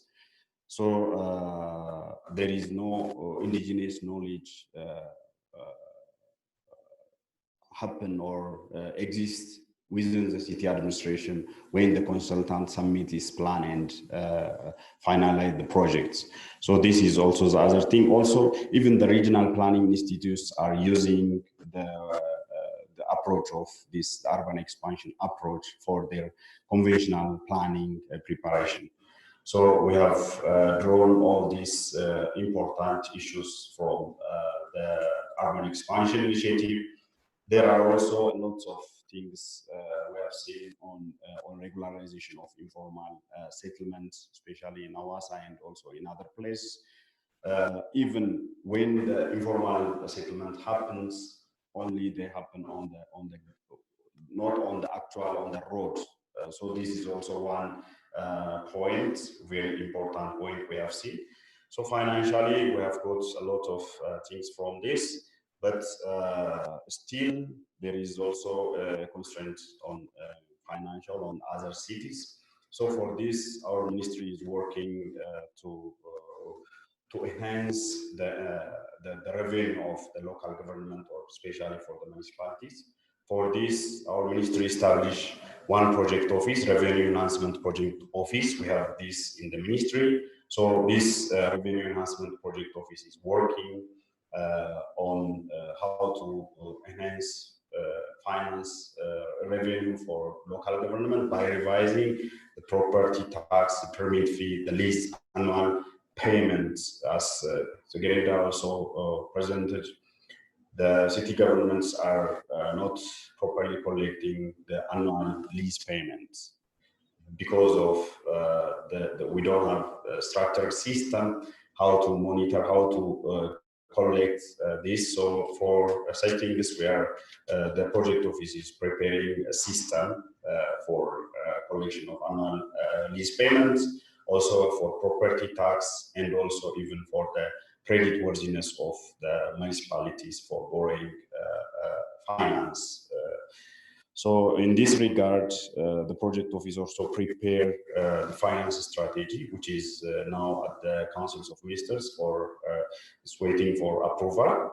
So these are the main points we are working on it to make the urban expansion perfect in other cities, because finance is the most and very important thing in this process. When we come to the challenges, we have the tenure arrangement of our country is one of the challenge, and the other thing is the urban and the rural land arrangement of our country. If you take, for example, we don't have clear demarcation between administrative boundary and the planning boundary. This is the big problem. So if our expansion plan is out of administrative boundary, paying compensation on this administrative or out of administrative boundary is not feasible for the city administration, because there are a lot of areas needs infrastructure within the city. So the top priority for the city or for the municipalities are the area within the administrative boundary. So this is the other challenge. But now we have the government designed this 10-year strategic plan. On this 10-year strategic plan, one and the biggest point in land reform is integrating this urban land and the rural land. So this will be maybe after midterm, it will get exact remedy for such a problem. And the other challenge is a problem of informality. It's not happening on the grid, on the arterial roads, but still happening on the grids or in the micro blocks, in the macro blocks. So this is also the other challenge we are facing. I think these are the points I want to mention. Thank you very much, Mr. Buzwala. Very exciting developments in the urban sector, and with the revision of a number of regulations and programs in the pipeline. One important aspect you mentioned is the revenue enhancement project, which is going on right now. Already tabled some recommendations in terms of revising tariffs and fees, and also developed a number of interventions. A question here would be, this intervention is in terms of revising current tariffs. Why I'm asking, in few years is going to be outdated. Again, they need to be readjusted. So does the program also target the critical, the fundamental issue of giving cities autonomy to revise tariffs, or is it just focused on kind of balancing the deficit and now just generating more revenue for cities? Okay, thank you. Yeah, the project or the ongoing process of especially the revenue enhancement is it also supports institutional arrangements. So the city administrations will get exact full mandate in the using of their revenue, but this has to be supported institutionally, not at existing level, but there is a recommendation. I think there are 3 to 4 scenarios are recommended for the city administrations to establish the institution. So in that case, the issue of revenue will get a very good answer. I hope so. If the legal that's the strategy and legal framework is accepted by the government without a problem. Thank you very much. We have a little bit of time, about 10 minutes. So maybe one issue which was surfaced in the previous presentation, or maybe also a point of interest for a number of cities, the issue of traditional ownership of land. In areas where the land supply system is not fully formalized by the city administrations, how can this be handled? How can land for development becomes accessible for municipalities? Maybe in Uganda, Mr. Joseph Pade, if you have the experience of traditional ownership of land, I would like to give this opportunity to all the three countries, starting from Uganda. What has been the experience and what are your recommendations? Yes, thank you. The issue of land ownership in Uganda is a complicated one, if I can say. But the law provides for ways of acquiring land, especially when it comes to development projects. Our constitution provides that land belongs to the citizens of Uganda, and it is owned through 4 different tenure systems. That's actually what complicates it, because sometimes you can get overlapping rights and interests on the same land. Now, be it as it may, the law provides for compulsory acquisition of land, especially for public interest. Now the challenge comes in terms of availability for resources, for money to compensate. Because much as the law provides for compulsory acquisition, the element of compensation still remains constant. So that's the legal framework here in Uganda. What is happening in a number of cities, in most cases, there are some kind of informal discussions and engagements between the urban authorities and the private landowners. And it has always worked. There are situations where people want services and they have provided land for those services, roads, schools, hospitals, name it.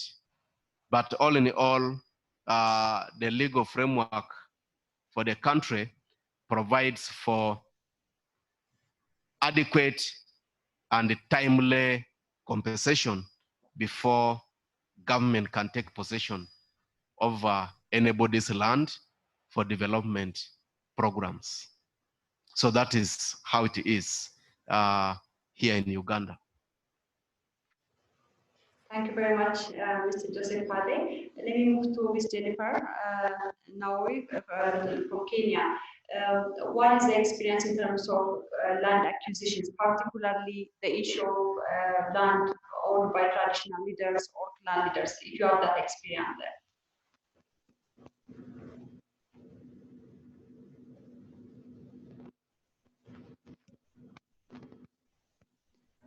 Ms. Jennifer, are you connected? Can you hear me? So that in the meantime, let me address this question to Mr. Buzwalam, focusing particularly on traditional ownership of land. Thank you. Actually, in Ethiopia, for urban land, we have a clear laws or a legal framework. But the problem is the implementation or the execution of the law. So that one is one way or another related with political issues.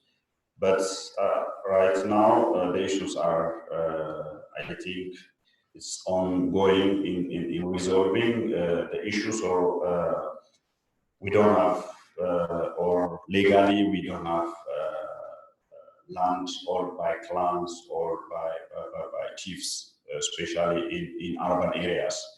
So, so because the issue was previously related with political or the arrangement of the regional governments, which is the main regions and also some emerging regions. But now I think that one was clearly stated, and all regions are equal within the country. So in that case, we don't have any legal problem. So we will come and also adjust during the execution or the implementation of the process, because some of them didn't actualize or prepare regulation and directive for the national land use, lease proclamation. So now we are forcing them to prepare the regulation and also directive. So if when immediately they enact these two laws, the follow-up is just implementing the regulation and directive. So we can manage it in that way.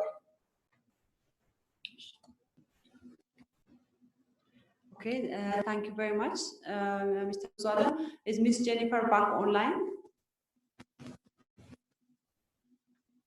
Are you online, Ms. Jennifer? So I think we lost connection with Ms. Jennifer Nawi. So I would like to thank our panelists. And I think the key aspect of our discussion has been in all the three countries, the legal framework gives sufficient room for acquisition of land for development, and that can be pursued following the legal process. However, shortage of financing is a critical aspect that needs to be considered. And in terms of financing infrastructure development or land supply in the municipalities, there are a number of arrangements where municipalities can access funding from national transfer to special programs developed through grants or through public-private partnership. And Uganda and Kenya, they also told us a little bit about their public-private partnership arrangements, where they are able to unlock some development capital from the private sector.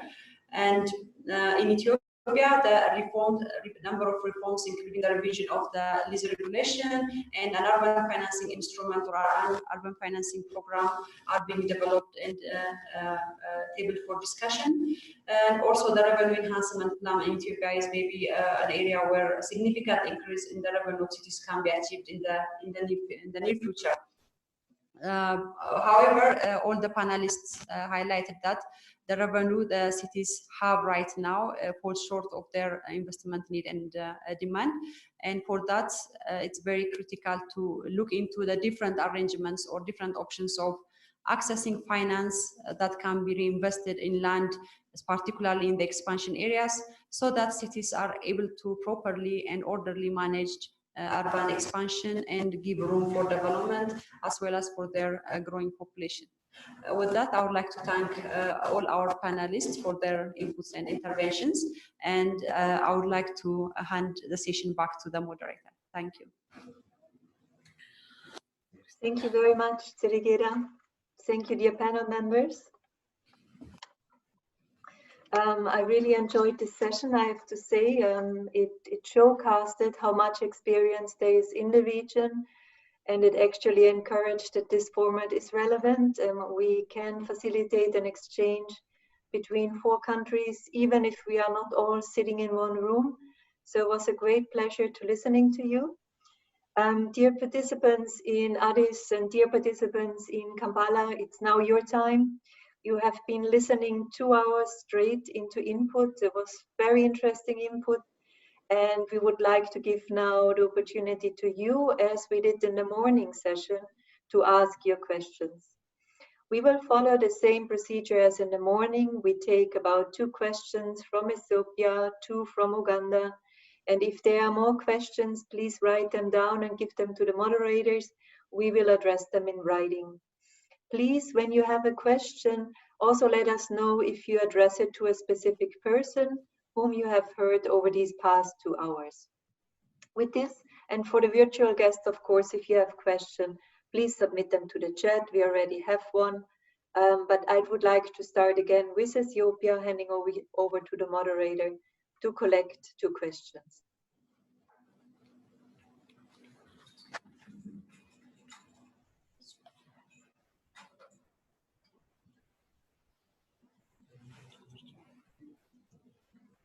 لإبراهيم.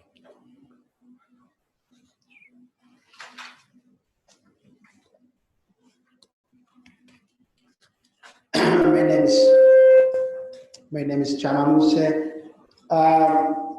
I want to reflect one thing before I pose the question, which is the concept of localization of the solutions that we are providing in urban planning, and mainly this new wave, if you want, of from rural to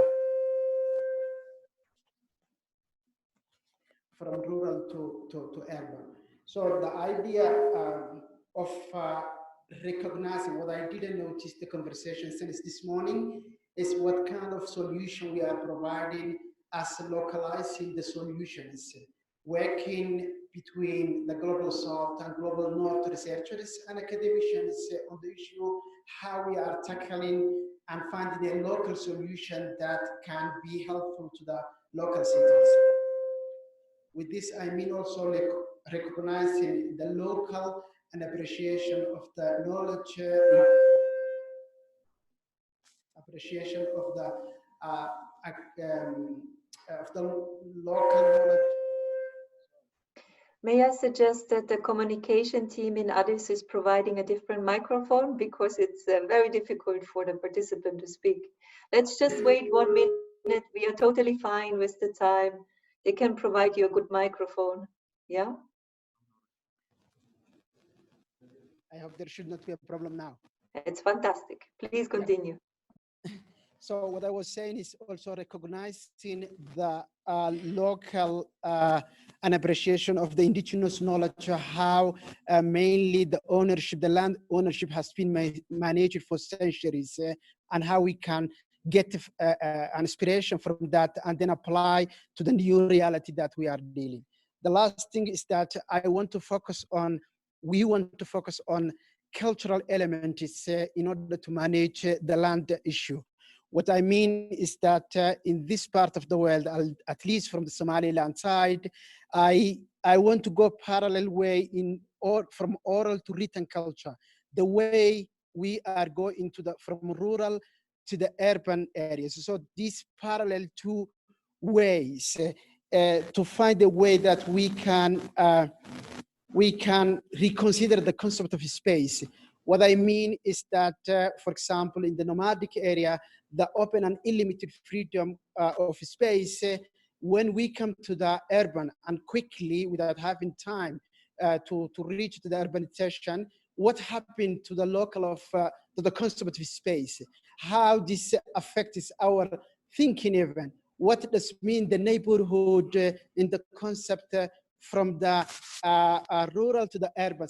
If we consider those elements which are strictly related to the local knowledge and indigenous knowledge, probably we have a chance to localize the solutions that we are providing and to tackle this issue. So what I would love to see from these 2 days, maybe at the end, if we can come up with some solutions that have a reflection on those aspects that I said. Thank you. Thank you very much. We are going to collect one more question and then we provide a feedback. Also from Kampala, we will collect the questions.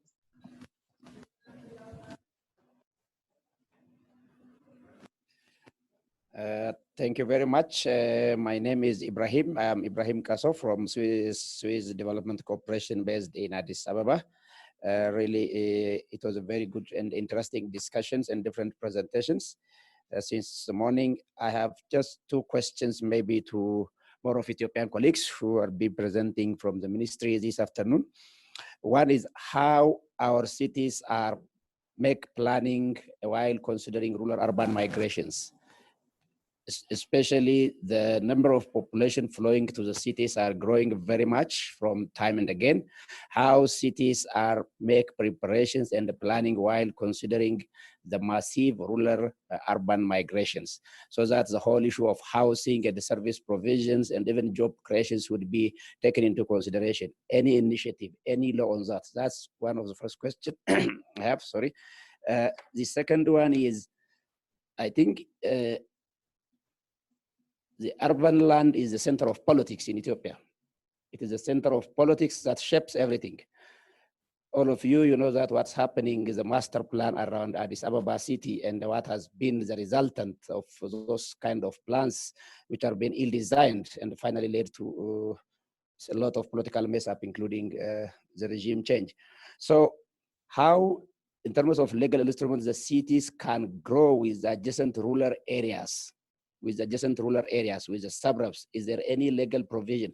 Because our cities and the towns are known to be evicting farmers, and our cities are known to be, surrounded by illegal settlement. You know it, what we call locally the informal settlements around all cities. Because of poor urban areas, all cities, including the main cities, are being subject to informal settlement. If you go, what are and the legal provisions and the practices by the ministry, if there are any plans to avert those situations and grow with the rural areas, and also to avert the situation of illegal settlement. Otherwise, the problem is a kind of living issues in the case of Ethiopia. Thank you very much.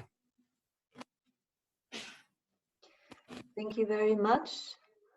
I see one more question for Ethiopia, and then we move to Kampala. Okay, thank you. My name is Samatar from Somali Regional State Urban Development Bureau. My first question is, first of all, thanks for their presentation, Segereda and panels. Revenue enhancement in the presentation is also provided for that of land, but as land is also a limited resource, how can we provide for service fees? Infrastructure and the service fees should be preferable for revenue enhancement. The other one is in the UIDP. UIDP is not an integrated infrastructure development program. It is institutional and infrastructure development program. It's also creating an opportunity for managing strong and competent institution in cities. That competent institution is also an opportunity for managing the increasing number of population, and for also urban planning matter. The other one is on the municipal bonds and borrowing. The municipal bonds and borrowing need critical legal obligations for city administrations. If there is an experience in cities in other countries or is other regions in the country. That's also my last question. Thanks. Thank you very much to hear from the Regional Bureau in Somaliland. I would like to hand now over to the moderators in Kampala to also please collect 2 questions.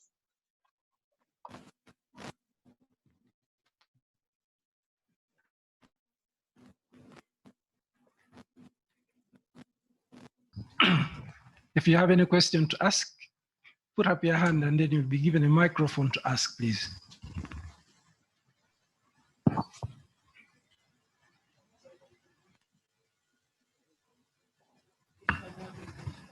Pardon?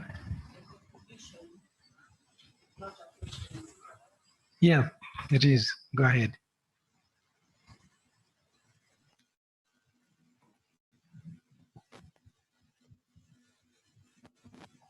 Thank you very much for this other opportunity.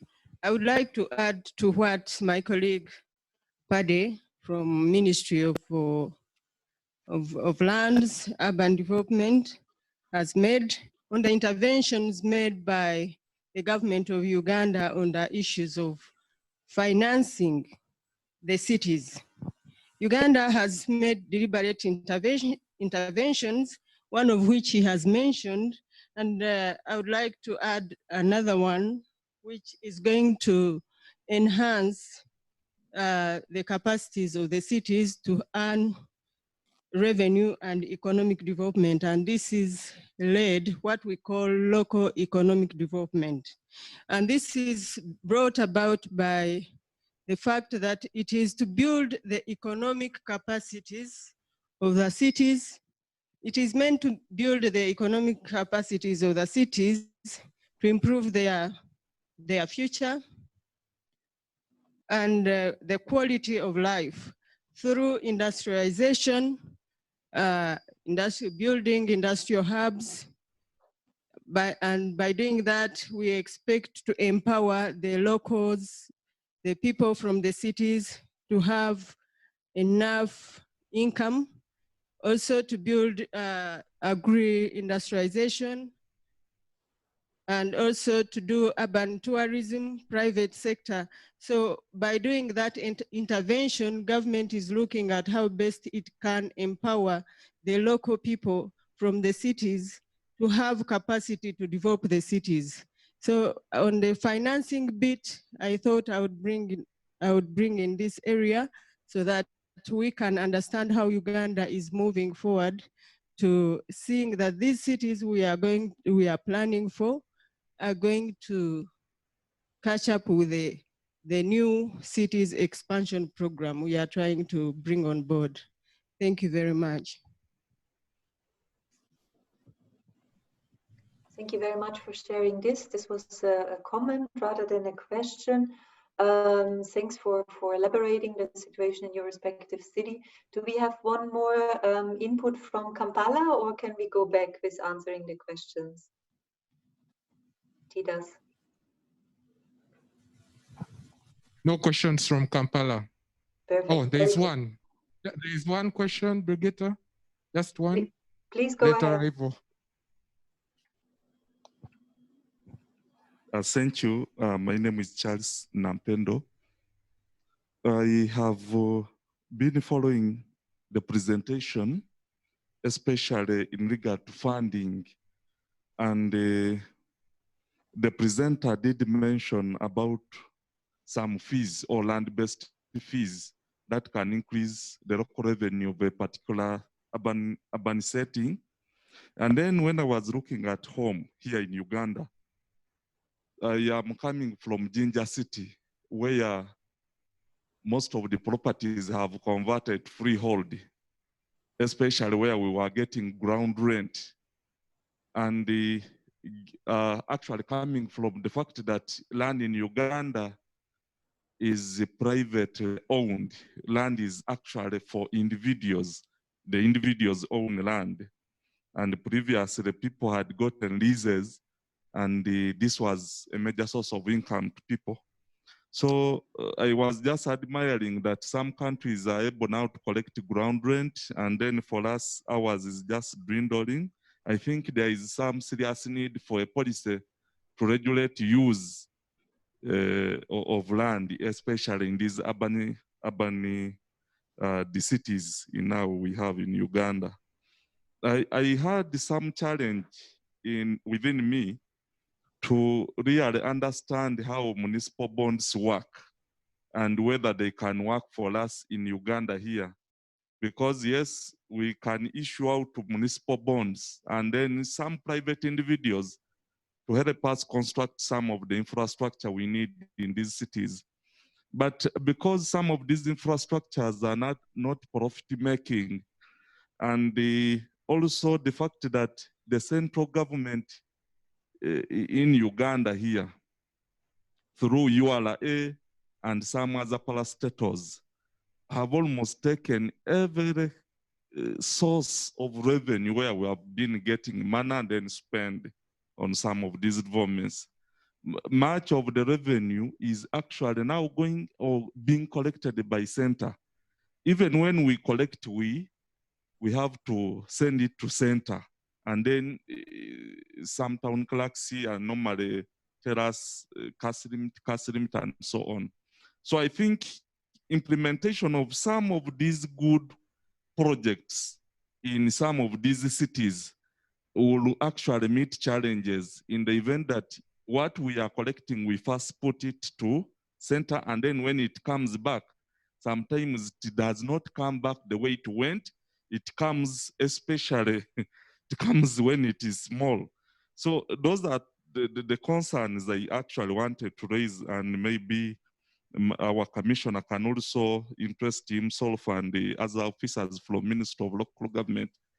Cities, we want to create cities that will be autonomous in terms of revenue collection and spending, that's when we can now adopt some good planning practices like urban expansion planning process to add on to what we have. And maybe lastly, when you look at our Physical Planning Act 2010, which talks about, it provides for the different plans or plans actually, the National Physical Development Plan, the regional, the urban plan, the urban development plan, and so on. Yes, members, I want to tell you that urban expansion is not coming as a different plan type, but it is an intervention to enrich. Yes, we have been making physical development plans, but this is now an intervention, just like we have been looking at, for example, the Sustainable Development Goals, the integrated planning approach, and so many other approaches we have always been adopting. That's what I can only add. Thank you.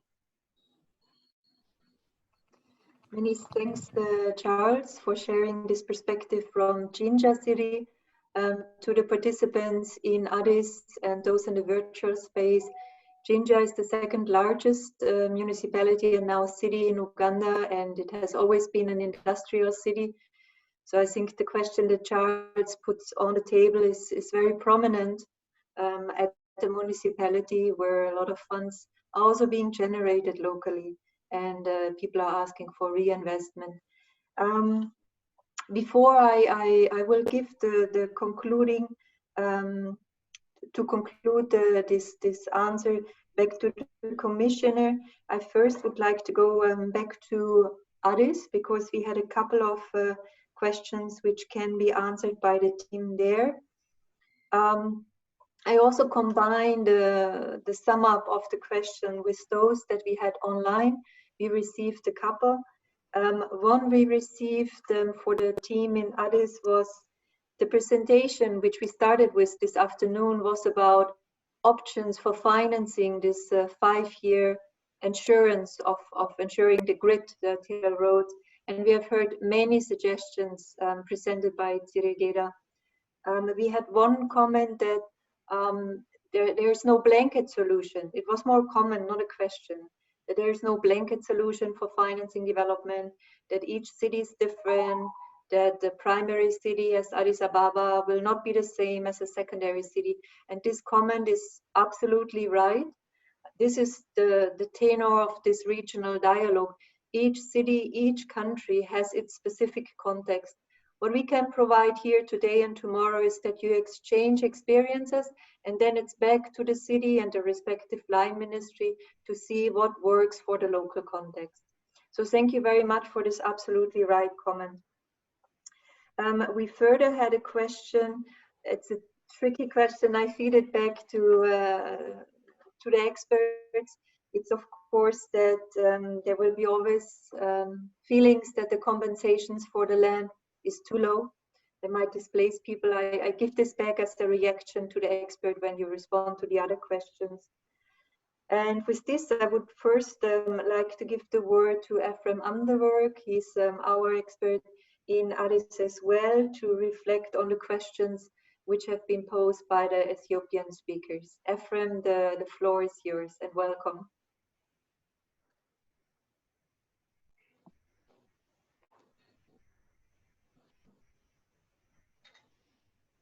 Thank you very much. My name is Ephraim from Citizens Alliance. Well, the planning and Ethiopian procedure is that a good question from my colleague, from my friend from CDC is very important question. Actually, the ministry has already drafted a planning procedure which includes the migration issue, the urban and rural linkage, as well as the rural migration as well. Of course, by practice, it was implemented just simply by counting the population of the city and considering the expansion area of cities. But now I think my friends from the ministry may elaborate it well later on, understand that the ministry now developed strategy which accommodates the migration issue, and is now in the middle of study to conduct, to assess the possibility of drafting a new policy, probably, which accommodates the migration issue. From the studies, from the different studies indicated that about 47, the urban residents are basically migrants from rural, from small and some equivalent urban centers. So it is, just in many times, in many studies, the population, the census of urban, which conducts every 10 years, it doesn't meet with the actual population size of cities. That is because of that we didn't have, the country didn't have a clear policy on migration. So I hope so. The current started procedures may address this issue. It's also the Cities Alliance also working on that. Our program, the cities migration, also this is one of the key points which is supported by your agency. It may address also these issues. We are working on that, how the cities are accommodating the migrant issues, especially we can see from Adama, from Jigjiga as well. It can be also scalable for other cities. The other issue is, of course, yes, it's a center of politics in Ethiopia, urban land, because its land is owned and administered by, sold by the government, by public. And also there is our federal arrangement also is very associated with the land administration as well. It's all the time since many years. I don't think so. It will stop in a very short time. It will be a center of political issue, but it's not only political issue. It's also a center of economic issue. It's a center of economic issue. While the country is striving to a middle-income country, it needs to have substantial development on manufacturing and other businesses. So it's very associated with the land. But when it comes to the planning, what we have to consider, it must not be interpreted wrongly. The urban land planning issue. It's a planning. It's not a political decision. Always the urban expansion is there. In the morning, Brigitte was explaining that the drivers of urbanization, there are three categories, three issues: the urban expansion, the natural growth, and the migration. These three driving forces are still alive and stay forever. So if there is the issue, if there is a ground, if these are the main features of the urbanization, then it doesn't mean that the urban planning, land planning, the urban expansion issue is associated with autonomy in the administration. You plan, as administration, it must be decided by the government. Rather, it encourages and it attracts the rural and the urban linkage and planning together. That we are missing now.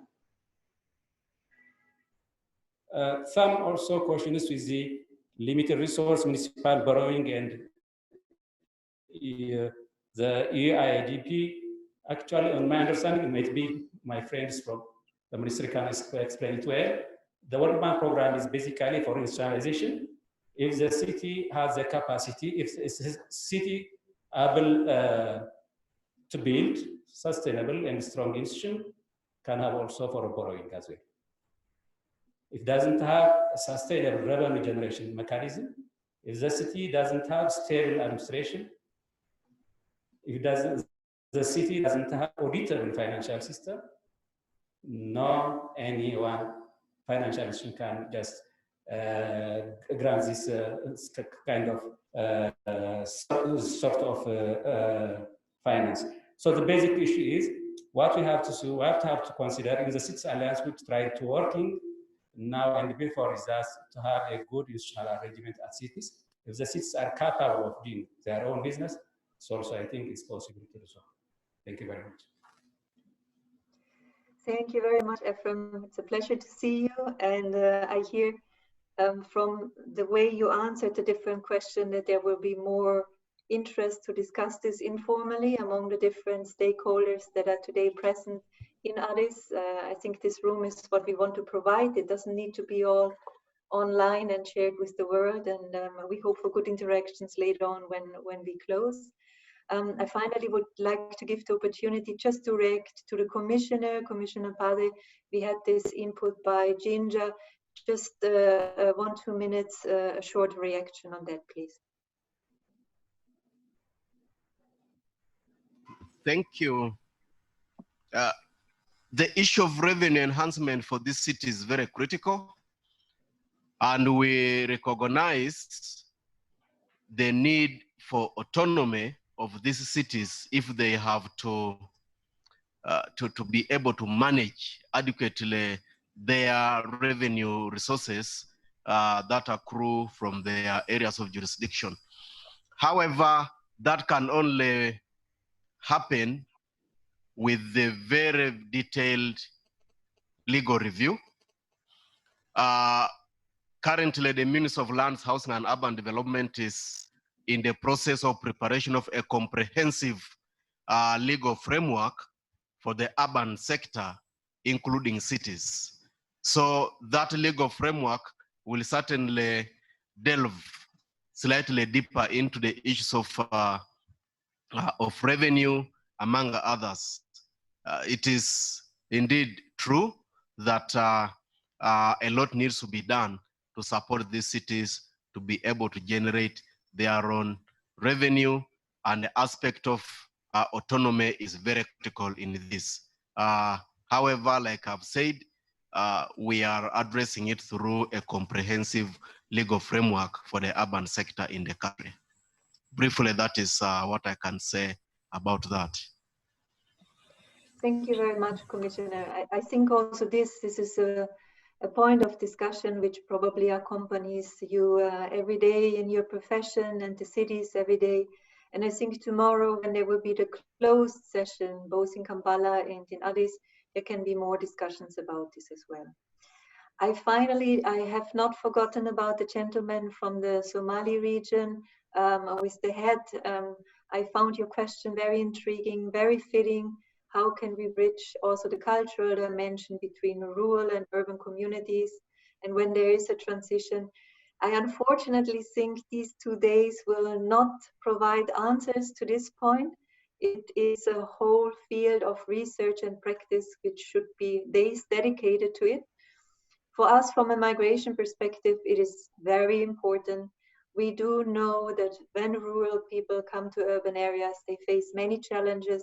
This is not just about housing and services and infrastructure and being included, but it's about their social feeling of being part of a city, getting used to the ways a city is run. This starts from language to monetary affairs.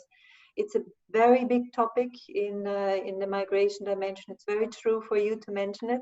And I hope in the future we will stay in touch and work on this more.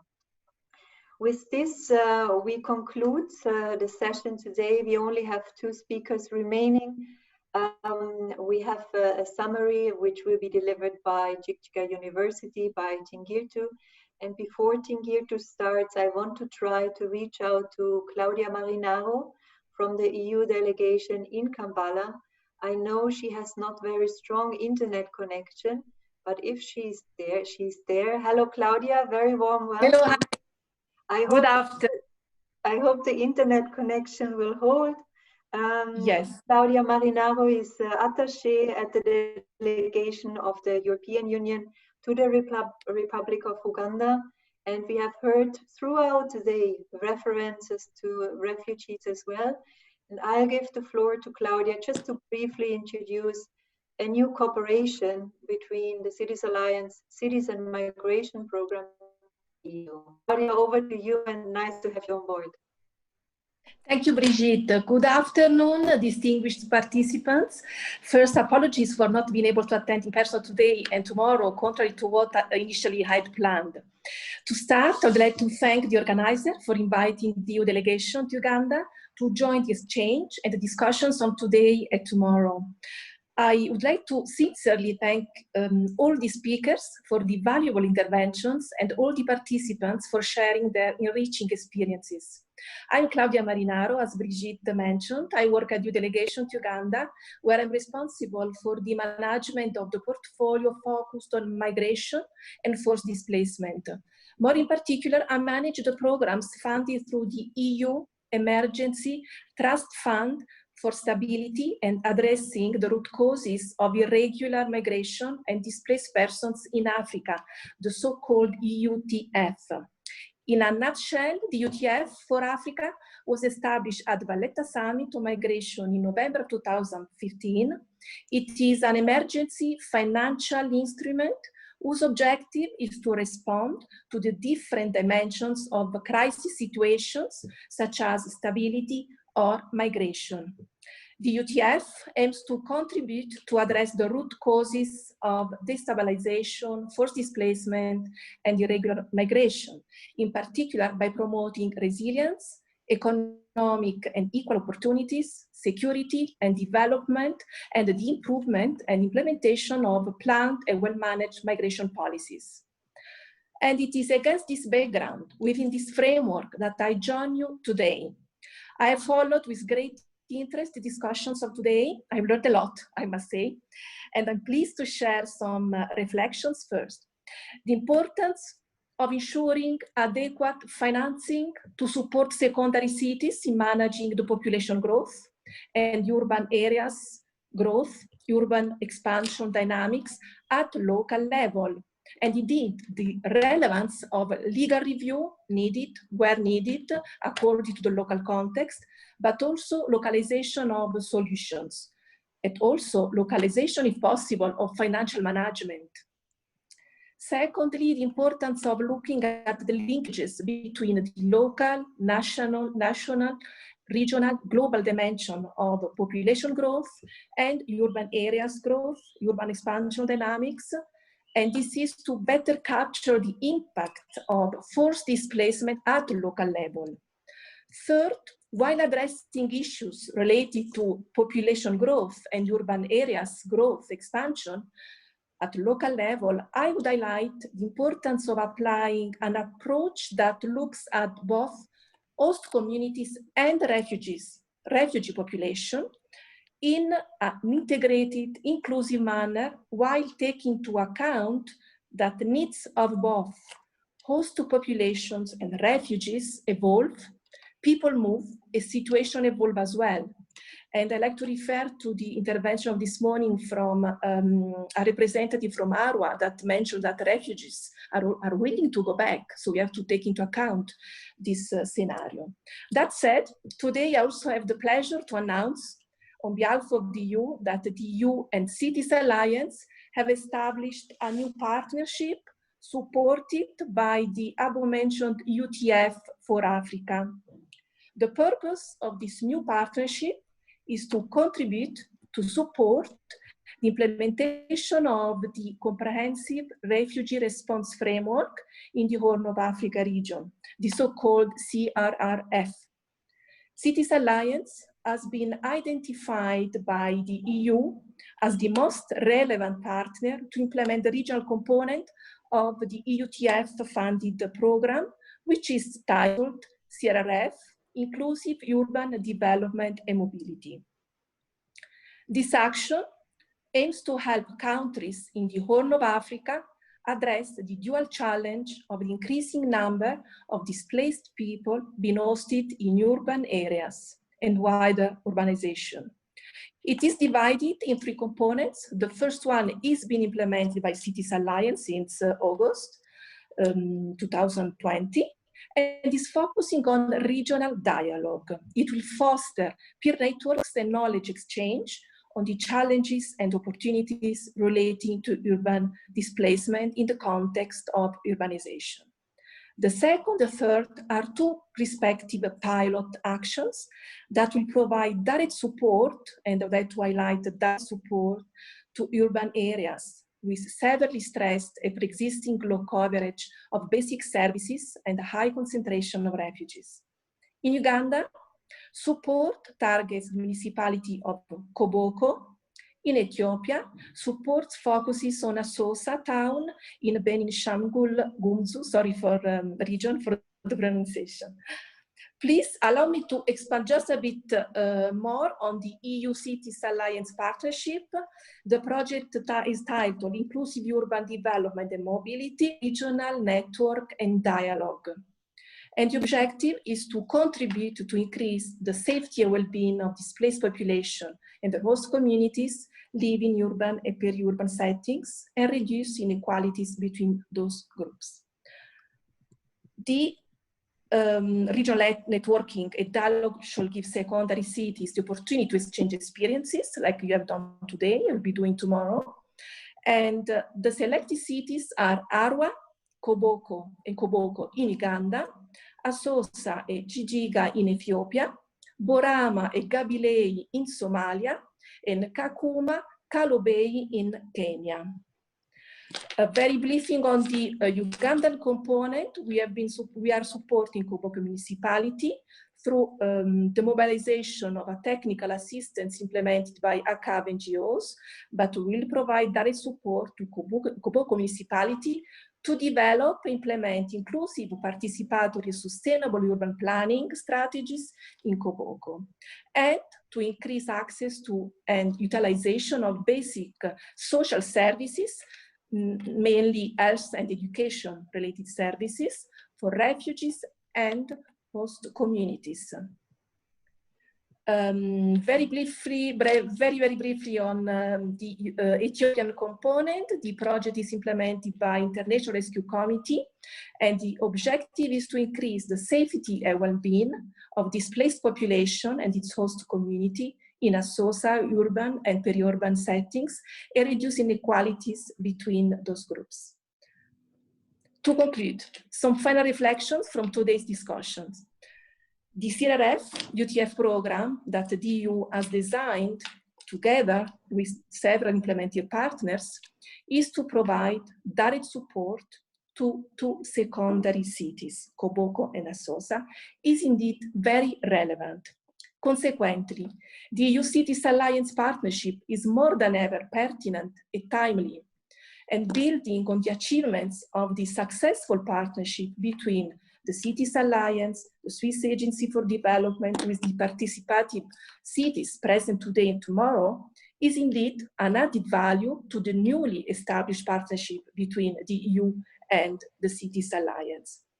It is a must for the UTF CRF regional program to build on and capitalize on the discussions of today and tomorrow, given that all participative cities that are represented at the event today and tomorrow have been engaged or will be engaged in the UTF-funded project implemented by Cities Alliance.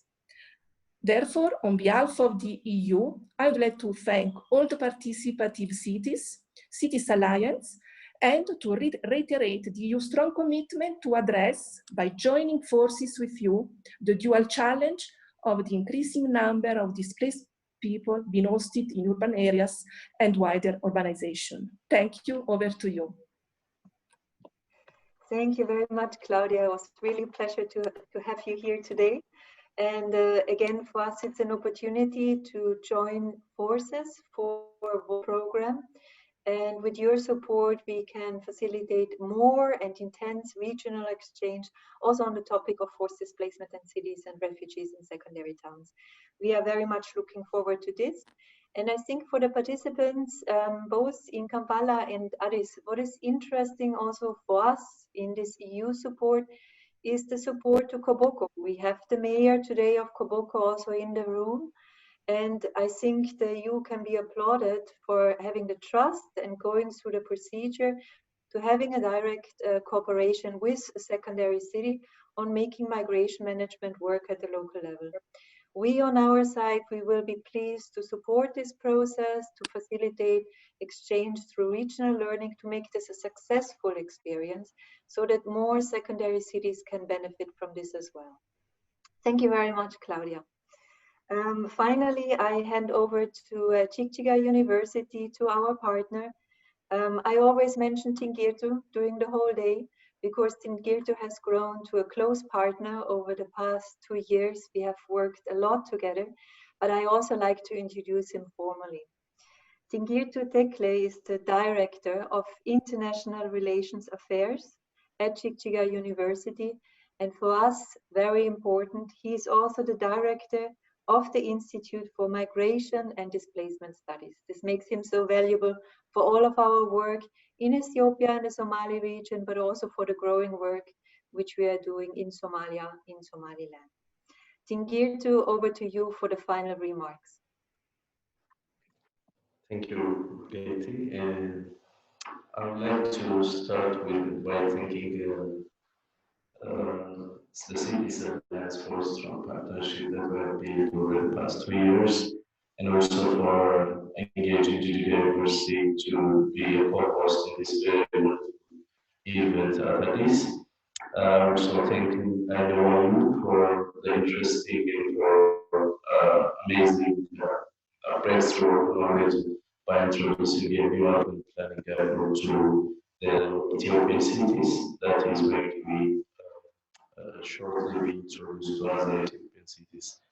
And also SDCs for considerable and consistent support, and also the leadership of Jigjiga University, particularly Dr. Bashir Abdullah, who is here today with us attending the event.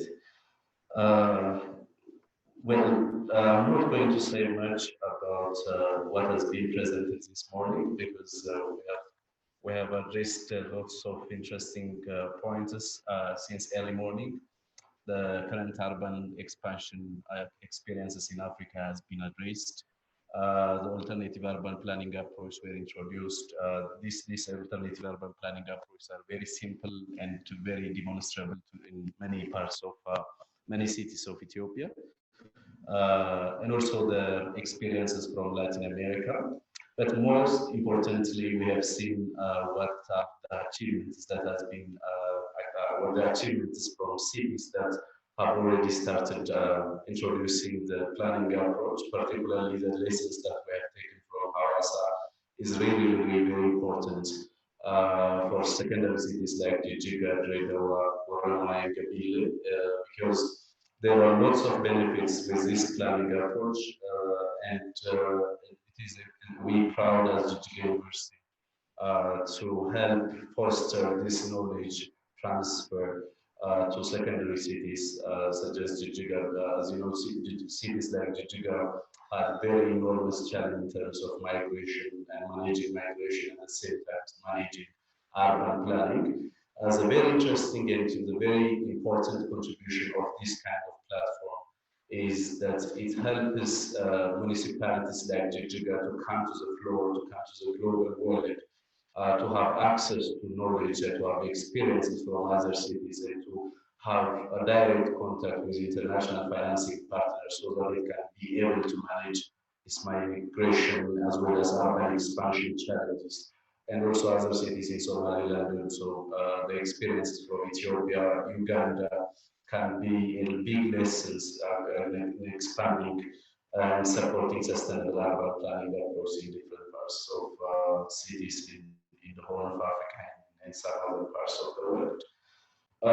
Universities, particularly such as Jigjiga and NYU, are very much important to partner with international partners like Cities Alliance, because sometimes municipalities don't have this access to, particularly to the technical knowledge plus the human labor. So the universities can come in here in supporting cities to have better capacity, to better use of this knowledge that has been demonstrated in various cities. So as Jigjiga University, we have several other projects we are working on with Cities Alliance, particularly the diaspora engagement that has been lots of results. That result has already been now scaled out at the national level. And also we are now working with the Cities Alliance in supporting and facilitating the urban expansion project. And we hope that we will also continue partnering with the Cities Alliance and the SDC in many other parts of areas, particularly migration and urban expansion for the future.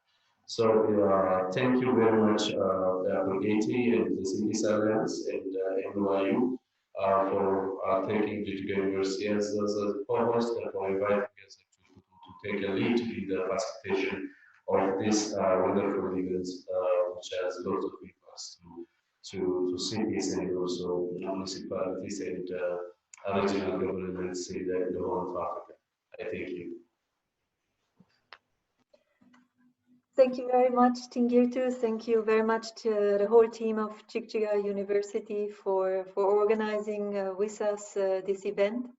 Tingirtu, you with your team at Jigjiga University, you actually represent a bridge between migration professionals and urban planning, urban professionals, and we are very happy to have you on board. Now, this brings us to an end of the first day. It is my pleasure to say that we did not have to use any plan B. We are very pleased how the internet connection and the teams on the ground could manage to have such a regional exchange, even if we are not all in Addis Ababa. It was beautiful to see. So a big thank you to all the participants, both in Addis, in Kampala, virtually, and to the team for making this happen. For tomorrow, we will start at 9 o'clock, both in Addis and Kampala. And the sessions will be offline, meaning if you can coordinate with the teams in Addis and in Kampala. In Addis, you will be moderated by Mr. Ephraim Amdewerk and Ms. Tirigeda Tafeze to discuss now your local perspective, local solution for what you have heard on the first day, and for many of the 9 cities over the past months. So please be guided by them. And in Kampala, you will be moderated by Mr. Samuel Mambala, together with his team from the Cities Alliance in Uganda. You will have time to prepare a presentation, because in the afternoon at 1:30 after lunch, we will connect also virtually again, and we will bring together the space of Addis and Kampala. And then we are looking forward to your presentations on how you see the avenue for your respective cities in terms of planning for rural-urban migration and urban expansion work. With this, I close the session. If anything you need tomorrow, the teams, the moderated teams, they are connected with the teams internationally and in Addis and Kampala. So if there's a city who needs some mirroring, some feedback from cities in Ethiopia or vice versa, please know the moderated teams are connected and we can facilitate that as well. With this, a big thank you for your time, for listening, and for your contributions. And I'm looking forward to see you again tomorrow. Have a very nice evening.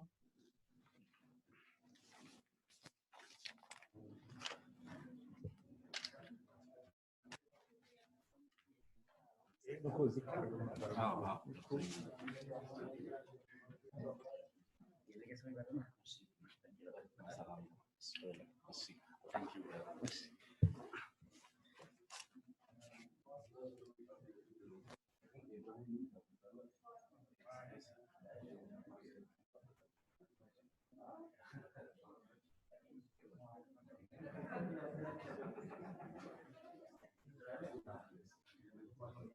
Thank you.